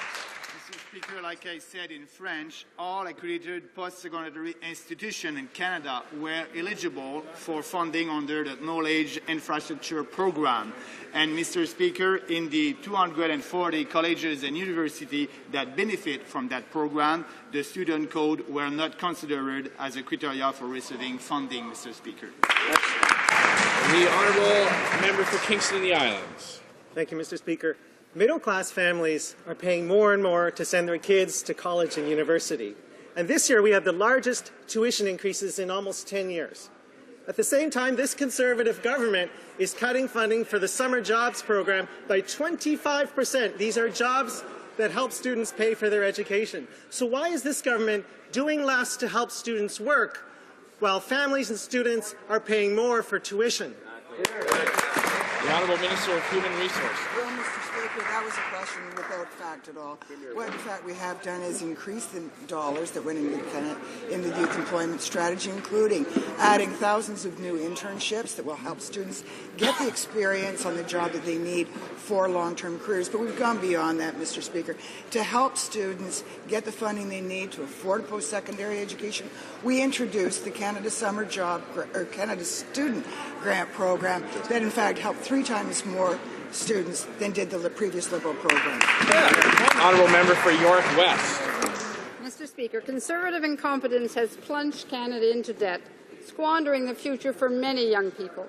Mounting student debt and dwindling employment prospects are making it impossible for young people to prepare for the future. Youth unemployment is up 5 points, and the government's only response has been to slash the Canada Summer Jobs Program in spite of what the minister says. The Prime Minister has clearly failed. When will the Prime Minister call on experienced people like teachers, labour market specialists and camp counsellors to finally learn how to create a national youth employment strategy?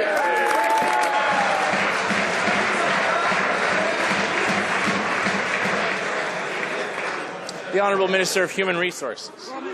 Well, Mr. Speaker, the Canada Youth Employment Strategy is designed to help students, in fact, tens of thousands of students right across this country, get the experience they need to help them get jobs in the future, but also to earn money to pay for their post-secondary education. Mr. Speaker, in the most recent budget, we've attached another 3,000 internships to help students get more experience, particularly students who've had problems finding a job. We're there to help the students. Too bad the Liberals don't support those efforts. The Honourable Member for Saint-Laurent-Cartierville. Mr. Speaker, the Minister should understand that her strategy, insofar as she has one, doesn't work, especially for the young. 212,000 fewer jobs for youth since the recession.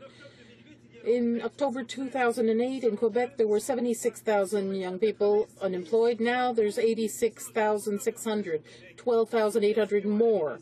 A suggestion for the Minister, instead of reducing the number of summer jobs, why not increase it? Will the Minister create at least 12,100 summer jobs in Quebec, as was the case in 2006? The Honourable Minister of Human Resources. Mr. Speaker, this summer there will be over 30,000 students who will get summer jobs thanks to our youth employment strategy. There are many other ways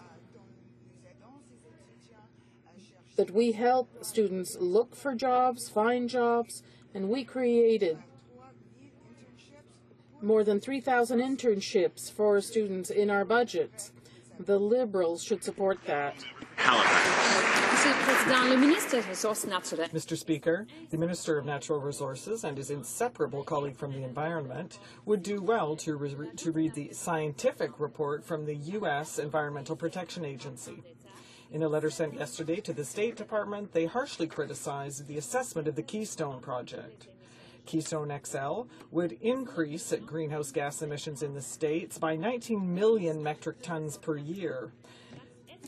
Does the Minister of Natural Resources agree with this report? The Honourable Minister of Natural Resources. The government respects the U.S. process, and we remain hopeful that Keystone XL will be approved on its merits. Canada is the environmental choice to meet the U.S. demand for energy. The approval of Keystone XL would create jobs, economic prosperity, and energy security for both our countries. We will continue to pursue opportunities to diversify markets as a strategic priority. Why is the NDP always looking for ways to oppose this job-creating project? The member for Halifax. Remember, it was just days ago that the Minister of Natural Resources was dismissing climate concerns, and he said, I think people aren't as worried as they were before about global warming of 2 degrees. Well, the U.S. Environmental Protection Agency has now joined the chorus of people who disagree with the minister. The EPA says that over a 50-year period, extra emissions associated with Keystone XL, well, they could be as much as 935 million metric tons. So does the Minister of Natural Resources accept this scientific assessment of the EPA? Very good question. The Honourable Minister of Natural Resources. Mr. Speaker, it is a scientific fact that the oil sands represent 1/1000th of global emissions, and the Keystone XL pipeline would represent less than half of that. What the focus should be is on coal, which represents in the United States over 30 times the emissions that the oil sands represent. And as we know, Dr. Andrew Weaver said that the total impact on global warming of the oil sands would be 3% of 1 degree in 300 years. The Honourable Member for Burnaby, New Westminster. One fact is clear. We stand up for science, and they vote against science every single time, Mr. Speaker. Now, the U.S. Environmental Protection Agency is so worried about this pipeline, they said the State Department study was insufficient. It got an F, Mr. Speaker. Now, this is the same study that the minister was praising.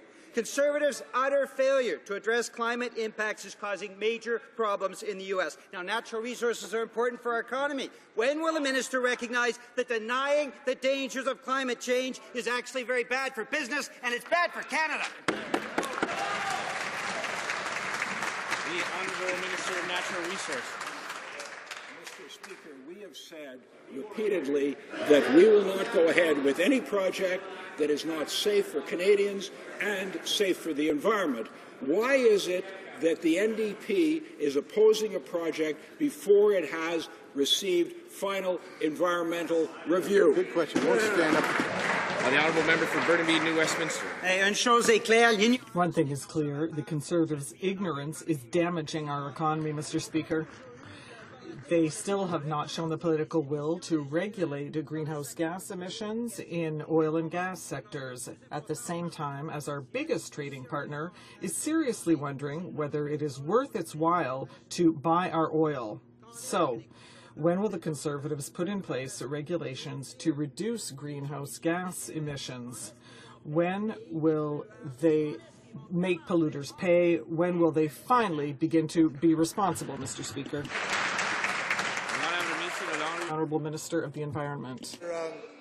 I would remind my colleague that Canada is not only the first, our government is not only the first Canadian government to reduce greenhouse gases, we are the first government in the world to ban traditional technology coal-fired electricity generation, and our government continues to work with the provinces and stakeholders to develop greenhouse gas emission regulations for the oil and gas sector. When we have completed the drafting of these regulations, they will be announced. The Honourable Member for Saskatoon, Rosetown, Bigger. Mr. Speaker, women on reserves are some of the most vulnerable people in Canada and have been victimized without the protections they need. In situations of family violence, women have also been kicked out of their homes with nowhere to go. We have heard their message loud and clear. They want the same rights and protections as all other Canadian women. As it is National Victims Week, can the Minister for the Status of Women please tell the House what our government is doing to protect thousands of Aboriginal women on reserves? The Minister for the Status of Women. Mr. Speaker, our government believes in sending a very clear message that family violence and violence against women, wherever it occurs, cannot be tolerated. That is why we've introduced the matrimony and property rights legislation to protect thousands of First Nations women and children. Our legislation will finally allow judges to issue emergency protection orders and remove a violent partner from the home. Emergency protection orders save lives. They are essential to protect women from domestic violence. But shockingly, Mr. Speaker, the Liberal leader has asked his caucus to vote against extending these rights to Aboriginal women. He needs to reverse his position now. I'm proud to say that this government will continue to fight for the rights of Aboriginal women.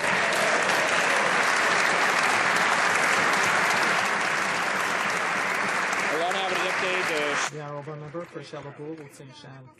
Mr. Speaker, the Conservatives continue to hound workers in seasonal industries. The minister treats them as if they were fraudsters. But what is their crime? Well, their crime is having worked in seasonal industries such as fishing, construction, farming, teaching, or tourism. Mr. Speaker, there is a major national demonstration on Saturday. Will the Conservatives take this opportunity to finally listen to those who are sick and tired of being treated like criminals? Honourable Minister of Human Resources. Mr. Speaker,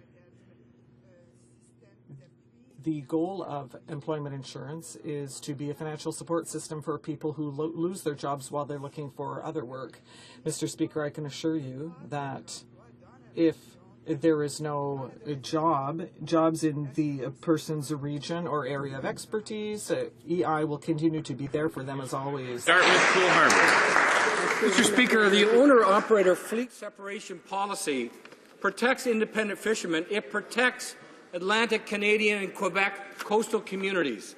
Conservatives claim to support this policy, but a Conservative senator thinks differently. He called fleet separation immoral. He said, Mr. Speaker, that it leads to falsely seductive life of seasonal work. Another attack on seasonal workers in Atlantic Canada and Quebec.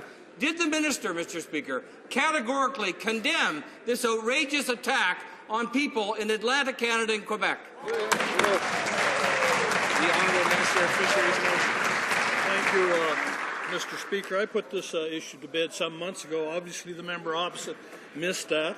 In fact, on September 21st, 2012, I categorically stated that we will not eliminate the fleet separation owner-operator policies. I don't know why the opposition continues to try to instill unfounded uncertainty and fear in an industry that is facing much more challenging issues, Mr. Speaker. The Honourable Member for Pontiac. Well, confusion continues to abound around contracting and how Conservatives will deal with companies named in the Charbonneau Commission. Last week, officials denied they were reviewing contracts given to businesses implicated in this inquiry. But now Conservatives are backtracking and saying the exact opposite. So why the sudden change of heart, Mr. Speaker? Can the minister confirm they are double-checking past contracts with companies named by the Commission and explain why it took so long to do so in the first place? The Honourable Minister of Public Works. This kind of work goes on consistently, which is why our government put in place recently a more robust regime to examine these kinds of contracting issues through our integrity framework. Under this framework, the government has put in place measures to ensure that companies or individuals who are convicted of any illegal activity are banned from bidding on federal contracts. In fact, Mr. Speaker, our integrity framework has already been successful in rendering certain companies ineligible to bid on contracts with Public Works. We will review, and we continue to review, any reports of improper practices by companies. Mr. Pontiac. Mr. Speaker, after having stated that they were not reviewing the contracts of companies named by the Charbonneau Commission, the Conservatives backtracked spectacularly. They must tell us what they found. If, out of the $21 billion worth of contracts granted, public funds were misused, then we need to get to the bottom of this matter, and to do so, the minister cannot keep the reports secret. Will the minister pledge now to publicize the reports concerning the review of the contracts implicated in the Charbonneau inquiry? Honourable Minister of Public Works. Mr. Speaker, the framework that is in place ensures that any companies that have, or individuals in fact, who have been convicted of illegal activity are therefore banned from bidding on federal contracts. And in fact, the integrity framework has already rendered certain companies ineligible to do business with Public Works. We review any reports of improper practices by companies, and he can rest assured that we will not hesitate to take any action against these companies. The Honourable Member for Cardigan. Thank you, Mr. Speaker. In a letter to the Fisheries Minister, Conservative Senator Stephen Green called fleet separation immoral. One of the worst policies in Canadian history, and says it's responsible for the culture of dependence in Atlantic Canada. Fleet separation keeps tens of thousands of middle-class Canadians employed in the fishery and creates economic activity throughout our coastal communities. Will the Prime Minister condemn this Senator's shameful attack on the Atlantic inshore fishery, or is this the real agenda of the Conservative government down the road? The Honourable Minister of Fisheries and Oceans. Thank you, Mr. Speaker. I thought of anyone that would have been paying attention on September 21st, 2012, it would have been the member from Cardigan, when I clearly stated that we will not eliminate the fleet separation and owner-operator policies. Mr. Speaker, we were clear about that. Those policies are in effect and will remain in effect. Thank you. The Honourable Member for Cape Breton-Canso. Mr. Speaker, in December 2011, I asked the Minister of Justice to order an inquiry into the handling of sexual abuse charges against Ben McIntosh. He said at the time he would not consider any action until a final decision was made by the Supreme Court of Canada, and I agreed with and supported his decision. In light of the Supreme Court's decision yesterday rejecting the Crown's appeal, will the Minister now order a federal inquiry I requested so the victims of these horrible crimes may get the answers they so rightfully deserve? The Honourable Parliamentary Secretary, the Minister of Justice. Mr. Speaker, first of all, the member opposite has already had the opportunity to help us crack down on sexual offences against children, but unfortunately, he voted against the Safe Streets and Communities Act.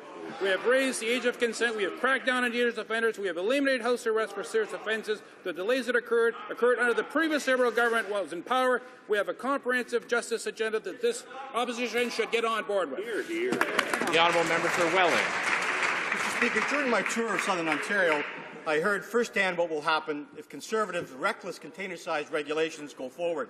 Mayors, food processors, farmers, they all told me the same thing. Communities will be hurt, farmers will be severely impacted, and thousands of jobs will be lost. And yet, the Minister of Agriculture hasn't done a single impact study or any consultation to support these changes. Will the Minister commit today to stop targeting these rural communities and immediately withdraw his policy, yes or no? The Honourable Minister of Agriculture. Well, Mr. Speaker, the member opposite should be aware that I was on the ground consulting with the very industries he was some 6 weeks to 2 months ahead of when he was there. So we continue to have those consultations, Mr. Speaker. We continue to work with the industries affected and the communities affected to come up with a positive result, which, of course, will reinforce Canadian agriculture, Canadian processing, unlike what they would do with their $21 billion carbon tax. The honourable member for Berthier-Masquinongé. Farmers and fruit and vegetable processors have all been clear. If these regulations are adopted, thousands of jobs will vanish. These changes benefit only foreign companies whose products will flood our markets. The Minister of Agriculture did not do any impact studies or hold consultations.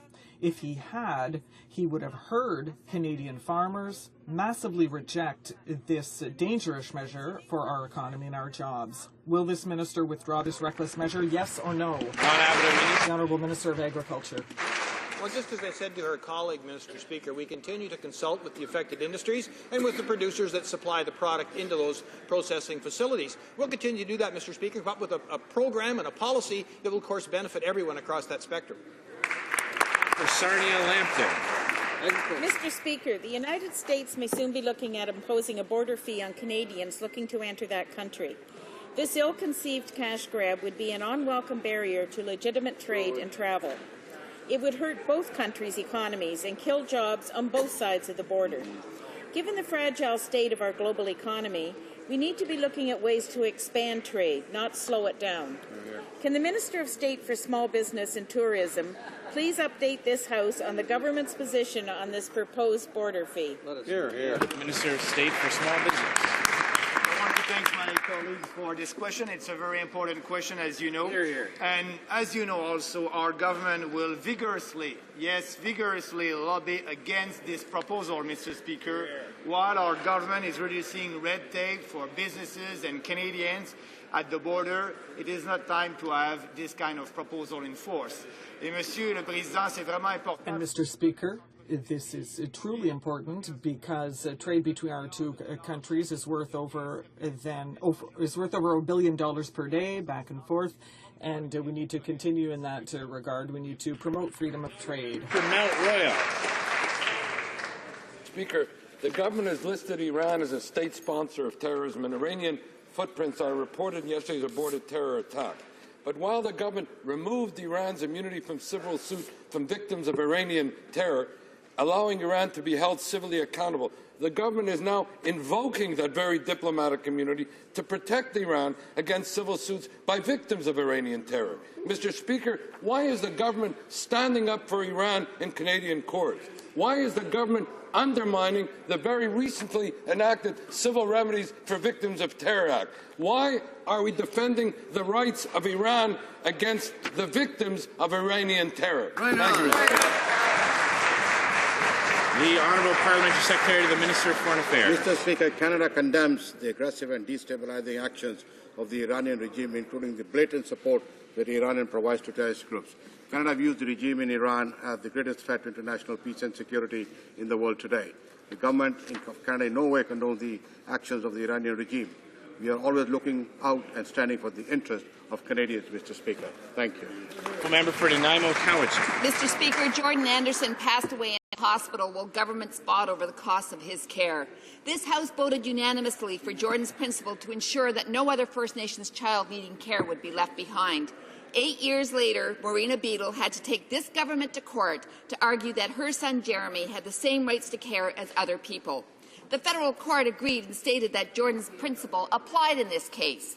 Will the minister agree with this ruling and announce today that he will not appeal the federal court decision and uphold Jordan's principle? The Honourable Minister of Aboriginal Affairs. Mr. Speaker, we believe that the health and safety of all children must triumph over any jurisdictional issue. And we also believe on this side of the House that the rights of women and the rights of children on reserve should be equal to those of other Canadians. So I would invite that member and her party and her leader to reverse his instruction to those MPs who voted against giving women and families on reserve the same rights that other Canadians have. The Honourable Member for Yorkton Melville. Thank you, Mr. Speaker. Yesterday, the RCMP announced the arrest of 2 individuals for a series of terrorism-related charges. RCMP Superintendent Doug Best said, and I quote, "This is the first known al-Qaeda plan or attack that we've experienced in Canada." Could the Minister of Public Safety please comment on these significant events? The Honourable Minister of Public Safety. Mr. Speaker, the first job of any government is to keep Canadians safe from those who wish to harm us, and this is a responsibility our government takes very seriously. Terrorism is not an academic issue that only impacts other countries around the world. It is a very real threat to Canada. I'd like to thank the Muslim community for their cooperation with law enforcement. I would like to thank the RCMP, CSIS, and our security agencies, including agencies in the United States, particularly the FBI, for their good work to keep us all safe from those who wish to harm us. The Honourable Member for Hull-Aylmer. Mr. Speaker, the bill creating the Canadian Museum of History was introduced in November. It has not yet been adopted, but the Conservatives have already spent $1 million to rebrand the Museum of Civilizations. What is even more unacceptable is the lack of consideration for the employees. Since the Conservatives' announcement, a dozen of unionized jobs have been eliminated, and several dozen others are threatened. What are the Conservatives basing themselves on to transform the Museum of Civilizations, and do they pledge to protect the jobs at the museum? The Honourable Minister of Canadian Heritage. Internally within the museum or up to the museum board and management. But, you know, the NDP time and again over the years has condemned this government for not investing enough into culture. And here we are trying to invest $25 million to build up the largest museum in all of Canada and to create the Canadian Museum of History. Unlike the New Democrats, we're proud of Canada's history. We want to promote Canada's history, have better understanding of Canada's history in our schools. And this museum is going to be something incredibly special as we head towards Canada's 150th birthday. So rather than criticizing spending money on our largest national museum, she should be applauding it and getting on board of creating the Canadian Museum. The Honourable Member for Ahuntsic. Mr. Speaker, a month ago, the Minister of Immigration promised measures to help those who are trying to escape the war in Syria. Since then, nothing. And yet, bombs continue to rain down on Canadians because they have not been granted visas for their children or relatives who do not have Canadian citizenship. Refugees are trying unsuccessfully to join family members who are already here in Canada and in Quebec.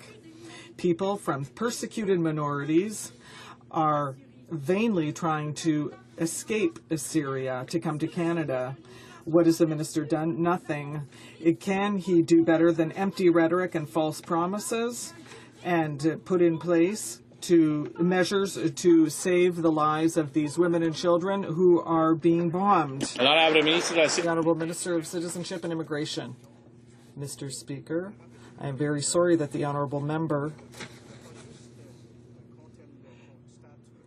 has noticed that the government has acted by expediting family reunification for relatives of Canadians in Syria. But, Mr. Speaker, with regard to refugee resettlement, the High Commissioner for the UN has asked Canada and other countries not to start the resettlement program because they need to focus on emergency care for refugees in Syria right now. That concludes question period for today.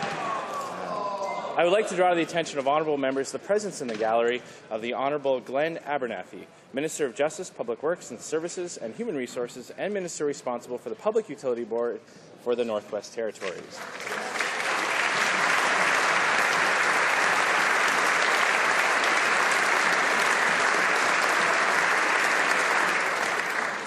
I am now prepared to rule on the question of privilege raised on March 26th by the member for Langley regarding the presentation of a member's statement pursuant to Standing Order 31. Je remercie l'honorable député. I would like to thank the Honourable Member for Langley for having raised this matter, as well as the Honourable Chief Government Whip, the Honourable House Leader for the Official Opposition, the Honourable House Leader for the Liberal Party, and the members for Vegreville, Wainwright, Saanich Gulf Islands, Lethbridge, Winnipeg South, Edmonton, St. Albert, Brampton West, Kitchener Centre, New Brunswick Southwest, Wellington, Halton Hills, Glengarry, Prescott Russell, South Surrey, White Rock, Cloverdale, Medicine Hat, West Vancouver, Sunshine Coast, Sea to Sky Country, Halifax, and Thunder Bay, Superior North, for their comments. The member for Langley explained that shortly before he was to rise during statements by members on March 20th, he was notified by his party that he could no longer make his statement because, as he put it, quote, the topic was not approved, unquote. In making his case, he argued that the privilege of freedom of speech is designed to allow members to discharge their responsibility to ensure that their constituents are represented. While the member accepted the practice of parties submitting lists of members to the Speaker, he objected to this being managed in such a way that the equal right to speak could be removed. He stated that, quote, if at any time that right and privilege to make an SO31 on an equal basis in this House is removed, I believe I have lost my privilege of equal right that I have in this House, unquote. He further argued that, ultimately, it is only the Speaker who has the authority to remove a member's opportunity to speak, and that the equal opportunity of every member to make statements pursuant to Standing Order 31 must be guaranteed. In his intervention, the Chief Government Whip reminded the House that all recognized parties resort to the use of speaking lists, and that, quote, the practice for many years in this House is for the Speaker to follow the guidance provided by the parties, unquote. He added that, since the preparation of lists is an internal affair of party caucuses, it is not something the Speaker ought to get involved in. De son côté, le leader. For his part, the opposition House Leader suggested there exists a role for the Speaker in regulating the natural tension between members and their parties and the right to speak in Parliament. He went further, saying, quote, the issue is the need for members of Parliament to speak freely on behalf of those whom we seek to represent, unquote. And in support of this view, he cited House of Commons Procedure and Practice, 2nd edition, which states at page 89, quote, by far, the most important right afforded to members of the House is the exercise of freedom of speech in parliamentary proceedings, unquote. However, he also noted that with the entrenchment of the practice whereby whips determine which of their members will speak, and the concurrent absence of a standing order explicitly allowing the Speaker to intervene in that process, he questioned whether the will and support of the House would be required before the Chair could do so. Several other members intervened in support of the member for Langley, while another echoed the comments of the Chief Government Whip. For his part, the member for New Brunswick Southwest suggested that I should expand my review of this matter to include not just lists for statements by members, but also for question period. Tout d'abord, je souhaite rappeler à la Chambre. I wish to begin by reminding the House of the role of the Chair in determining matters of privilege. O'Brien Bosk at page 141 states, quote, great importance is attached to matters involving privilege. The function of the Speaker is limited to deciding whether the matter is of such a character as to entitle the member who has raised the question to move a motion which will have priority over orders of the day. That is, in the Speaker's opinion, there is a prima facie question of privilege. If there is, the House must take the matter into immediate consideration. Ultimately, it is the House which decides whether a breach of privilege or a contempt has been committed, unquote. I also wish to address what seems to be a widespread misconception about the role of the Speaker in matters of this kind. Several members have used sports analogies to describe me as a referee or league convener. Perhaps there are elements of a referee role for the Speaker, but with one important difference. there is no league that appoints the Speaker to enforce rules from on high in a vacuum. Instead, here in the House of Commons, the members elect a Speaker from among the membership to apply rules they themselves have devised and can amend. Thus, it is only with the active participation of the members themselves that the Speaker, who requires the support and goodwill of the House in order to carry out the duties of the office, can apply the rules. As is stated in O'Brien and Bosk at page 307, quote, despite the considerable authority of the office, the Speaker may exercise only those powers conferred upon him or her by the House within the limits established by the House itself. Dans leurs interventions, in making their arguments in this case, several members have correctly pointed out the fundamental importance of freedom of speech for members as they carry out their duties. House of Commons Procedure and Practice, second edition at page 89, refers to the freedom of speech of members as, quote, a fundamental right without which they would be hampered in the performance of their duties. It permits them to speak in the House without inhibition, to refer to any matter or express any opinion as they see fit, to say what they feel needs to be said in the furtherance of the national interest and the aspirations of their constituents. Which is set out in O'Brien and Bosk at page 308. The duty of the Speaker is to ensure that the right of members to free speech is protected and exercised to the fullest possible extent, unquote. This last citation is particularly important since it highlights a key reality, namely that there are inherent limits to the privilege of freedom of speech.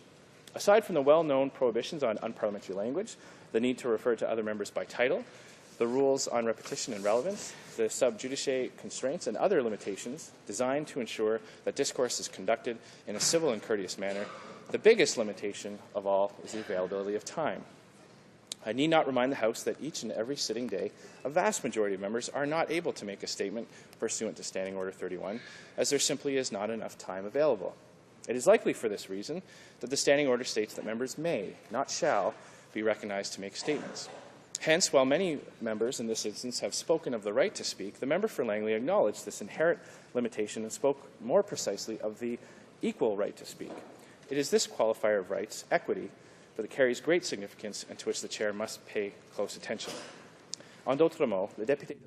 Put another way, the Chair is being asked by the member for Langley whether the practice of whips providing the Speaker with the names of members who are to be recognized to speak during statements by members represents an unjust limitation on his freedom to speak, to the extent that such opportunities are not afforded to him on an equitable basis. And that close collaborations has developed over time between the Chair and party whips to find ways to use the time of the House as efficiently as possible, and to ensure that all parties are treated equitably in apportioning speaking time. In some cases, the timing of recorded divisions come to mind.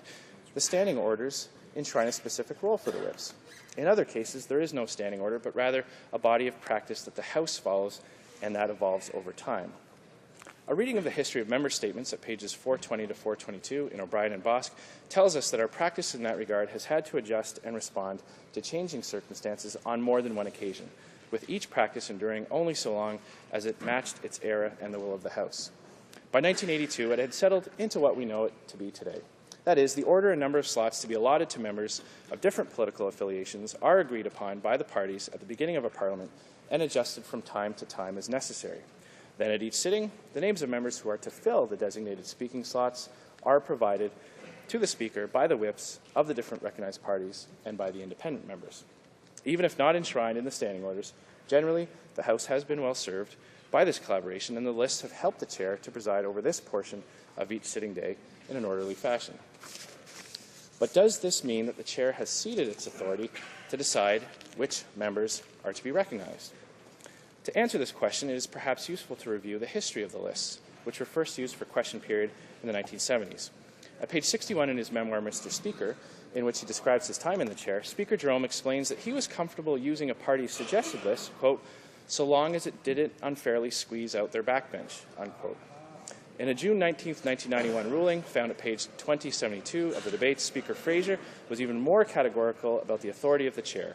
In response to a member who asked if the chair was bound to follow a set list in recognizing members, he said, quote, I appreciate the honourable member's intervention, and my answer is yes, there is a list. I am not bound by it. I can ignore that list and intervene to allow private members, wherever they are, not only to ask questions, but also to ask supplementals. That is a right which remains with the chair, and I do not think it has ever been seriously challenged. I would remind all honourable members that it is a right which the chair has had almost since the memory of man runneth not to the contrary, unquote. The authority the Speaker has in this regard is likewise described in House of Commons Procedure and Practice, second edition at page 318, which states, "No member may speak in the House until called upon or recognized by the Speaker. Any member so recognized may speak during debate, questions and comments periods, question period, and other proceedings of the House. Various conventions and informal arrangements exist to encourage the participation of all parties in debate. Nevertheless, the decision as to who may speak is ultimately the Speaker's," unquote. It further states on page 595 that, quote, "Although the whips of the various parties each provide the chair with a list of members wishing to speak, the chair is not bound by these," unquote. De la même façon, il est écrit. Similarly, Beauchene's Parliamentary Rules and Forms, 6th edition, on page 137, states that, quote, "The Speaker is the final authority on the order of speaking," unquote. I myself have seen fit from time to time to deviate from the lists, usually in an effort to preserve order and decorum during statements by members and question period. Based on this review of our procedural authorities and other references, that its authority to decide who is recognized to speak is indisputable and has not been trumped by the use of lists, as some members have seemed to suggest. I might add as an aside that the use of lists in general has inadvertently created an ongoing problem for the chair. In some cases, members do not stand to be recognized because they are on a list and thus think they will automatically be recognized when their turn comes around. As Acting Speaker Bob Kilger put it in a statement found at page 3925 of the debates on May 5th, 1994, quote, "We speak about or refer to these unofficial lists that we have, which are somewhat helpful at times, but in the end, members seeking the floor, of course, are those who will be recognized by the chair," unquote. Thus, the need to catch the Speaker's eye, as it is called, continues to underpin the chair's authority in this respect. Members are free, for instance, to seek the floor under questions and comments at any time to make their views known. They are also free at any time to seek the floor to intervene in debate itself on a bill or motion before the House.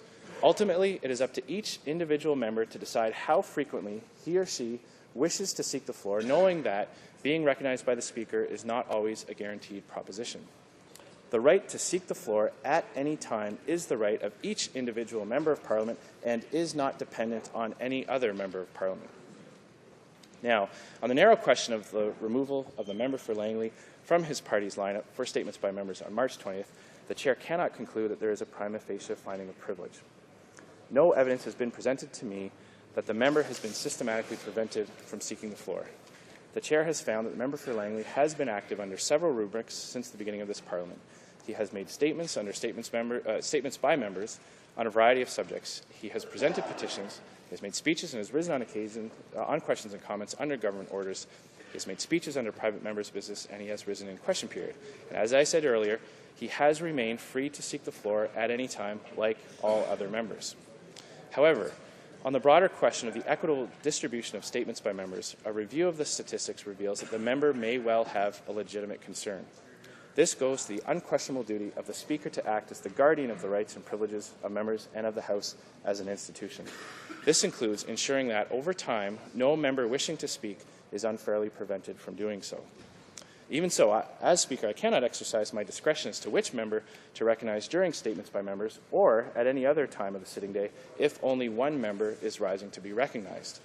As previously mentioned, due to an over-reliance on lists, more often than should be the case, even those members on the list do not always rise to be recognized. Were the chair to be faced with choices of which member to recognize at any given time, then of course the chair would exercise its discretion. That has not happened thus far during statements by members, nor for that matter during question period. Until it does, the chair is not in a position to unilaterally announce or dictate a change in our practices. If members want to be recognized, they will have to actively demonstrate that they wish to participate. They have to rise in their places and seek the floor. In the meantime, I will continue to be guided by the lists that are provided to me, and when and if members are competing for the floor, will exercise my authority to recognize members, not in a cavalier or uninformed manner, but rather in a balanced way that respects both the will of the House and the rights of individual members. I would like to thank all honourable members for their attention during this rather lengthy ruling.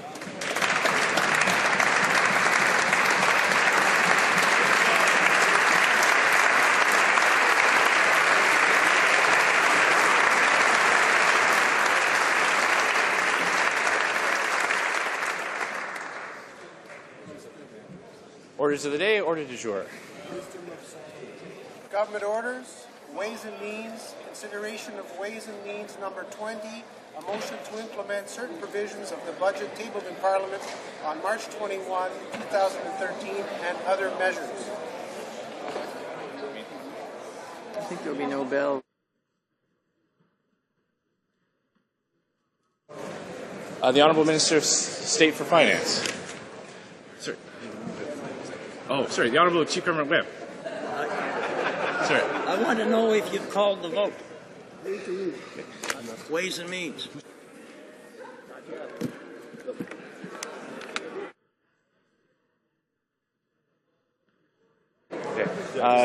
Mr. Menzies, seconded by Mr. Flaherty, moves that a Ways and Means motion to implement certain provisions of the budget tabled in Parliament on March 21st, 2013, and other measures be concurred in. Is it the pleasure of the House to adopt the motion? All those in favour will please say yea. Yay! All those opposed will please say nay. My opinion, the yeas have it. Call in the members.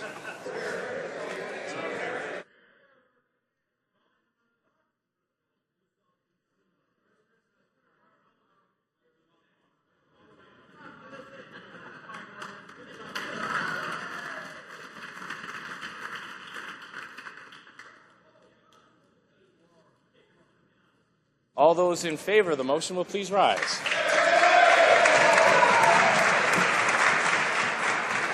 Mr. Harper. Mr. Harper. Mr. Fletcher. Mr. Fletcher. Mr. Ashfield. Mr. Ashfield. Monsieur Valcourt. Monsieur Valcourt. Monsieur Lebel. Monsieur Lebel. Ms. Ambrose. Ms. Ambrose. Mr. Taves. Mr. Taves. Mr. Nicholson. Mr. Nicholson. Mr. McKay Central Nova. McKay Central Mr. Nova. Van Loan. Mr. Van Loan. Monsieur Paradis. Mr. Paradis. Mr. Flaherty. Mr. Flaherty. Mr. Clement. Mr. Clement. Ms. Finley Haldeman Norfolk. Ms. Finley Haldeman Norfolk. Mr. Ritz. Mr. Ritz. Mr. Kenny Calgary Southeast. Mr. Kenny Calgary South. Mr. Moore Port Moody Westwood Poko Quitlam. Mr. Moore Port Moody Westwood Poko Quitlam. Mrs. Aglukac. Mrs. Aglukac. Mrs. Shea. Mrs. Shea. Mr. Kent. Mr. Kent. Mr. Fast. Mr. Fast. Mr. Oliver. Mr. Oliver. Ms. Finley Delta Richmond East. Ms. Finley Delta Richmond East. Mr. Duncan Vancouver Island North. Mr. Duncan Vancouver Island North. Mr. Benoit. Mr. Benoit. Mr. Brightprice. Brightprice. Mr. Merrifield. Merrifield. Mr. Moore Fundy Royal. Mr. Moore Fundy Royal. Mr. Camp Pitt Meadows Maple Ridge Mission. Mr. Camp Meadows Maple Ridge Mission. Mr. Poiliev. Mr. Poiliev. Mr. Lake. Mr. Lake. Mr. O'Brien. Mr. O'Brien. Mr. Dykstra. Mr. Dykstra. Monsieur Bernier. Mr. Bernier.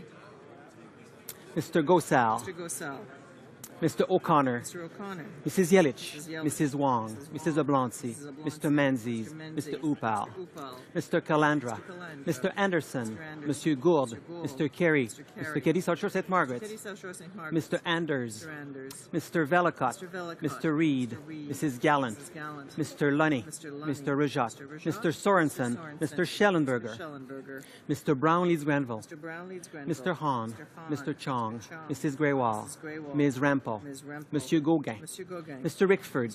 Mr. Del Mastro. Monsieur Lemieux. Mr. Lukiski. Mrs. Troupe. Ms. Bergen. Ms. Adams. Mrs. Glover. Ms. Leach. Mr. Leong. Mr. Saxton. Ms. Brown and Market Aurora. Mrs. McLeod. Mr. Hebert. Mr. Jean. Mr. Komarnicki. Mr. Crown Prince Edward Hastings. Monsieur Lauzon. Mr. Mackenzie. Mr. Miller. Mr. Preston. Mrs. Smith. Mr. Tilson. Mr. Trost. Mr. Tweed. Mr. Warroa. Mr. Watson. Mr. Allen to Big Mactaquac. Mr. Brownberry. Mr. Brenouge. Mr. Calkins. Mr. Cannon. Mr. Albrecht. Mrs. Davidson. Mr. Galipo. Mr. Norlock. Mr. Shipley. Mr. Storsett. Mr. Sweet. Mr. Wallace. Mr. Walkerton. Mr. Clark. Mrs. Block. Mr. Bowen. Mr. Braid. Mr. Dreeshen. Mr. Hoback. Mr. Holder. Mr. Kerr. Mr. Lobb. Mr. Radgaber. Mrs. O'Neill Gordon. Mr. Payne. Mr. Richards. Mr. Shorey. Mr. Weston, West Vancouver, Sunshine Coast, Sea to Sky Country. Mr. Weston St. John. Mr. Woodworth. Mr. Young Oakville. Mr. Armstrong. Mr. Sopak. Mr. Harris Caribou Prince George. Mr. Adler.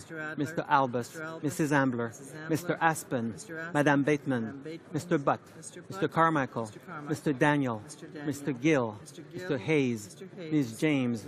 Mr. Leaf. Mr. Menegakis. Mr. Tote. Mr. Wilkes. Mr. McColeman. Ms. Young, Vancouver South. Mr. Lizon. Mr. Seaback, Mr. Seaback, Mr. Straw, Mr. Trottier, Mr. O'Toole, Ms. Crockett, Mr. Zimmer, Mr. Stanton, Mr. DeVolen. All those opposed to the motion will please rise. Monsieur Mulcair, Mr. Mulcair.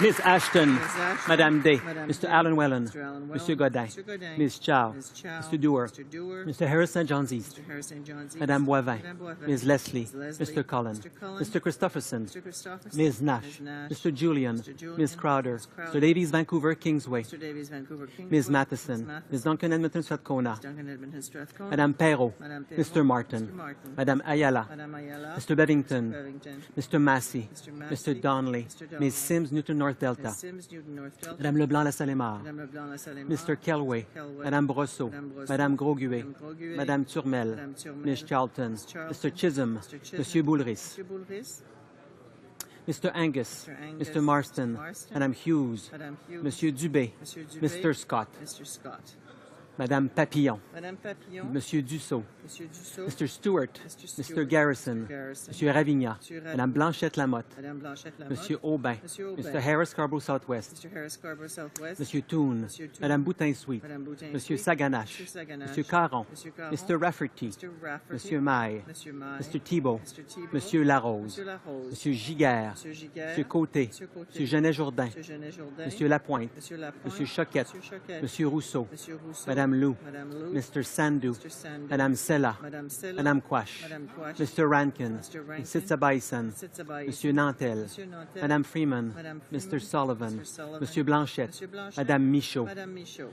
Mr. Comartin, Mr. Comartin, Mr. Atamanenko, Mr. Atamanenko, Monsieur Jacob, Monsieur Jacob, Monsieur Nunez-Melo, Monsieur Nunez-Melo, Monsieur Tremblay, Monsieur Tremblay, Monsieur Chiquan, Monsieur Chiquan, Monsieur Dion Labelle, Monsieur Dion Mr. Labelle, Cleary, Mr. Cleary, Monsieur Morin-Chicoutimi-Lefiard, Monsieur Morin-Chicoutimi-Lefleur, Madame Borg, Madame Borg, Madame Morin-Notre-Dame de Grace-Lachine, Madame Morin Notre-Dame de Grace-Lachine, Madame Assigna, Madame Hassigna, Monsieur Pilon, Monsieur Pilon, Madame Reynaud, Madame Reynaud, Monsieur Genet, Monsieur Genet, Monsieur Nichols, Monsieur Nichols, Monsieur Morin-Laurentide-Labelle, Monsieur Morin-Laurentide-Labelle, Monsieur Trudeau, Monsieur Trudeau, Mr. Ray, Mr. Mr. Ray, Goodale, Mr. Goodale, Monsieur Leblanc-Beauséjour, Mr. Leblanc Mr. Macaulay, Mr. Mr. Macaulay, Easter, Mr. Easter, Mr. Regan, Mr. Regan, Monsieur Bélanger, Monsieur Bélanger, Mr. Pachetti, Mr. Pachetti, Ms. Foote, Ms. Foote, Mr. Lamoureux, Mr. Lamoureux, Mr. Byrne, Mr. Byrne, Monsieur Dion, Monsieur Dion, Ms. Bennett, Ms. Bennett, Monsieur Coder, Monsieur Coder, Mr. Bryson, Bryson, Mr. Cotler, Cotler, Ms. Gros, Ms. Gros, Mr. McKay Scarborough-Gilwood, McKay Scarborough-Gilwood, Mr. Cosner, Mr. Mr. Eiking, Mr. McCallum, Mr. McGuinty, McGuinty, Mr. Scarpelegia, Mr. Scarpelegia, Mr. Sims Bonavista Gander Grand Falls Windsor, Mr. Sims Bonavista Gander Grand Falls, Ms. Murray, Ms. Murray, Mr. Andrews, Mr. Andrews, Mr. Valeriot, Mr. Valeriot, Mr. Chou, Mr. Mr. Kerry Janis, Mr. Janis, Madame Saint-Denis, Madame Saint-Denis, Monsieur Plamondon, Monsieur Plamondon, Monsieur Bellavance, Monsieur Bellavance, Madame Mourani, Madame Mourani, Monsieur Fortin, Monsieur Fortin, Ms. May. Ms. May.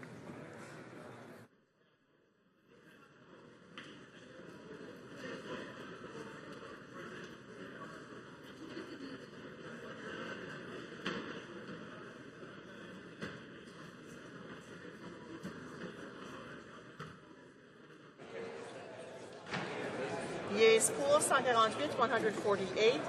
Nays contre 124, 124. I declare the motion carried. Orders of the day, order du jour. Government orders. Government bills, Senate. Resuming debate and third reading of Bill S7, an act to amend the Criminal Code.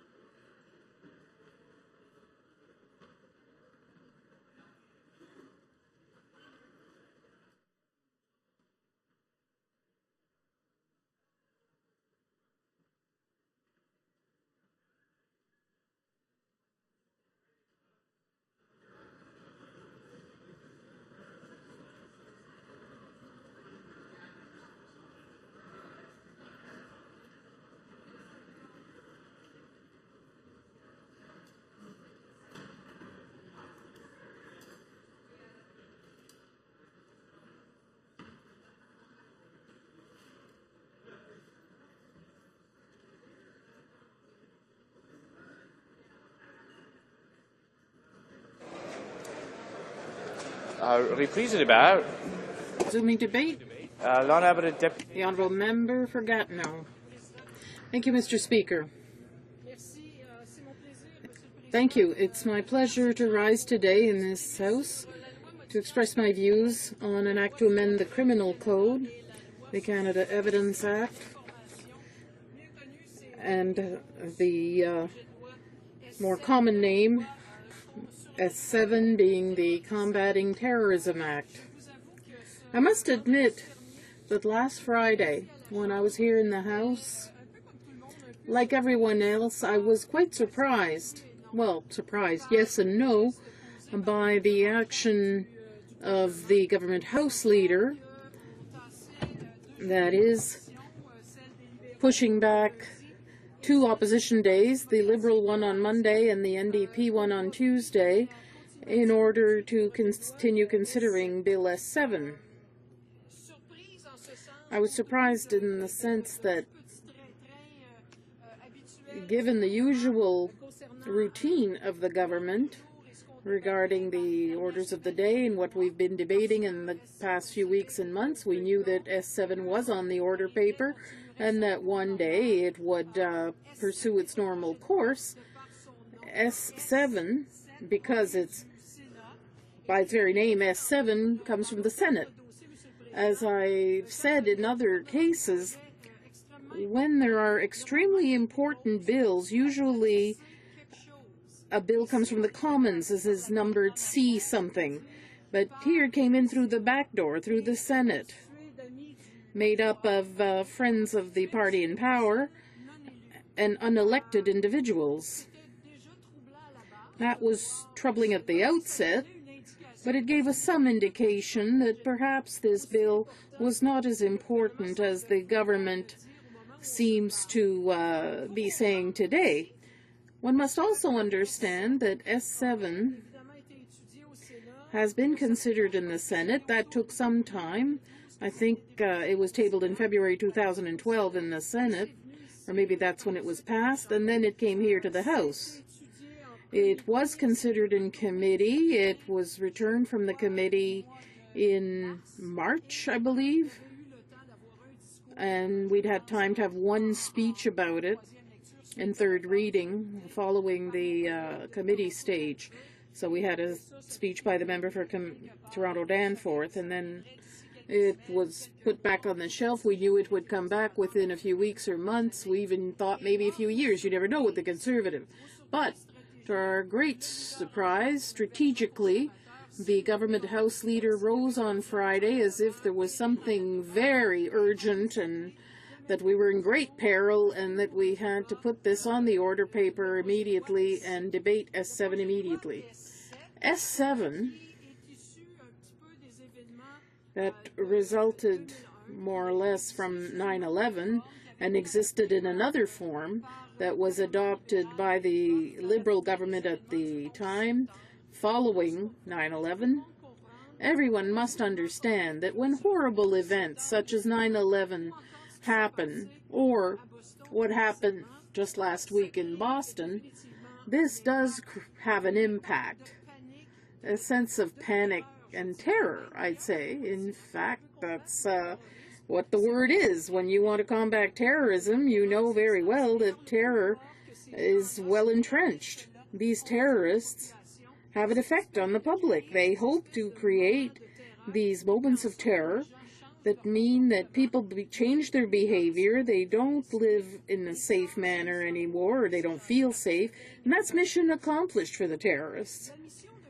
The mission of a government, Mr. Speaker, is to make sure that the people, the citizens, are safe. I would say that beyond any other objective that exists on Earth, being healthy, of course, goes without saying, but I think that a sense of security, of safety, is one of the most important. It's part and parcel of human nature, and it's part of the obligations of a government. They have to take reasonable and legal means to ensure the people are safe. The problem quite often, Mr. Speaker, when you adopt legislation after dramatic events, it can lead to different things. Sometimes you can do better because you learn something from tragic events. Sometimes the reaction is exaggerated and you have to adjust later on. But I think that the government at the time had adopted the bill but felt that there may be provisions that were problematic when it comes to human rights. Because a minority of terrorists should not lead us to call into question all the rights and freedoms of our fellow citizens. The conservatives often talk about law-abiding citizens, so these measures must not be to the detriment of law-abiding citizens who live according to the rules imposed by society and so on. So knowing that there was a problem, that we were adopting a bill quite hastily at the time, there was a deadline, a delay.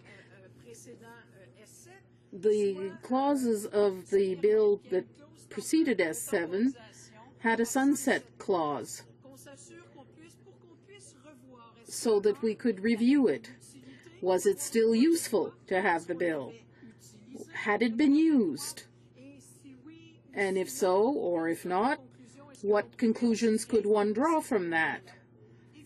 And of course, perhaps the government's a bit frustrated right now. We have so much frustration on our opposition benches, too, about the way the Conservative government plays its role of legislator, that I'm not extremely sympathetic to their frustration right now, because they ran after it, let's face it. They're very frustrated, if we hear some of their statements, that the media and the official opposition are calling into question the government's good faith in tabling Bill S7 at this point. One has to make a distinction here. One can have objections to the content of the bill itself, but we can also object to the way a bill is broached or the way it gets to the Commons. And I must admit that this seemed very opportunistic. They arrived here Friday after question period, and the government House leader suddenly says we needed to consider S7 right away, because that's the message they're trying to communicate on the government side.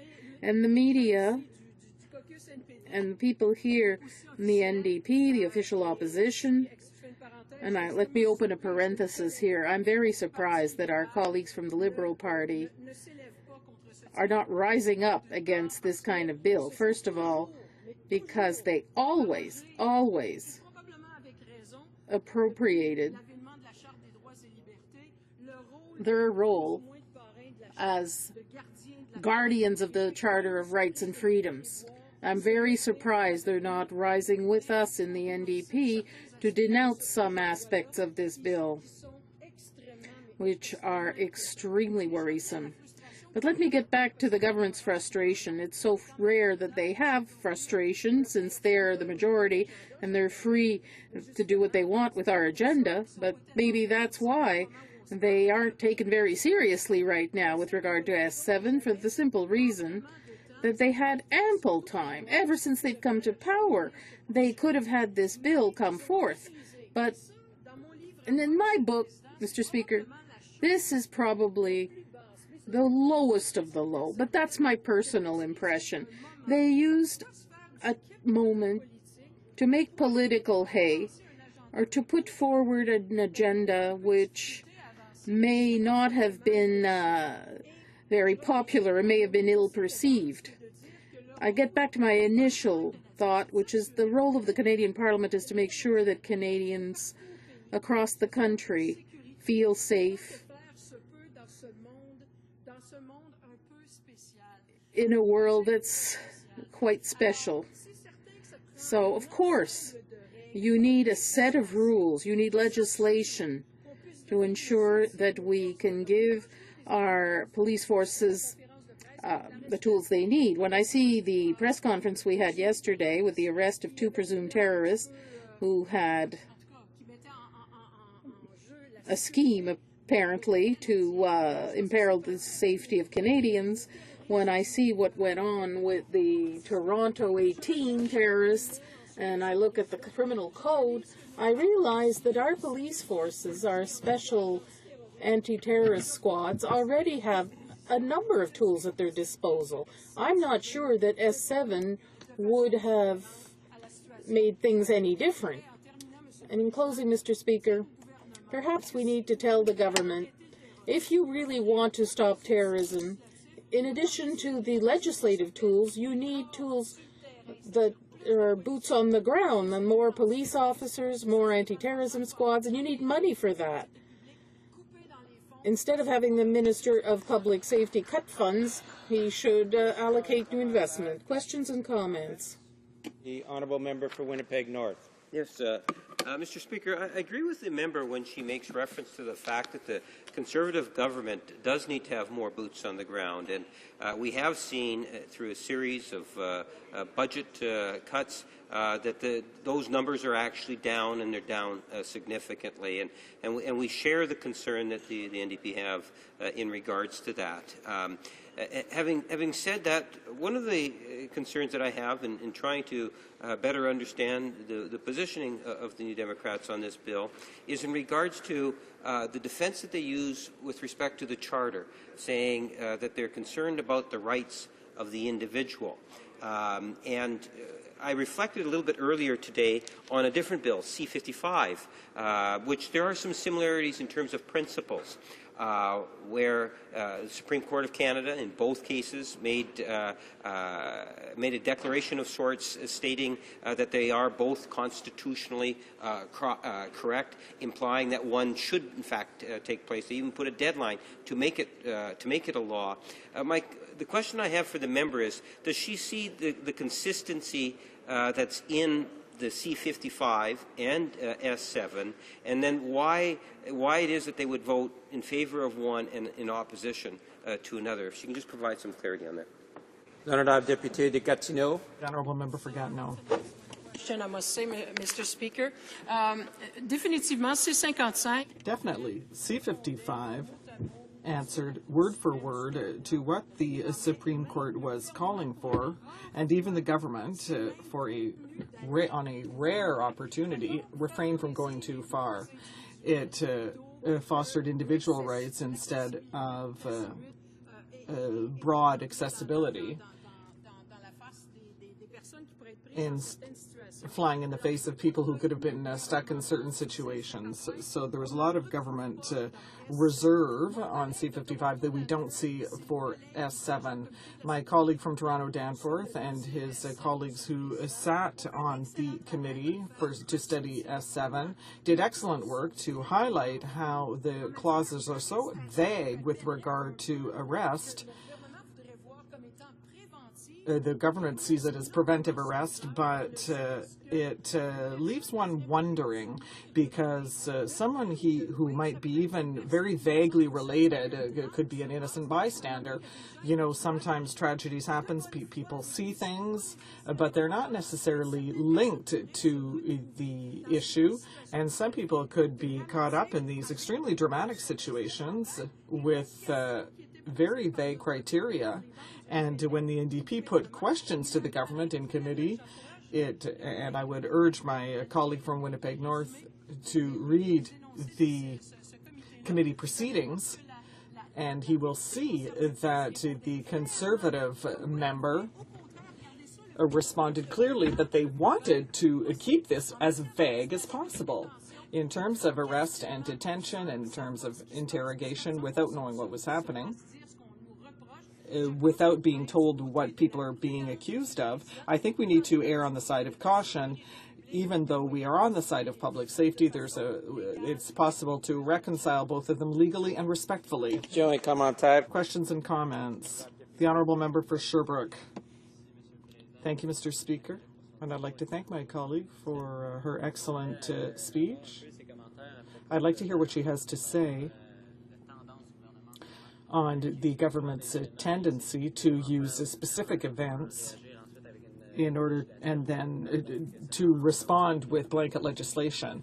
It's rather opportunistic, and she did say so in her speech. I'd like to hear her expand on the fact that a government that uses specific elements to change laws that apply to all Canadians, and this can have an impact, and why as legislators we should be careful with these kind of approaches. We should not react too quickly to these specific events, and the government should avoid being opportunistic in using these events to try and further its agenda. The Honourable Member for Gatineau, you have 40 seconds. Oh boy, 40 seconds, and member from Gatineau, that doesn't go very well together. However, since I arrived here in May 2011, Mr. Speaker, we realize clearly that this is a government that legislates based on newspaper headlines. And in terms of justice, in terms of law and order, in terms of public safety, that is absolutely not the way to go about things. It's not the way to have proper legal oversight. It doesn't match up with rule of law, and it does not go with the Constitution or the Charter. We don't even know whether the Minister of Justice ensures that his pieces of legislation are charter-proof. There's one of his employees who's actually suing him in court saying that he doesn't do so. So this is all smoke and mirrors, and it's very unfortunate, especially in these sectors. Resuming debate, the Honourable Member for Drummond. Thank you, Mr. Speaker, and I'd like to thank my colleagues as well. Before beginning on S7, Mr. Speaker, I would like to speak about the fact that on Sunday, I met with citizens from Drummondville and the area of Drummond who organized a commemorative foot race in memory of the victims of the Boston bombing and those of their families. So I would like to thank Carl Roule, André Lanois, and Robert Boris for having organized this 5-kilometer race that they did in Drummondville in order to honor these people. And we know that this was a horrific tragedy, and what was noble on the part of these people, on the part of these 3 people, I might add, were in Boston when the tragic events occurred, and so they participated. They are regular marathon runners, and in fact, André Lanois is one of my former colleagues, and I would like to commend her today, and she does really great work with young people, and she encourages physical activity as well. So I'd like to thank the people in Drummondville. Some 200 people participated in this foot race. So that I just wanted to digress a bit to commend these people. Now, that being said, Mr. Speaker, it is not because there was a tragic event in Boston that the government needs to score political points and engage in petty politics, which it seems to be doing, and that is something that is extremely regrettable. It is something that should be denounced, and the NDP will do so, and I would like to thank my honourable colleague from Gatineau for her excellent speech that she just gave, and where she highlighted the opportunistic nature of Bill S7, an act to combat terrorism. Mr. Speaker, it is clear that combating terrorism is something that must be done. We must take all measures necessary to do so successfully. However, Bill S7 is not an adequate response with regard to the fight against terrorism, and that is something that needs to be explained to our honourable Conservative colleagues who think that S7 is an adequate response to terrorism. No, this is not an adequate response. And before getting into further detail, I would just like to begin by saying that Bill S7 has 4 objectives. And then I will explain how the work in committee that the NDP, it was done, in fact, very seriously. And the NDP do excellent work in committee, and they propose improvements based on the expert testimony they hear. And I'm going to come back to that to show that, unfortunately, once again, the Conservatives do not respect the work that is done in committee. All they want to do is implement their political agenda as swiftly as possible, and we end up with imperfect laws, and we are obliged to vote against them. So, Bill S7 amends the criminal code to authorize investigative hearings and to authorize recognizance with conditions, to amend the Canada Evidence Act with regard to potentially sensitive information once the period is ended, amend the criminal code to create new offenses for people seeking to leave the country to commit terrorist offenses, and lastly, to amend the Security of Information Act to punish people who knowingly harbor or conceal individuals who have committed an offense. So those are 4 rather technical points, but they are important to mention that these 4 points underpin Bill S7, a bill that does not come from the House of Commons, as my colleague from Gatineau mentioned, but rather from the Senate, and that is something that we are opposed to, given that, as we know full well, the Senate is not an elected House, and we even challenge its legitimacy. Recognizance with conditions. Now, what does that mean, Mr. Speaker? It means preventive arrest. Now, preventive arrest is one of the main problematic issues with this bill. Why? Because it flies in the face of the principles of rights, of human rights and freedoms, basic human rights and freedoms, and in that regard, we did introduce amendments in committee, as I said. Mr. Speaker, I'm just going to name the members who sit on, the NDP members who studied Bill S7 and who sit on the Public Safety Committee, which studied this bill. There is the member for Esquimalt Juan de Fuca, the member for Alfred Pellan, the member, my colleague, who is often beside me, from Compton Stansted, and the member for Toronto Danforth. So those members introduced 18 amendments, including amendments to determine what the definition is of someone who can be arrested. Can we arrest everyone and anyone just because, for example, because they participated in a demonstration against the XL pipeline, which is going to bring cause the emission of additional greenhouse gases in North America, and therefore that person becomes a potential terrorist? So those are the kind of questions that we asked in committee.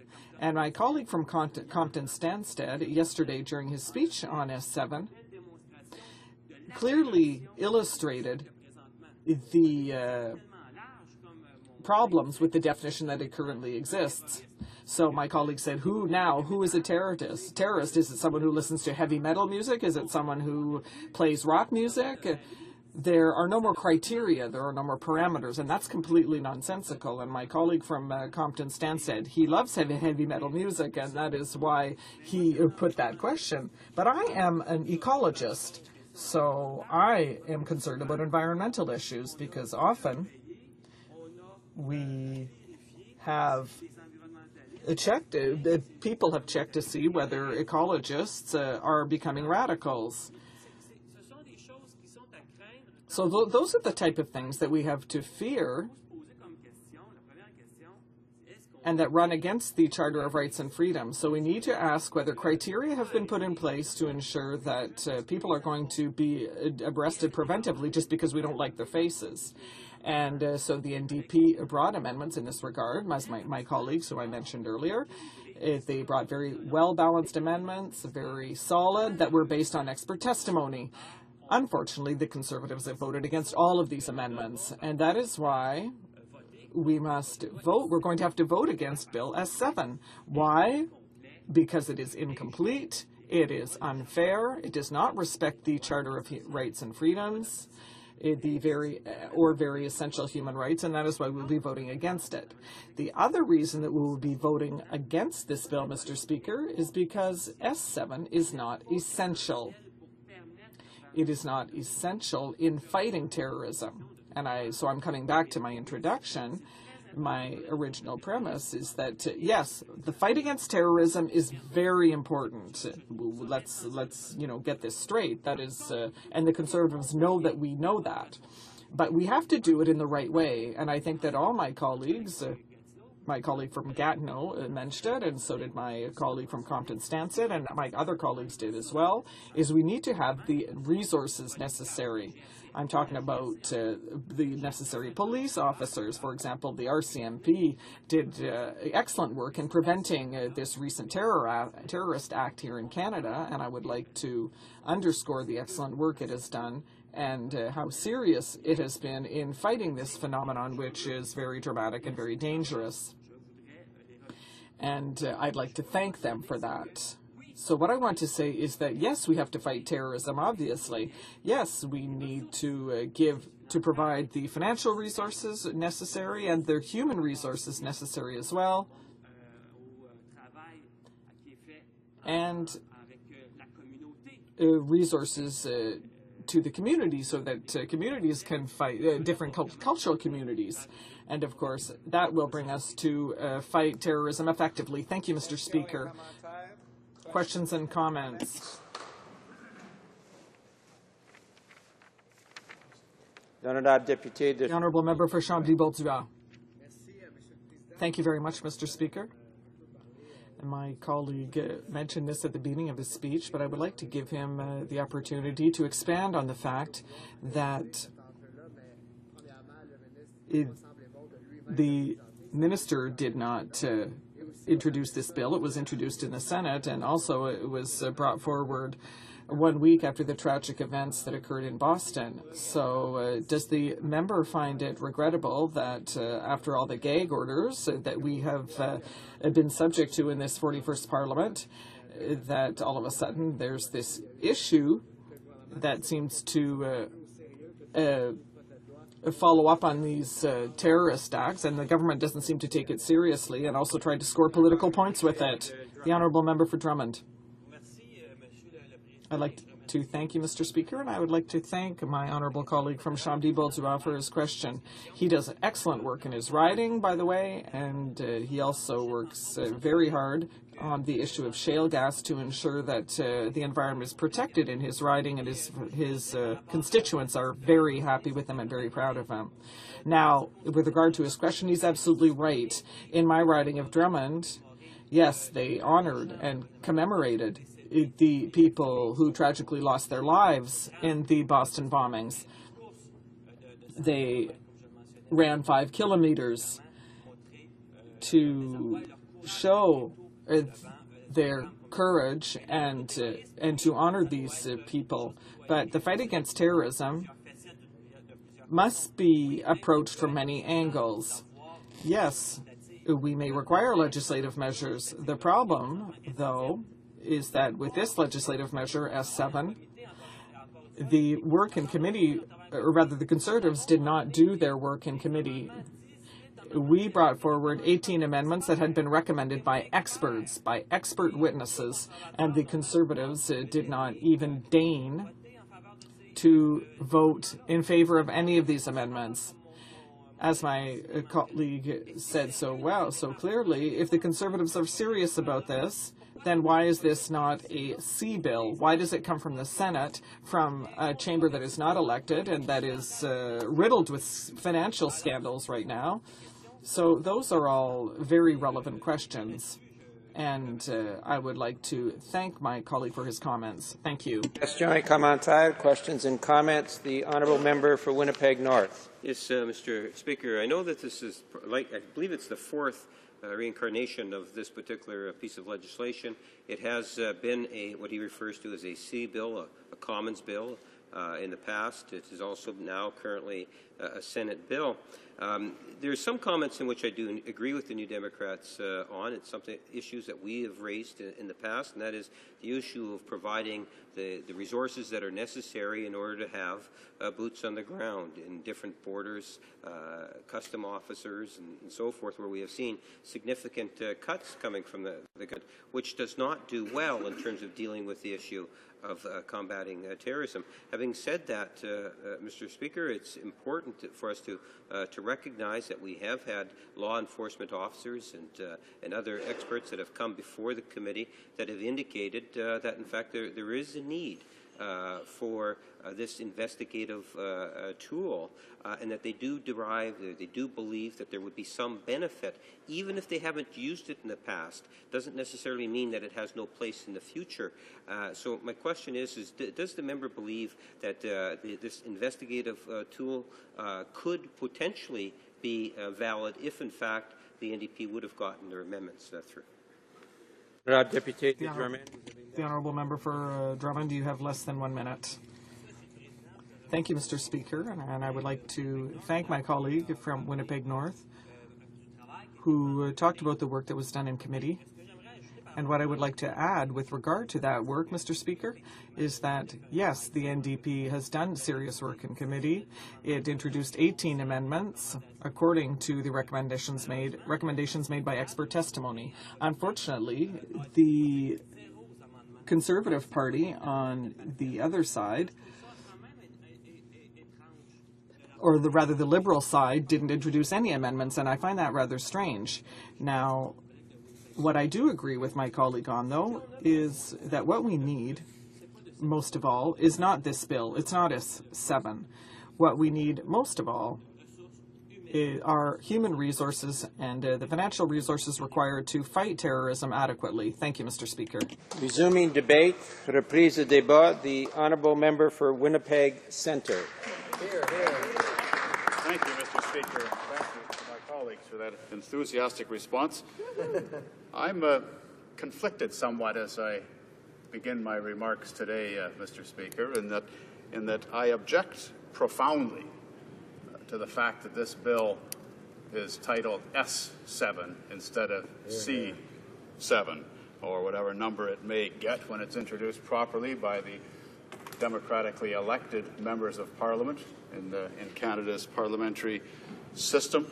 I've never seen in my 15 years as a member of Parliament such a proliferation of bills originating in the other place. It used to be a rare exception, and I think you will be able to back me on this, Mr. Speaker. It was the exception, not the rule. And let's remind ourselves, and let's make a statement here and now. I urge members of Parliament present to make a statement today that we should not tolerate, we should not entertain, we should not be debating, we should not be accepting bills that come from the undemocratic, unelected, and we believe ineffectual, and I would add even embarrassing, other place, the Senate of Canada. Mr. Speaker, my views on this have changed dramatically. I've known you a long time, and I think we've had this conversation, but I used to be one of the only New Democrats, actually, that I knew that didn't want to abolish the Senate, even though the original Regina Manifesto that was the guiding document of the founding of the Cooperative Commonwealth Federation, the predecessor to our party, Article number 2 of the Regina Manifesto was to abolish the unelected, undemocratic, ineffective, et cetera, Senate. We wanted to get rid of it back then because it was a repository for hacks and flacks and idiot nephews of some rich liberals and conservatives that they can't find another job for, some placeholding thing for a bunch of hacks and flacks. We wanted to get rid of it then. But I didn't agree, only for one reason. There was a time, Mr. Speaker, dark period in our history, where we lost party status. We were down to 9 members. So did the Conservative Party. They were down to 2 members. You will remember, Mr. Speaker, how wildly the pendulum swings in Canadian politics. In the Brian Mulroney government of his second term, I believe it was, he had 202 members. And by the time that term of office finished, they were down to 2. Well, we didn't fare that much better, Mr. Speaker, in our party. We were down to 9. Now, the difference being that the Conservative Party had 2 members of Parliament, but they had like 35 or 40 senators. I mean, they still had all kinds of resources and money and things they could do. Their caucus was 30 or 40 people. Even though they only had 2 elected members, they had 35 unelected members of their caucus. We had 9 members of Parliament and no senators. So I started to think, Mr. Speaker, I thought to myself, it might be a good idea if we accepted some of these invitations to sit in the Senate. Why shouldn't there be a New Democrat in the Senate? That's what I said to myself, and some of my colleagues are objecting to my reasoning and the thought process that brought me there. But that's before. And in actual fact, but as I say, my thinking has changed once again because I have been so offended, so profoundly offended by the antics of the other place in recent years that I now fully and wholeheartedly believe and accept that the Senate cannot be repaired. It has to be abolished. AAA Senate, that is my final answer, Mr. Speaker. I doubt that I will prevaricate any further. And let me give you one compelling reason why. Did you know this, Mr. Speaker? I mean, you'd be shocked, actually. Talk about an inherent conflict of interest. Senators are allowed to sit on boards of directors of companies. And some sit on as many as 10 or 12 boards of directors and get paid for each one. How can they objectively deal with legislation? I mean, some of them would have to recuse themselves from everything. If they sit on the board of directors of Onyx Corporation has everything in its portfolio. They would never be able to legitimately, objectively adjudicate and vote on any single thing. They couldn't even phone out for pizza because Onyx Corporation, in fact, owns a whole bunch of pizza parlor chains. So that's one problem. The other thing is they take fees for speaking. Can you imagine the audacity of being an appointed for life, a sinecure of $150,000 a year, plus travel, plus expenses with staff, and yet when you go speaking somewhere, you charge a big fat speaker's fee. That offends me. That offends the sensibility of any thinking Democratic Canadian, I would think, Mr. Speaker. Also, many senators engage in purely partisan political work. And let me give you one example. I mean, the leader, the head of the Conservative campaign for my home province of Manitoba was a Senator, Don Plett. And I'm giving my reasons, Mr. Speaker, if you're wondering about relevance, I'm giving my reasons why Bill S7 should be marched down the hallway back to the Senate and presented to them. I mean, I'm tired of getting marched down there to ask them to give royal assent to our legislation. Let them traipse down here for a change, and I'll give them a piece of my mind. But in the meantime, if we ever do go on another parade, we should pile up all these pieces of legislation that originated in the Senate and bring them back to them so they can keep them down there. Another thing that bothers me, Mr. Speaker, why would senators use public money to buy Obama's database? They spent a couple of $1 million to buy the best political database in the world, a voter contact system. It's the best in the world, and we know this because we tried to buy it ourselves. But you can't buy it because if it's already been licensed to one person or one party in that country, they won't sell it to another party. So the Liberal senators used their budget to chip in and buy a database for the Liberal Party.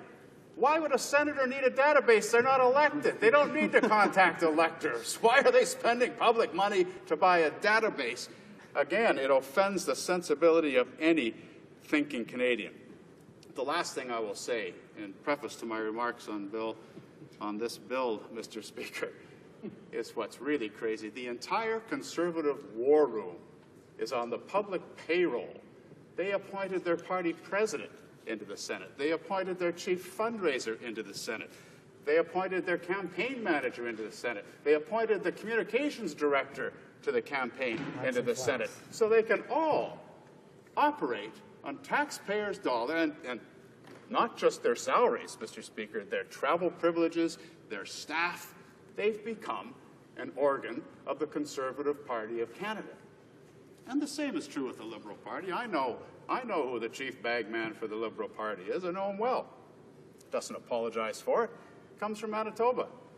It's his job is raising money for the Liberal Party, but now he's paid for by the taxpayer of Canada. They don't have to pay him a salary anymore to do that. The taxpayer does. That is such an egregious abuse of any of the original intent forming the Senate of Canada as a chamber of sober second thought, etc. Manitoba used to have a Senate. We got rid of it back at the turn of the last century. Other provinces used to have Senates. We got rid of them too, Mr. Speaker. You don't need a Senate anymore. You don't need it, and in fact, it's not only not serving any useful purpose, it's counterproductive to the democratic process because these guys are interfering. I mean, when Senator Don Plett comes to Manitoba and is paid full-time to run the Conservative Party election campaign in the province of Manitoba, doesn't anybody see what's wrong with that? But it just rubs salt in the wound to have to stand in the House of Commons and deal with legislation coming from them. Nobody elected them to make legislation. Nobody gave them a mandate to create legislation. Why the hell is it coming to us in this form? Build S anything, Mr. Speaker. We should make that abundantly clear that we won't tolerate it anymore. That's my view. Having said that, Mr. Speaker, I see I only have 1 minute left to deal with the substance of the bill. Well, the main message I wanted to convey to you today, Mr. Speaker, is how chronically disappointed I am in the system. If it's broken down to that degree, that the government of the day has to slip things through the Senate at their convenience. I will say one thing, Mr. Speaker, that I believe the opportunism of raising this bill at this time speaks to the very worst of neoconservative fear-mongering politics. I think it trivializes the tragedy of Boston, and I think it does a disservice to the important debate that we have to have regarding the first duty of any government, which is to keep its citizens safe. This is the wrong way to go about it, and I think the Conservatives are probably feeling quite sheepish that most of them are better members of Parliament than to have to be put in the situation of promoting this bill at this time in this context. Thank you, Mr. Speaker. Questions and comments? Questions et commentaires. The honourable member for Kings Hants. Thank you, Mr. Speaker. And I agreed with some of the final points of my colleague's intervention, and in fact, you know, we can have a discussion about Senate reform, but I think it's also important to recognize, and the member provided one view of the Canadian Senate, but he did not recognize a lot of the important and constructive work done in the Senate. I'll reference a couple contributions to public policy that have made a difference in Canada and have contributed significantly to solutions to some of the most difficult issues facing the country. The Kirby report on health care reform is one example. The Kirby report on mental health and the recommendations on mental health. We need to do a lot more on mental health issues, but those are a couple examples of very important contributions made by a senator at that time, Michael Kirby. But more recently, and I'm being constructive here because I know the honourable member is fair and will share with me the admiration for some of the good work being done in the Senate. Senator Percy Down has done extremely important work on the issue of tax havens. I know that the member from Brossard-La Prairie the former revenue critic, has in fact worked closely with Senator Down and his staff on this area. I know the new NDP member from Victoria is in fact working with Senator Down's office and benefiting from that research. So I think it's important to recognize, as we're discussing the other place, that there are very positive contributions to the work that we are doing here, and from time to time to provide at least a balanced view of the work being done in the Canadian Senate. The honourable member for Winnipeg Centre. Thank you, Mr. Speaker. And I think my colleague, my friend from Kings Hants, knows full well that much of the work that he cited as being worthwhile could be done by parliamentary committees if they were given the power and the authority and the resources that were promised to us back when the Reform Party days, and we used to have these conversations about giving meaningful work to committees and giving them meaningful resources to do it. You don't need a Senate to have a comprehensive study on the situation of mental health in this country. I too have worked with senators on various projects, and again, that work can be done by elected members of Parliament. I think the Senate is beyond reform. I used to think that everything that was wrong with the Senate could be fixed through Senate reform, through various changes we could make. I've given up on that idea. It's been abused so egregiously in recent years. It's been stacked and stuffed with hacks and flacks to the point where it's irredeemable.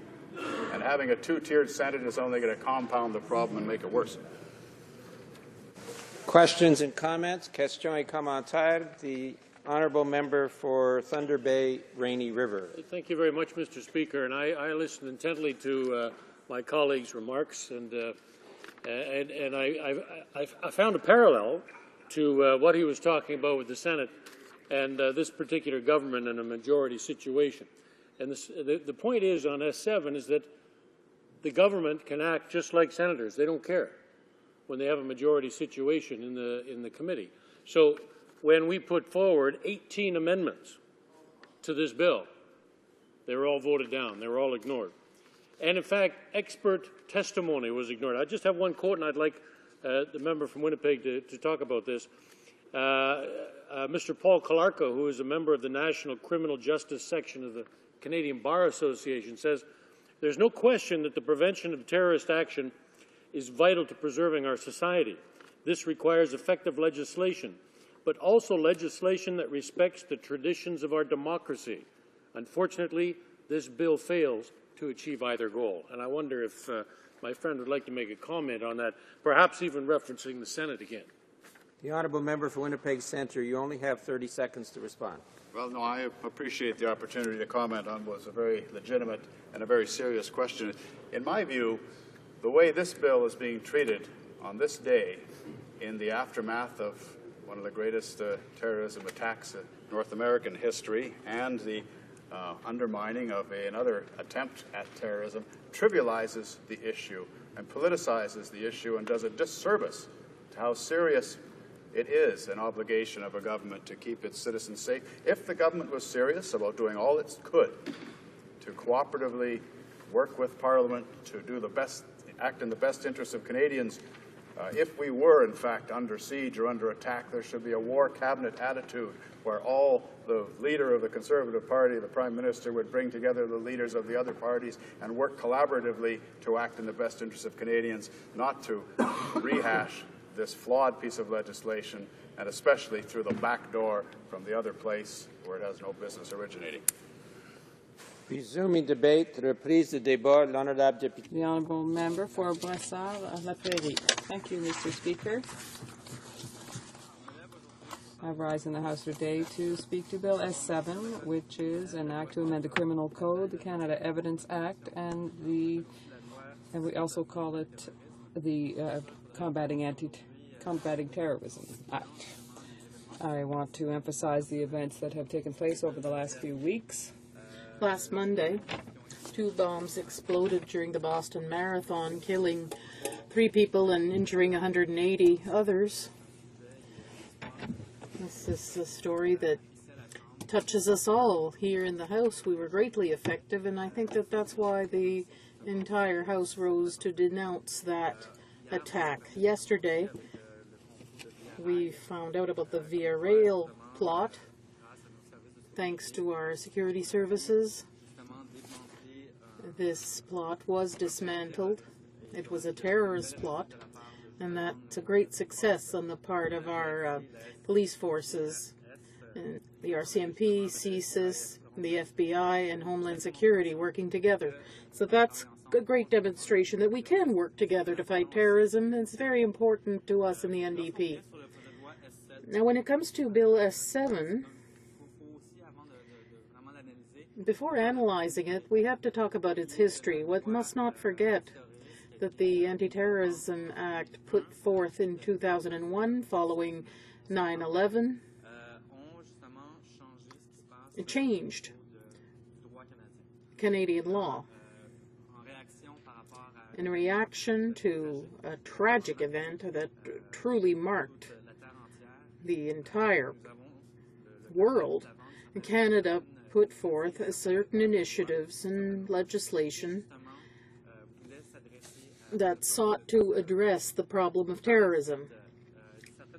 Later, certain provisions about which we weren't too sure, because it was an instant reaction, we weren't too sure whether these provisions should be continued. So that's why there was what's called a sunset clause, which means that these measures would come to an end at one point, and then the situation would be re-examined to see whether they should be continued. In 2007, here in this House, when there was a vote of 159 to 124 to refuse the continuation of these provisions, the Liberals were opposed as well. Now that the government has a majority, however, it's decided to bring back these provisions in the form of S7 that comes from the other place. We have denounced, and I think the media has said so, we're a bit indignant that the Conservatives used a rather unworthy method. They benefited from a tragic situation. I'm referring to the Boston Marathon attacks and the plot regarding Via Rail. It's very partisan to use a situation like that that affects everyone to push forth a bill which should have come through the House of Commons and not the Senate if the Conservatives were serious. And two, we know this has gone on and on since February 2012, and it's been dragging out. So it's a really partisan way of doing things. It's even a cheap shot, really, to push forward this bill now and try to take advantage of the tragic situation and make political hay out of it. Now, if we look at Bill S7 directly, it's no surprise to say that we will oppose this bill. We'd like to reiterate the situation we took in 2007, but in addition, at the Public Safety Committee, there were studies made, and I'd like to thank the member for Toronto Danforth, who worked very hard on this, and he used all the resources possible to advise us and guide us about this. Moreover, S7 has four major purposes. Second point is to amend the Canada Evidence Act to allow judges to order the public disclosure of potentially sensitive information concerning a process or an accused once the appeal period has expired, amending the criminal code to create a new category of offense for people leaving the country or attempting to leave to commit a terrorist act, increasing the Privacy Act, amending rather the Privacy Act to increase maximum penalties. I talked about the history of these proposals, and I'd like to go into greater detail about the reasons why we're opposed to this bill. First of all, we find that S7 violates civil liberties and human rights. When you put forward a bill,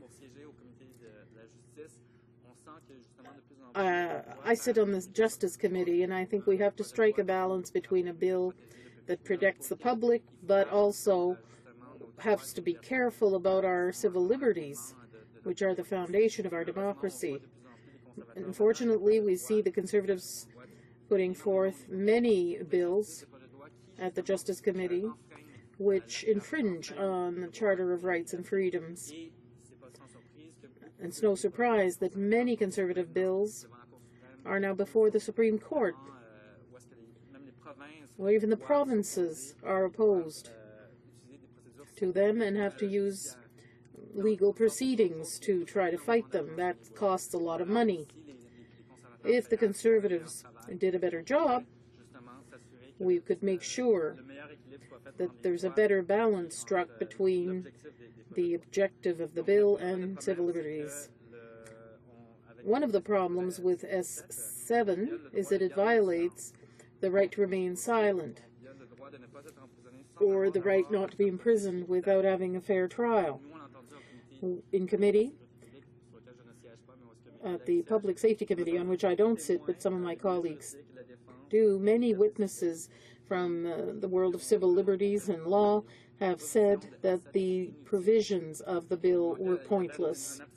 There was a lack of balance between security and fundamental rights, especially when it comes to the role of the Attorney General.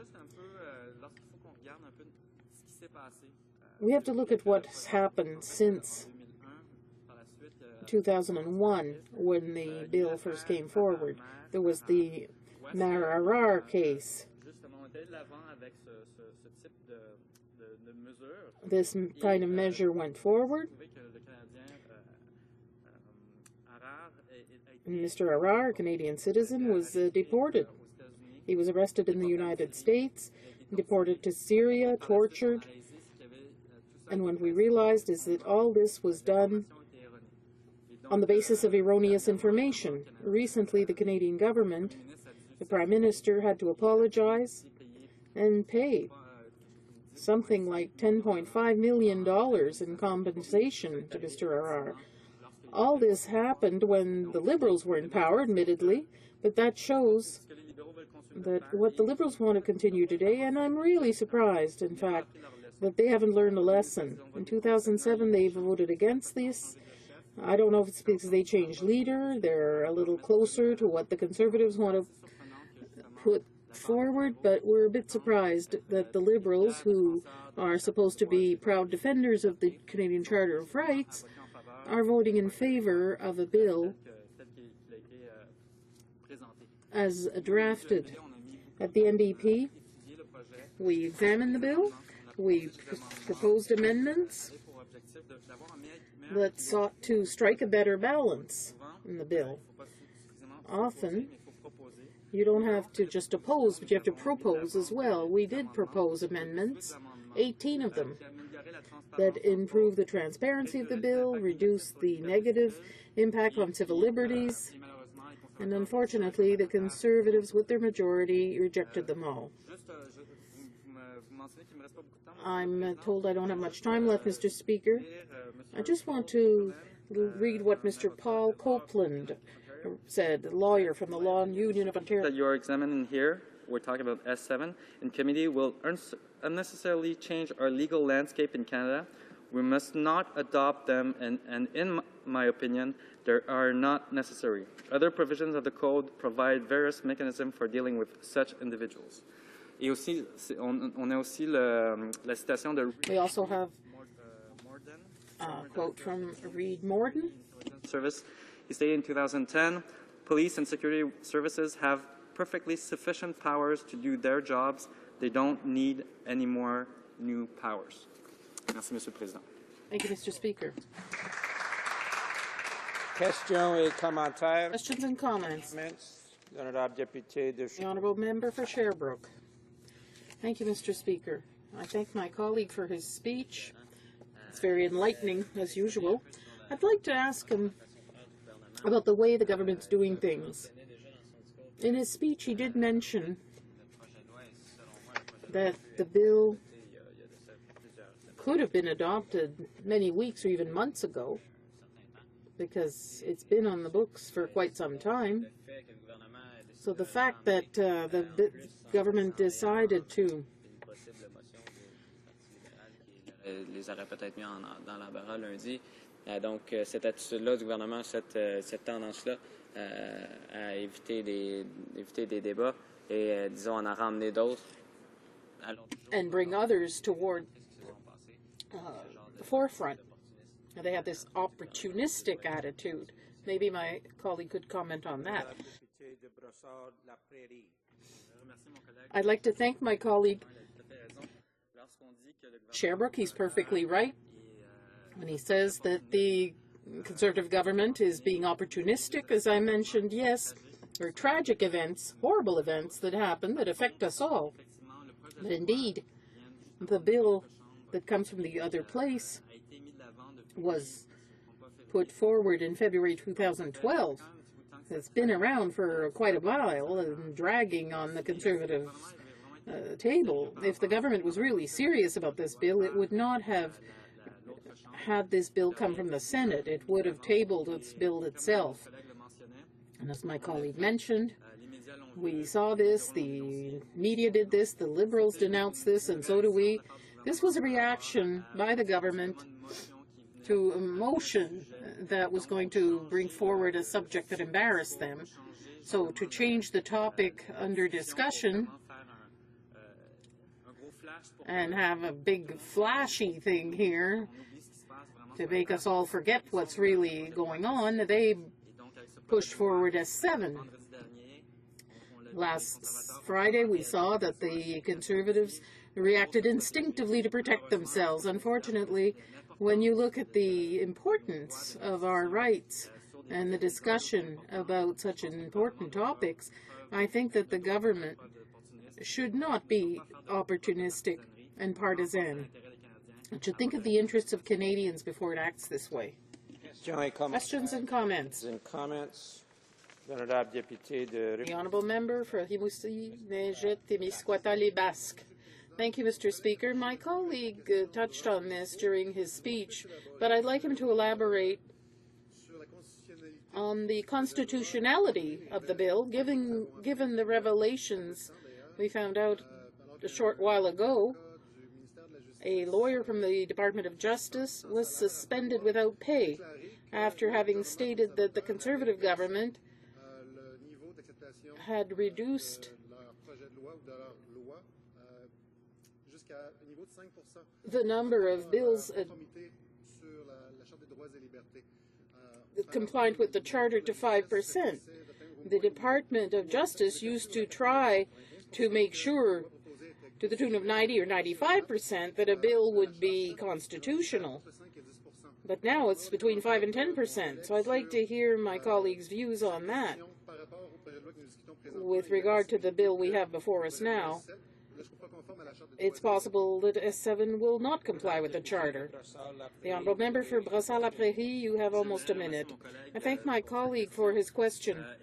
Indeed, that was raised by our justice critic, the member for Gatineau, at the Justice Committee. We know that the government doesn't really have a structure in place to examine bills that come from the government, even less so when it comes from backbenchers. Not a single system is in place, not a single study has been conducted to see whether a bill is constitutional or in compliance with the Charter of Rights.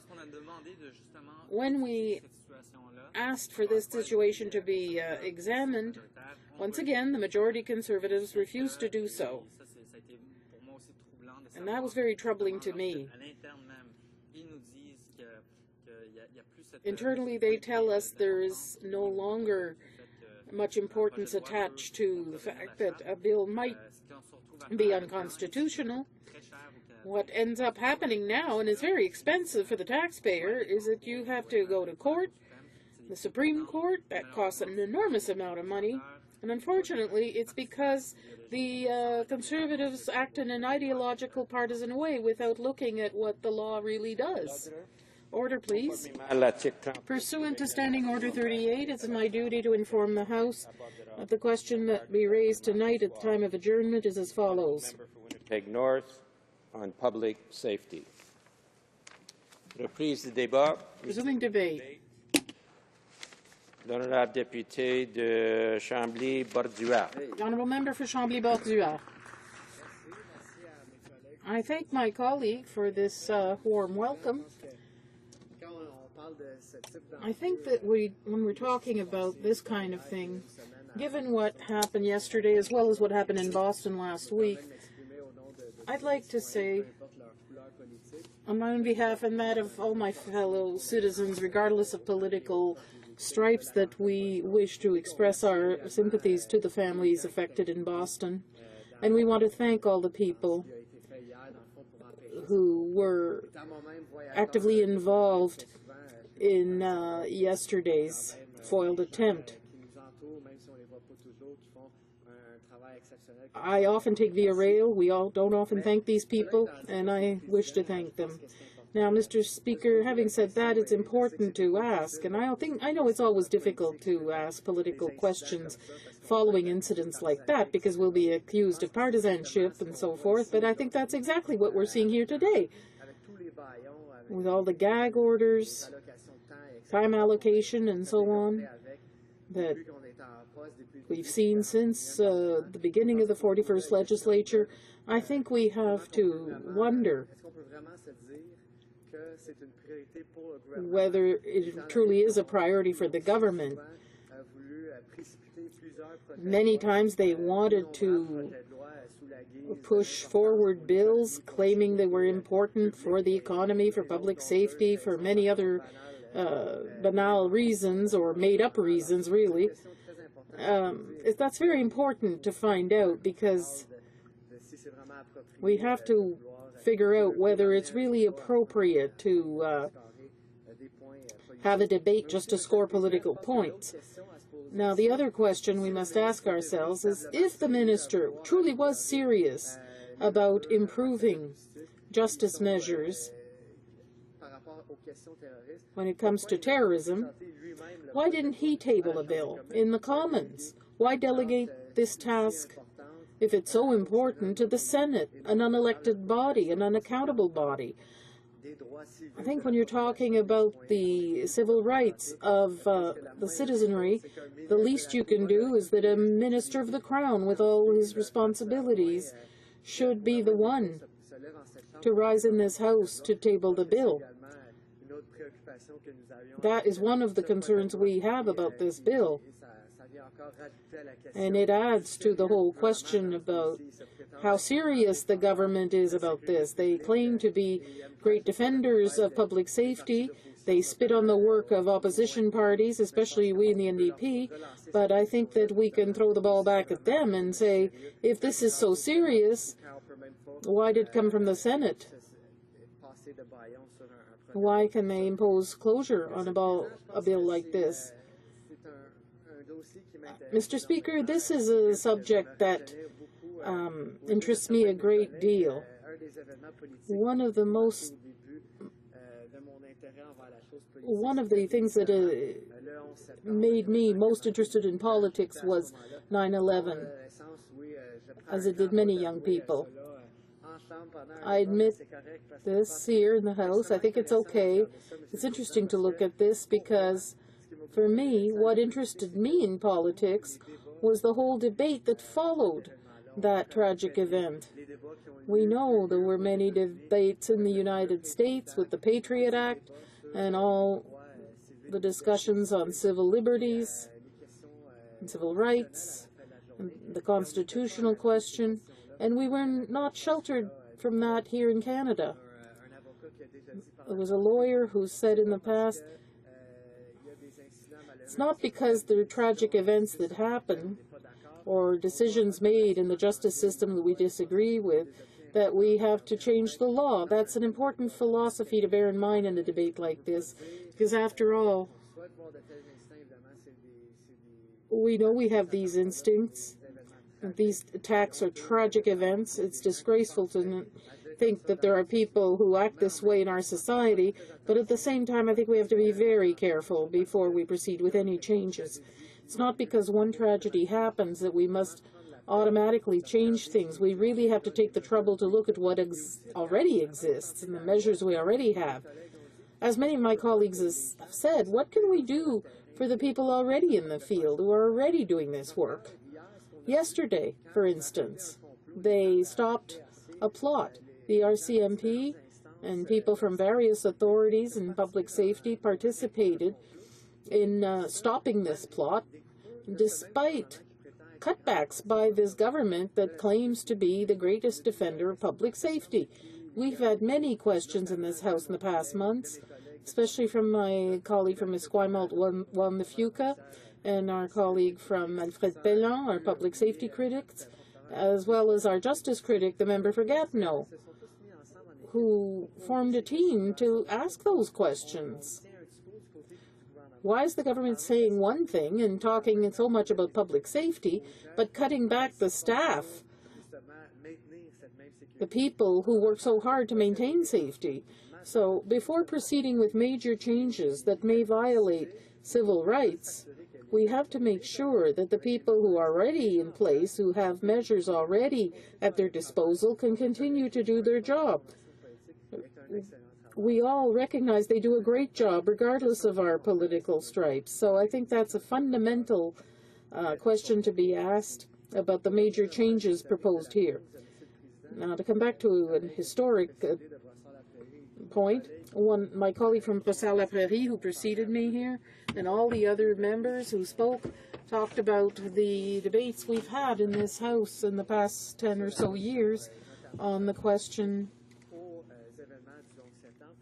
of what was done after 9/11.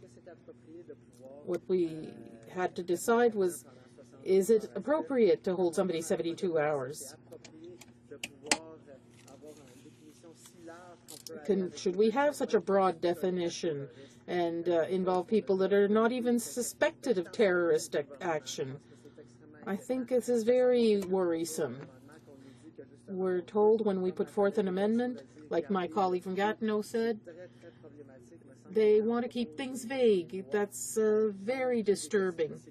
When it comes to safety and security, and there's a possibility of violating civil liberties, I think we have to be extremely careful and as clear as possible in order to do what we all want to see happen, regardless of our politics. That is, to protect people's safety, at the same time live in a free society where our fundamental rights are protected, which are extremely important to civil rights. So to continue in this vein regarding this Supreme Court decision, he's already said so in this House, but I had a conversation with my colleague from Toronto, Danforth, who told me that despite the ruling of the Supreme Court, which said that there were elements that were good in bills that already existed before, what was very important to remember is that we have the responsibility as parliamentarians to make our own decisions. We must not see the court as an instance that decides in place of the Parliament, but rather which works with Parliament to ensure that our laws properly represent the values of our society. And that is why when the court has a problem with a given bill, it will throw the ball back to the government.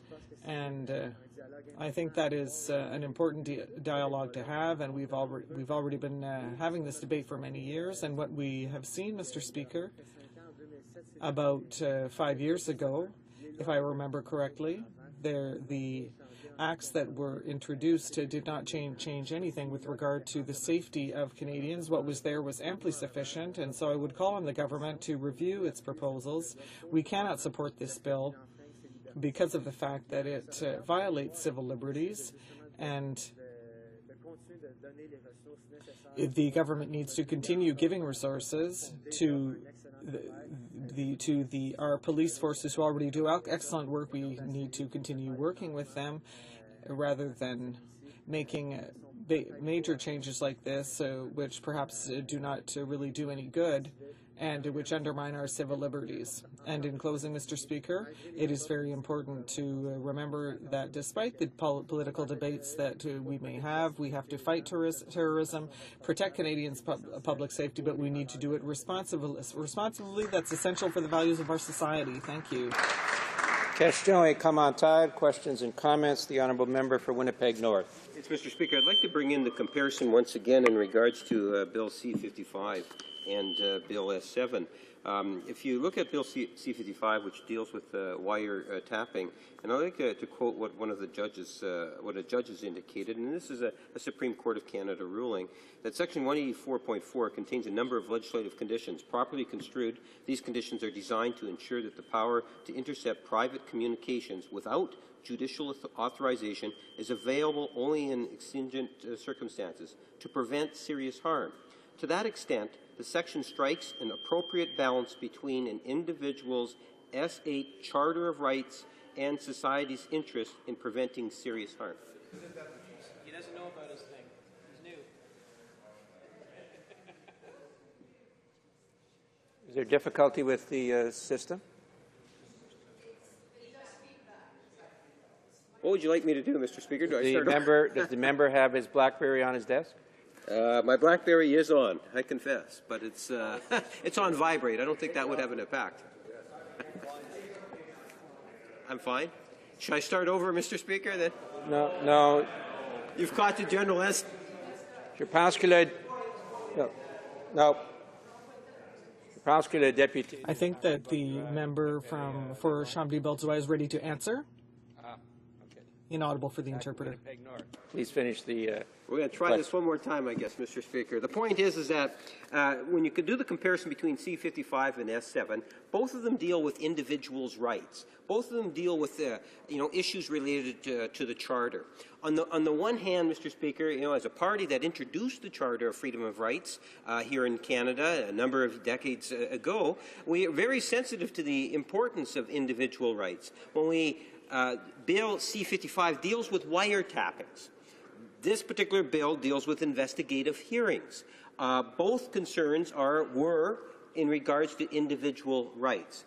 My question to the member is that when it came time to vote on the C-55, every member of the House voted in favor of that. In this particular bill, the NDP are going to be voting against it. The same arguments that they used to vote against it here, in part, in principle, could have been used for C-55. My question is why the inconsistency? The honourable member for Chambly-Belzua. Mr. Speaker, I think that those are two different issues. And I'm not a legal expert, but I think that what is important here is that we're talking about the definition of preventive arrest. For example, the fact that there is a definition that allows us to detain people who are not necessarily accused of any terrorist actions. So I don't want to get into a different debate, but I think we need to differentiate between these two things.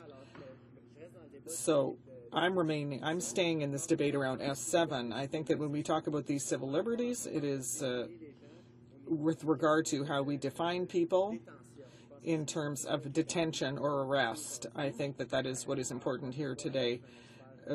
Although I am not a legal expert, but I think that that difference is very important to underscore. Honourable member for Gatineau. Thank you, Mr. Speaker. I appreciate the comment made by my colleague, and perhaps he could expand a little bit on what the member for Winnipeg North said.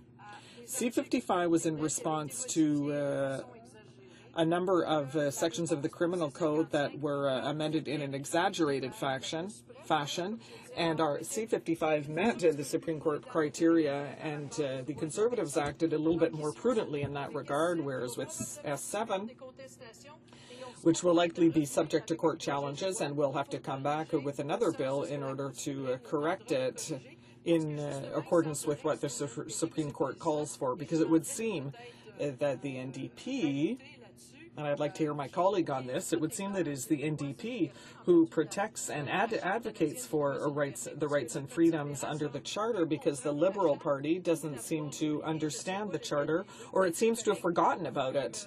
Perhaps my colleague can enlighten me on this. Honourable member for Chambly-Belzua, you have 55 seconds. Well, that's very precise, Mr. Speaker.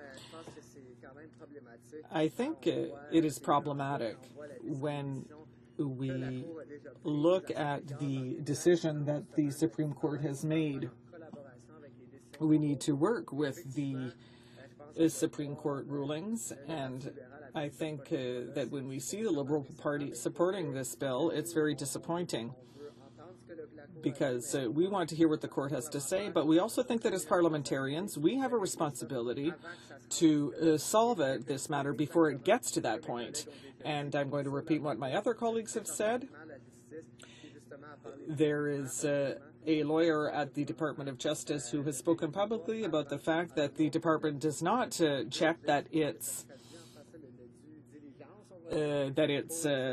bills are charter-proof before it introduces them, but we want to do the due diligence required as legislators. Thank you, Mr. Speaker. Resuming debate. Reprise de débat, the honourable member for Halifax. Hey. Thank you, Mr. Speaker.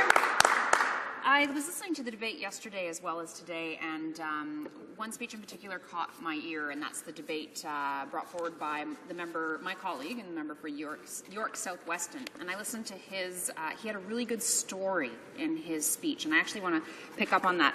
My colleague from York South-Weston was talking a lot about the recognizance with conditions or preventive arrest powers. This provision that's here is really problematic. And it is even more, we know now that it's even more problematic than we thought it was because of some things that happened at committee where this section was being explored. So recognizance without conditions or preventative arrests. Basically, we have 83.3, section 83.3 of the Criminal Code, and what this tries to do is it tries to prevent terrorist acts, which is a laudable goal. But the question is, does the section of the Act actually meet that goal? And so what it allows to happen is someone can be arrested. They can be arrested because the police believe that this person's arrest is necessary to prevent a terrorist attack. Again, I see where we're going with this, and that makes good sense to me. But when that person is arrested, we had some problems with the way this section was worded because it could be read to mean that someone could be arrested who isn't actually a suspect themselves. So maybe you don't believe that this person is going to carry out the terrorist attack, but they might know someone who's going to carry out the terrorist attack. And so it's written in an overbroad way, and the NDP raised this at committee. Only to hear from the government side that, in fact, that's the intention. It's not just there to sort of scoop up the person who's actually the suspect here, but to scoop up other people as well. And that is way, way too broad. That is far too broad. That is not the intention. I don't think that should be the intention of any anti-terrorist legislation, and I think that does not strike a balance when you look at what our fundamental rights are. And so my colleague from York South-Weston, the reason I liked his speech, he used an example of someone in our communities. So I'll do something similar looking at, so my hometown is Kirkland Lake, Ontario, and I represent the riding of Halifax. So you have someone in Halifax who maybe is a suspect. Maybe the authorities do think that this person may commit a terrorist act, but they're originally from Kirkland Lake. And so the authorities go to Kirkland Lake and they can arrest this person's mom, right? And say, this is your kid, and we want to ask you questions. We want to interrogate you. You can actually interrogate people under this. So you can arrest mom up in Kirkland Lake, Ontario, who may or may not know anything about what's going on down in Halifax with her, we'll say, daughter. And furthermore, so with this arrest, an arrest is serious, right? I mean, like my colleague from Winnipeg North was talking about wiretapping. Wiretapping is also a serious breach of our rights, but it's different than arrest. It's different than putting someone in jail and hauling them before a judge and arresting them. So you arrest mom and you interrogate her and say, what is going on? She appears before a judge, and the judge can set conditions. So that's the recognizance with conditions. The judge can set conditions on her release, and the conditions might be, you can't have a firearm. Well, there are a lot of firearms in my house where I grew up. We are a family that hunts, and that's how we, made ends meet when I was growing up. You can't tell my mom or my stepdad that they can't continue to do that. We really very truly relied on that meat, especially in the winter months.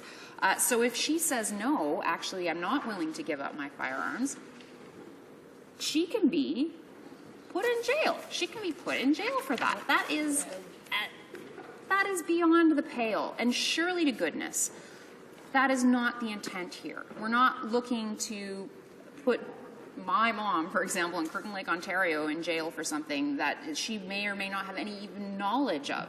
So this idea of preventive detention really does go beyond the pale. I don't think that it's something we should be supporting. I think that it does not strike that balance in combating terrorism along with supporting what our fundamental rights are, fundamental freedoms and liberties are. And I don't think that it can be supported by saying, well, you never know, we might need this. Exceptional measures exceptional times call for exceptional measures, because if you look back, this provision's never been used.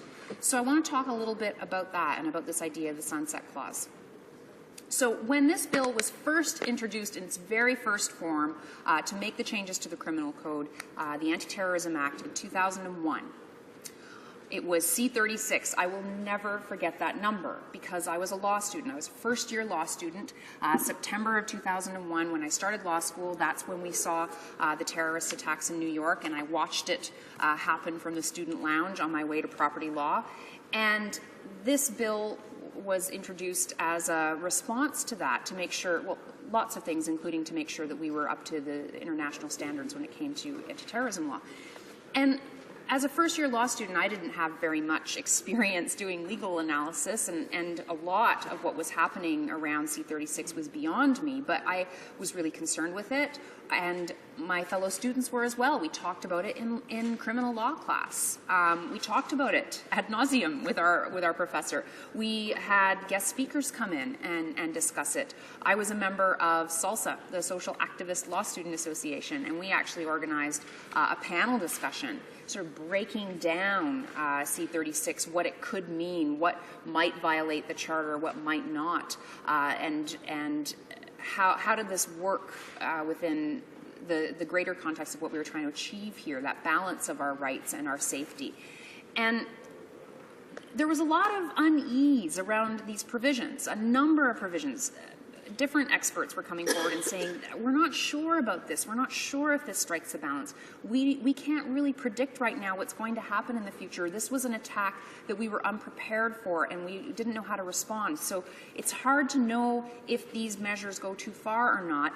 It felt like they went too far, but the saving grace, I remember, was the fact that there were these sunset clauses. So even if a jurist, an expert, a law professor, whoever was there, even if they had a level of discomfort about these provisions, they said, but at least there's a sunset provision.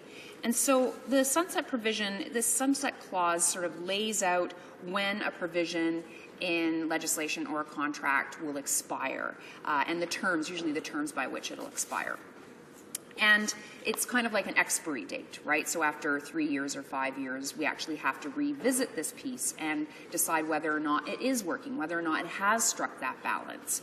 And sunset clauses are often used for controversial subjects where we need to think about how is the world changing? How is legislation changing to adapt to that changing world? And they can be really useful. So with C-36, the question of balance for anybody, I don't know, Mr. Speaker, maybe it was a bit of a cop-out. Maybe people were too afraid to say no to some of these provisions. I don't know. I wasn't there, and like I said, I wasn't particularly skilled at my legal analysis at that point. But that sunset provision existed for a reason. So we go back to looking at why we're here today, and we are here because of those sunset provisions. So we have to look at these clauses again and again. We have to make that assessment about whether or not we should continue them, or whether or not they've outlived their purpose, or whether or not they have, in effect, crossed the line and gone too far. And I would argue that they have crossed the line and gone too far in something like the section on recognizance conditions. Why? Because it violates our rights, our fundamental rights, our liberties, and it's never been used. I could maybe see if we had the big success case of why this has been so important, why it has worked, why, if the Conservatives could demonstrate to us that, yes, this is a violation of our fundamental freedoms, but it's in some way balanced out because it's worked in some way. It hasn't. These provisions haven't even been used. So what we're doing is we're opening that door, we're wedging it open, and we're allowing, more infringement of the state on our lives, heading down towards that police state where the police have these incredible powers of saying, okay, Mom, up in Kirkland Lake, Ontario, we're going to put you in jail, we're going to put you before a judge, and you got to hand over all your firearms. So, Mr. Speaker, I need to wrap up, but I think that that balance has not been struck here, and we do need to vote against this legislation without making these changes. Thank you, Mr. Speaker. Questions and comments? Question et commentaire. The honourable member for Winnipeg North. Mr. Speaker, periodically, every so often, I do like to stand just to emphasize the importance in terms of making sure that you have what many would classify as boots on the ground. We've talked in the past in regards to budget cuts and the impact that that has had. This is something in which the Liberal Party has opposed and wanted to bring that once again to the attention of the floor.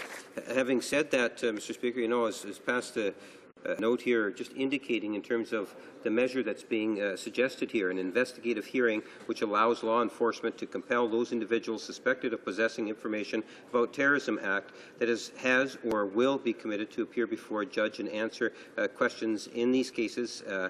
Bill S7 defines a judge as a provincial court judge or superior court of criminal jurisdiction. Before making an order for an investigative hearing, peace officer must first receive the consent of the Attorney General. Once an order is made, the judge will base his decision on whether there are reasonable grounds to believe that terrorism offence has or will be committed, that there is a reasonable ground to believe that the information gleaned from the hearing will in fact assist. And it goes on, Mr. Speaker. It seems to me that the experts and professionals, law enforcement officers, do see this as a tool that would be of great benefit in terms of the potential of being able to combat terrorism. Hopefully they will not have to use the tool. The member is making the assumption that her mum or others are going to be inundated by law enforcement officers taking away their civil rights when there appears to be a checks in place. And after all, the Supreme Court of Canada back in 2004 implied that this is not,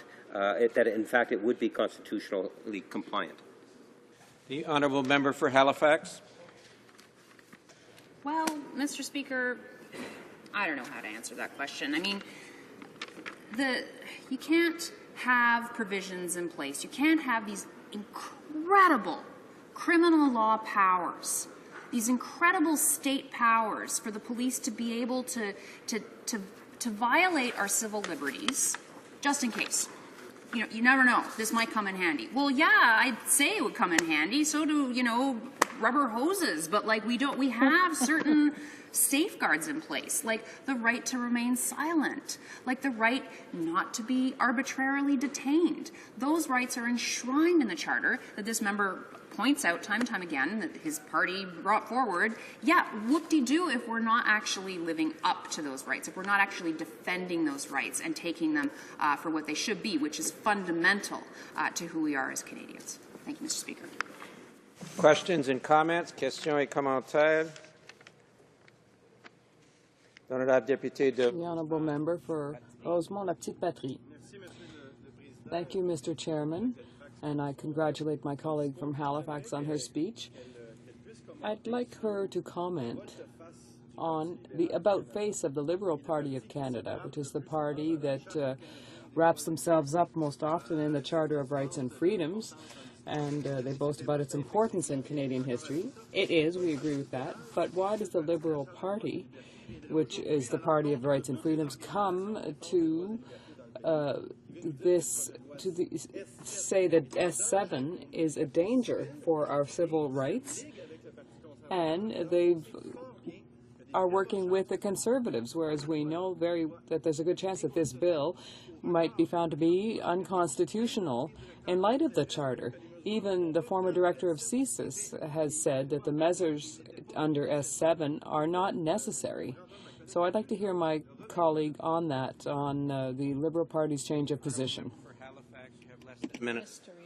Thank you, Mr. Speaker. I have no idea why the Liberals would do this and not actually stand up to fight for the rights that they have so vigorously championed. This is a complete about-face.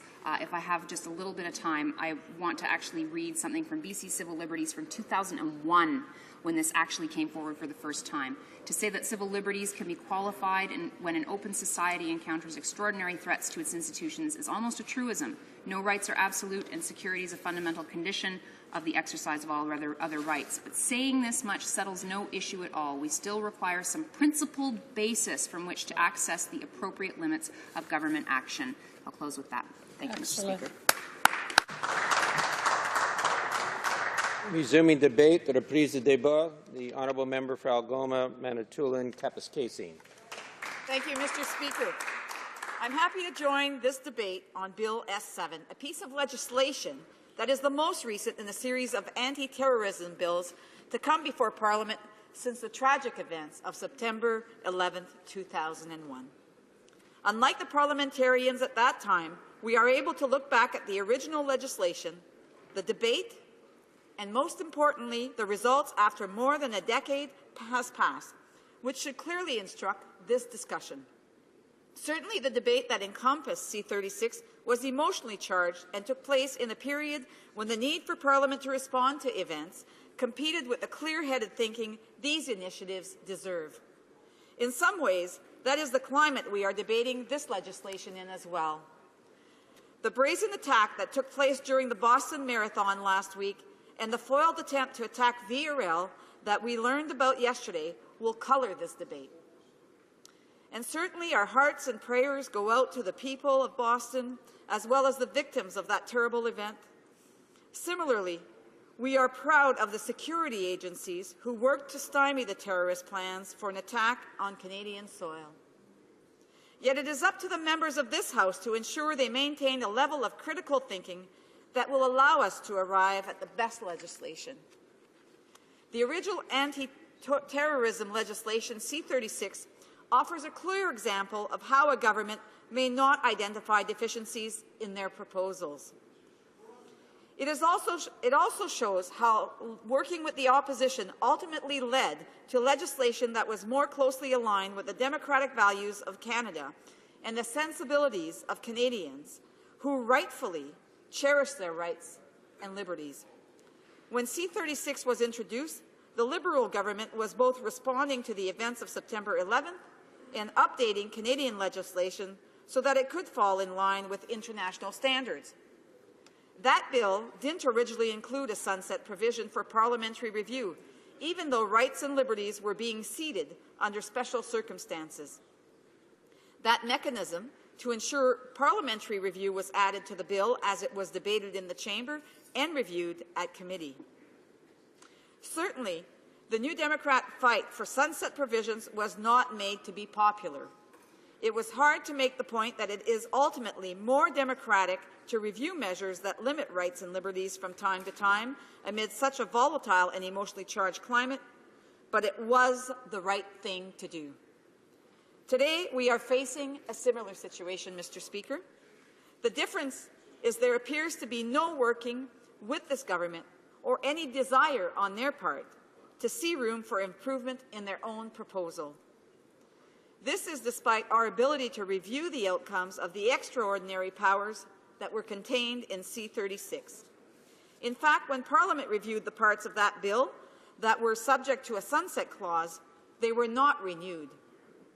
In no small part because it was revealed that these special measures were never used between 2001 and 2007. It is also important to note that all of the parts of C-36 that were not subject to review remain in place and, as we have seen just this week, are allowing Canada to thwart terrorist plots. Mr. Speaker, this is the fourth attempt to recreate the extraordinary powers of the original anti-terrorism bill, and this remains an exercise of making sure we do not surrender more civil rights and personal liberties than is necessary. But the government is refusing to listen or cooperate.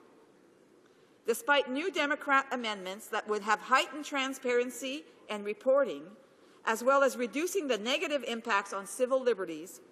Despite testimony at committee that supported those amendments and the values we sought to protect that are cherished by most Canadians, the government's response was to dismiss and vote down, get this, every single item, Mr. Speaker.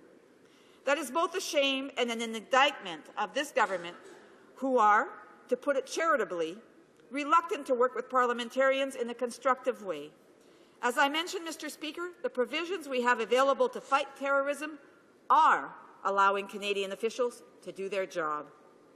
The foil plot we learned about only yesterday makes that case clearly, so we should not feel as if our law enforcement officials are working in a vacuum with no provisions to combat terrorism. There are certainly ways that we can aid that work, but it cannot be done at the expense of the rights and liberties we seek to protect. This is not just the opinion of the New Democrats, but also of respected groups like the BC Civil Liberties Association, the Canadian Civil Liberties Association, the Canadian Association of University Teachers, and La Ligue des Droits et Libertés. These groups feel S7 does not strike the appropriate balance and also support the notion that the current powers of law enforcement already allow security agencies to pursue, investigate, disrupt, and successfully prosecute terrorism-related crimes, Mr. Speaker. This bill would allow persons to be detained for up to 3 days without being charged, strips individuals of their basic rights as accused under criminal proceedings to know and challenge evidence against them, threatens them with criminal punishment, and compels individuals to testify in secret before a judge in an investigative hearing. In addition to that, a judge may impose imprisonment of up to 12 months if the person does not enter into recognizance. Add to that provisions of recognizance that intentionally include a broader spectrum of individuals engaged in activity that can be more properly described as a feature of democracy, expressing a dissenting opinion by way of protest. That can be seen as related to terrorism, and we can see that there are mechanisms in this legislation that go beyond the stated intent of the measures we are discussing, Mr. Speaker. Again, New Democrats are prepared to make important arguments that are easy to characterize in a negative light. But we are confident we will be confirmed over time and are critical to preserve the human rights and civil liberties of individuals who are in no way engaged in terrorism activities. At committee, it was revealed that the government intentionally worded Section 83.3 to allow security agencies to sweep up these people under the pretense of fighting terrorism when their actions are not at all related to that subversive behavior. As a result, we could end up detaining young people who are engaged on a particular issue to the point that they are willing to join a protest and exercise their rights to assembly and free speech. We could detain those people using the provisions concerning recognizance in this bill, and the government thinks that is just fine.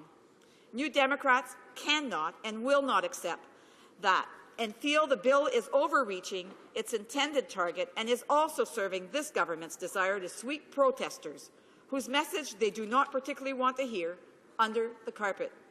How can this be seen as anything but a significant surrender of rights? The answer, of course, is that it can't.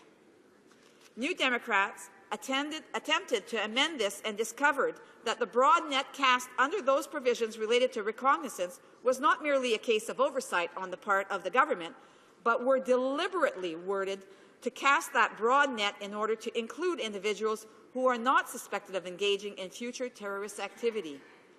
That amounts to using anti-terrorism measures to target non-terrorists and stifle democratic dissent, something the government would never do under other circumstances and can rightfully be seen as opportunist and cynical. Mr. Speaker, I have argued that we are compelled to learn from experience and history, yet the government clearly feels no need to do as much themselves. While they have a majority in this place, the ability to push through legislation is far different from the ability to arrive at the best legislation. When considering measures that impose upon individuals' rights and liberties, it is far more desirable to take the time to ensure the effort is on the mark than it is to rush toward deadlines, blinded by the belief that no other interpretation has merit or could conceivably improve the way we combat terrorism. Again, it is clear that the Criminal Code contains the necessary provisions for investigating individuals and groups involved in criminal activity and for detaining anyone who may present a threat to Canadians. Mr. Speaker, terrorism is abhorrent, and it is clearly not something that any country wishes to struggle with. That said, it is also sadly a feature of our societal discourse and has become something that no longer happens in places far removed from Canadian soil. It is important for parliamentarians to engage in this debate, just as it is imperative that we get it right. We cannot engage in a process that creates the ironic outcome where rights and liberties are surrendered in order to protect those same rights and liberties which are among the hallmarks of the freedom we enjoy. Canadians are counting on parliamentarians to get it right. We have the tools at our disposal to do as much, and I would hope the government finds the will to make the appropriate adjustments to their legislation that will go a long way to meeting those expectations. Thank you, Mr. Speaker. Questions and comments? Questions et commentaires? Questions and comments? The Honourable Member for Rosemont-Patrie. Thank you, Mr. Chairman. Mr. Speaker, I thank my colleague for her excellent speech. And I think she's quite rightly putting the emphasis on the protection of civil liberties of Canadians and Quebecers, and on the fact that we are bringing back old provisions following the September 11th attacks that had been created in light of that, but that were never used. So from 2001 to 2007, these same provisions that the Conservatives want to reinstate have never been found to be useful. We keep hearing that our police forces have the tools they need to ensure Canadian safety, and I'd like to hear her on that point. Manitoulin-Kapuskasing. Thank you, Mr. Speaker, and I thank my colleague for his question. It's obvious that it's only the NDP that really wants to protect Canadians' rights and freedoms. I believe that it's very important and very disappointing to see that the Liberals have supported this bill that will have a very negative impact on people's lives in Canada. It's incredible. So when we look at this bill, we can see already what's gone on this week, which is that with Via Rail, we already had laws in place that dealt with this terrorist situation. So the tools already exist. We don't always have to create new ones.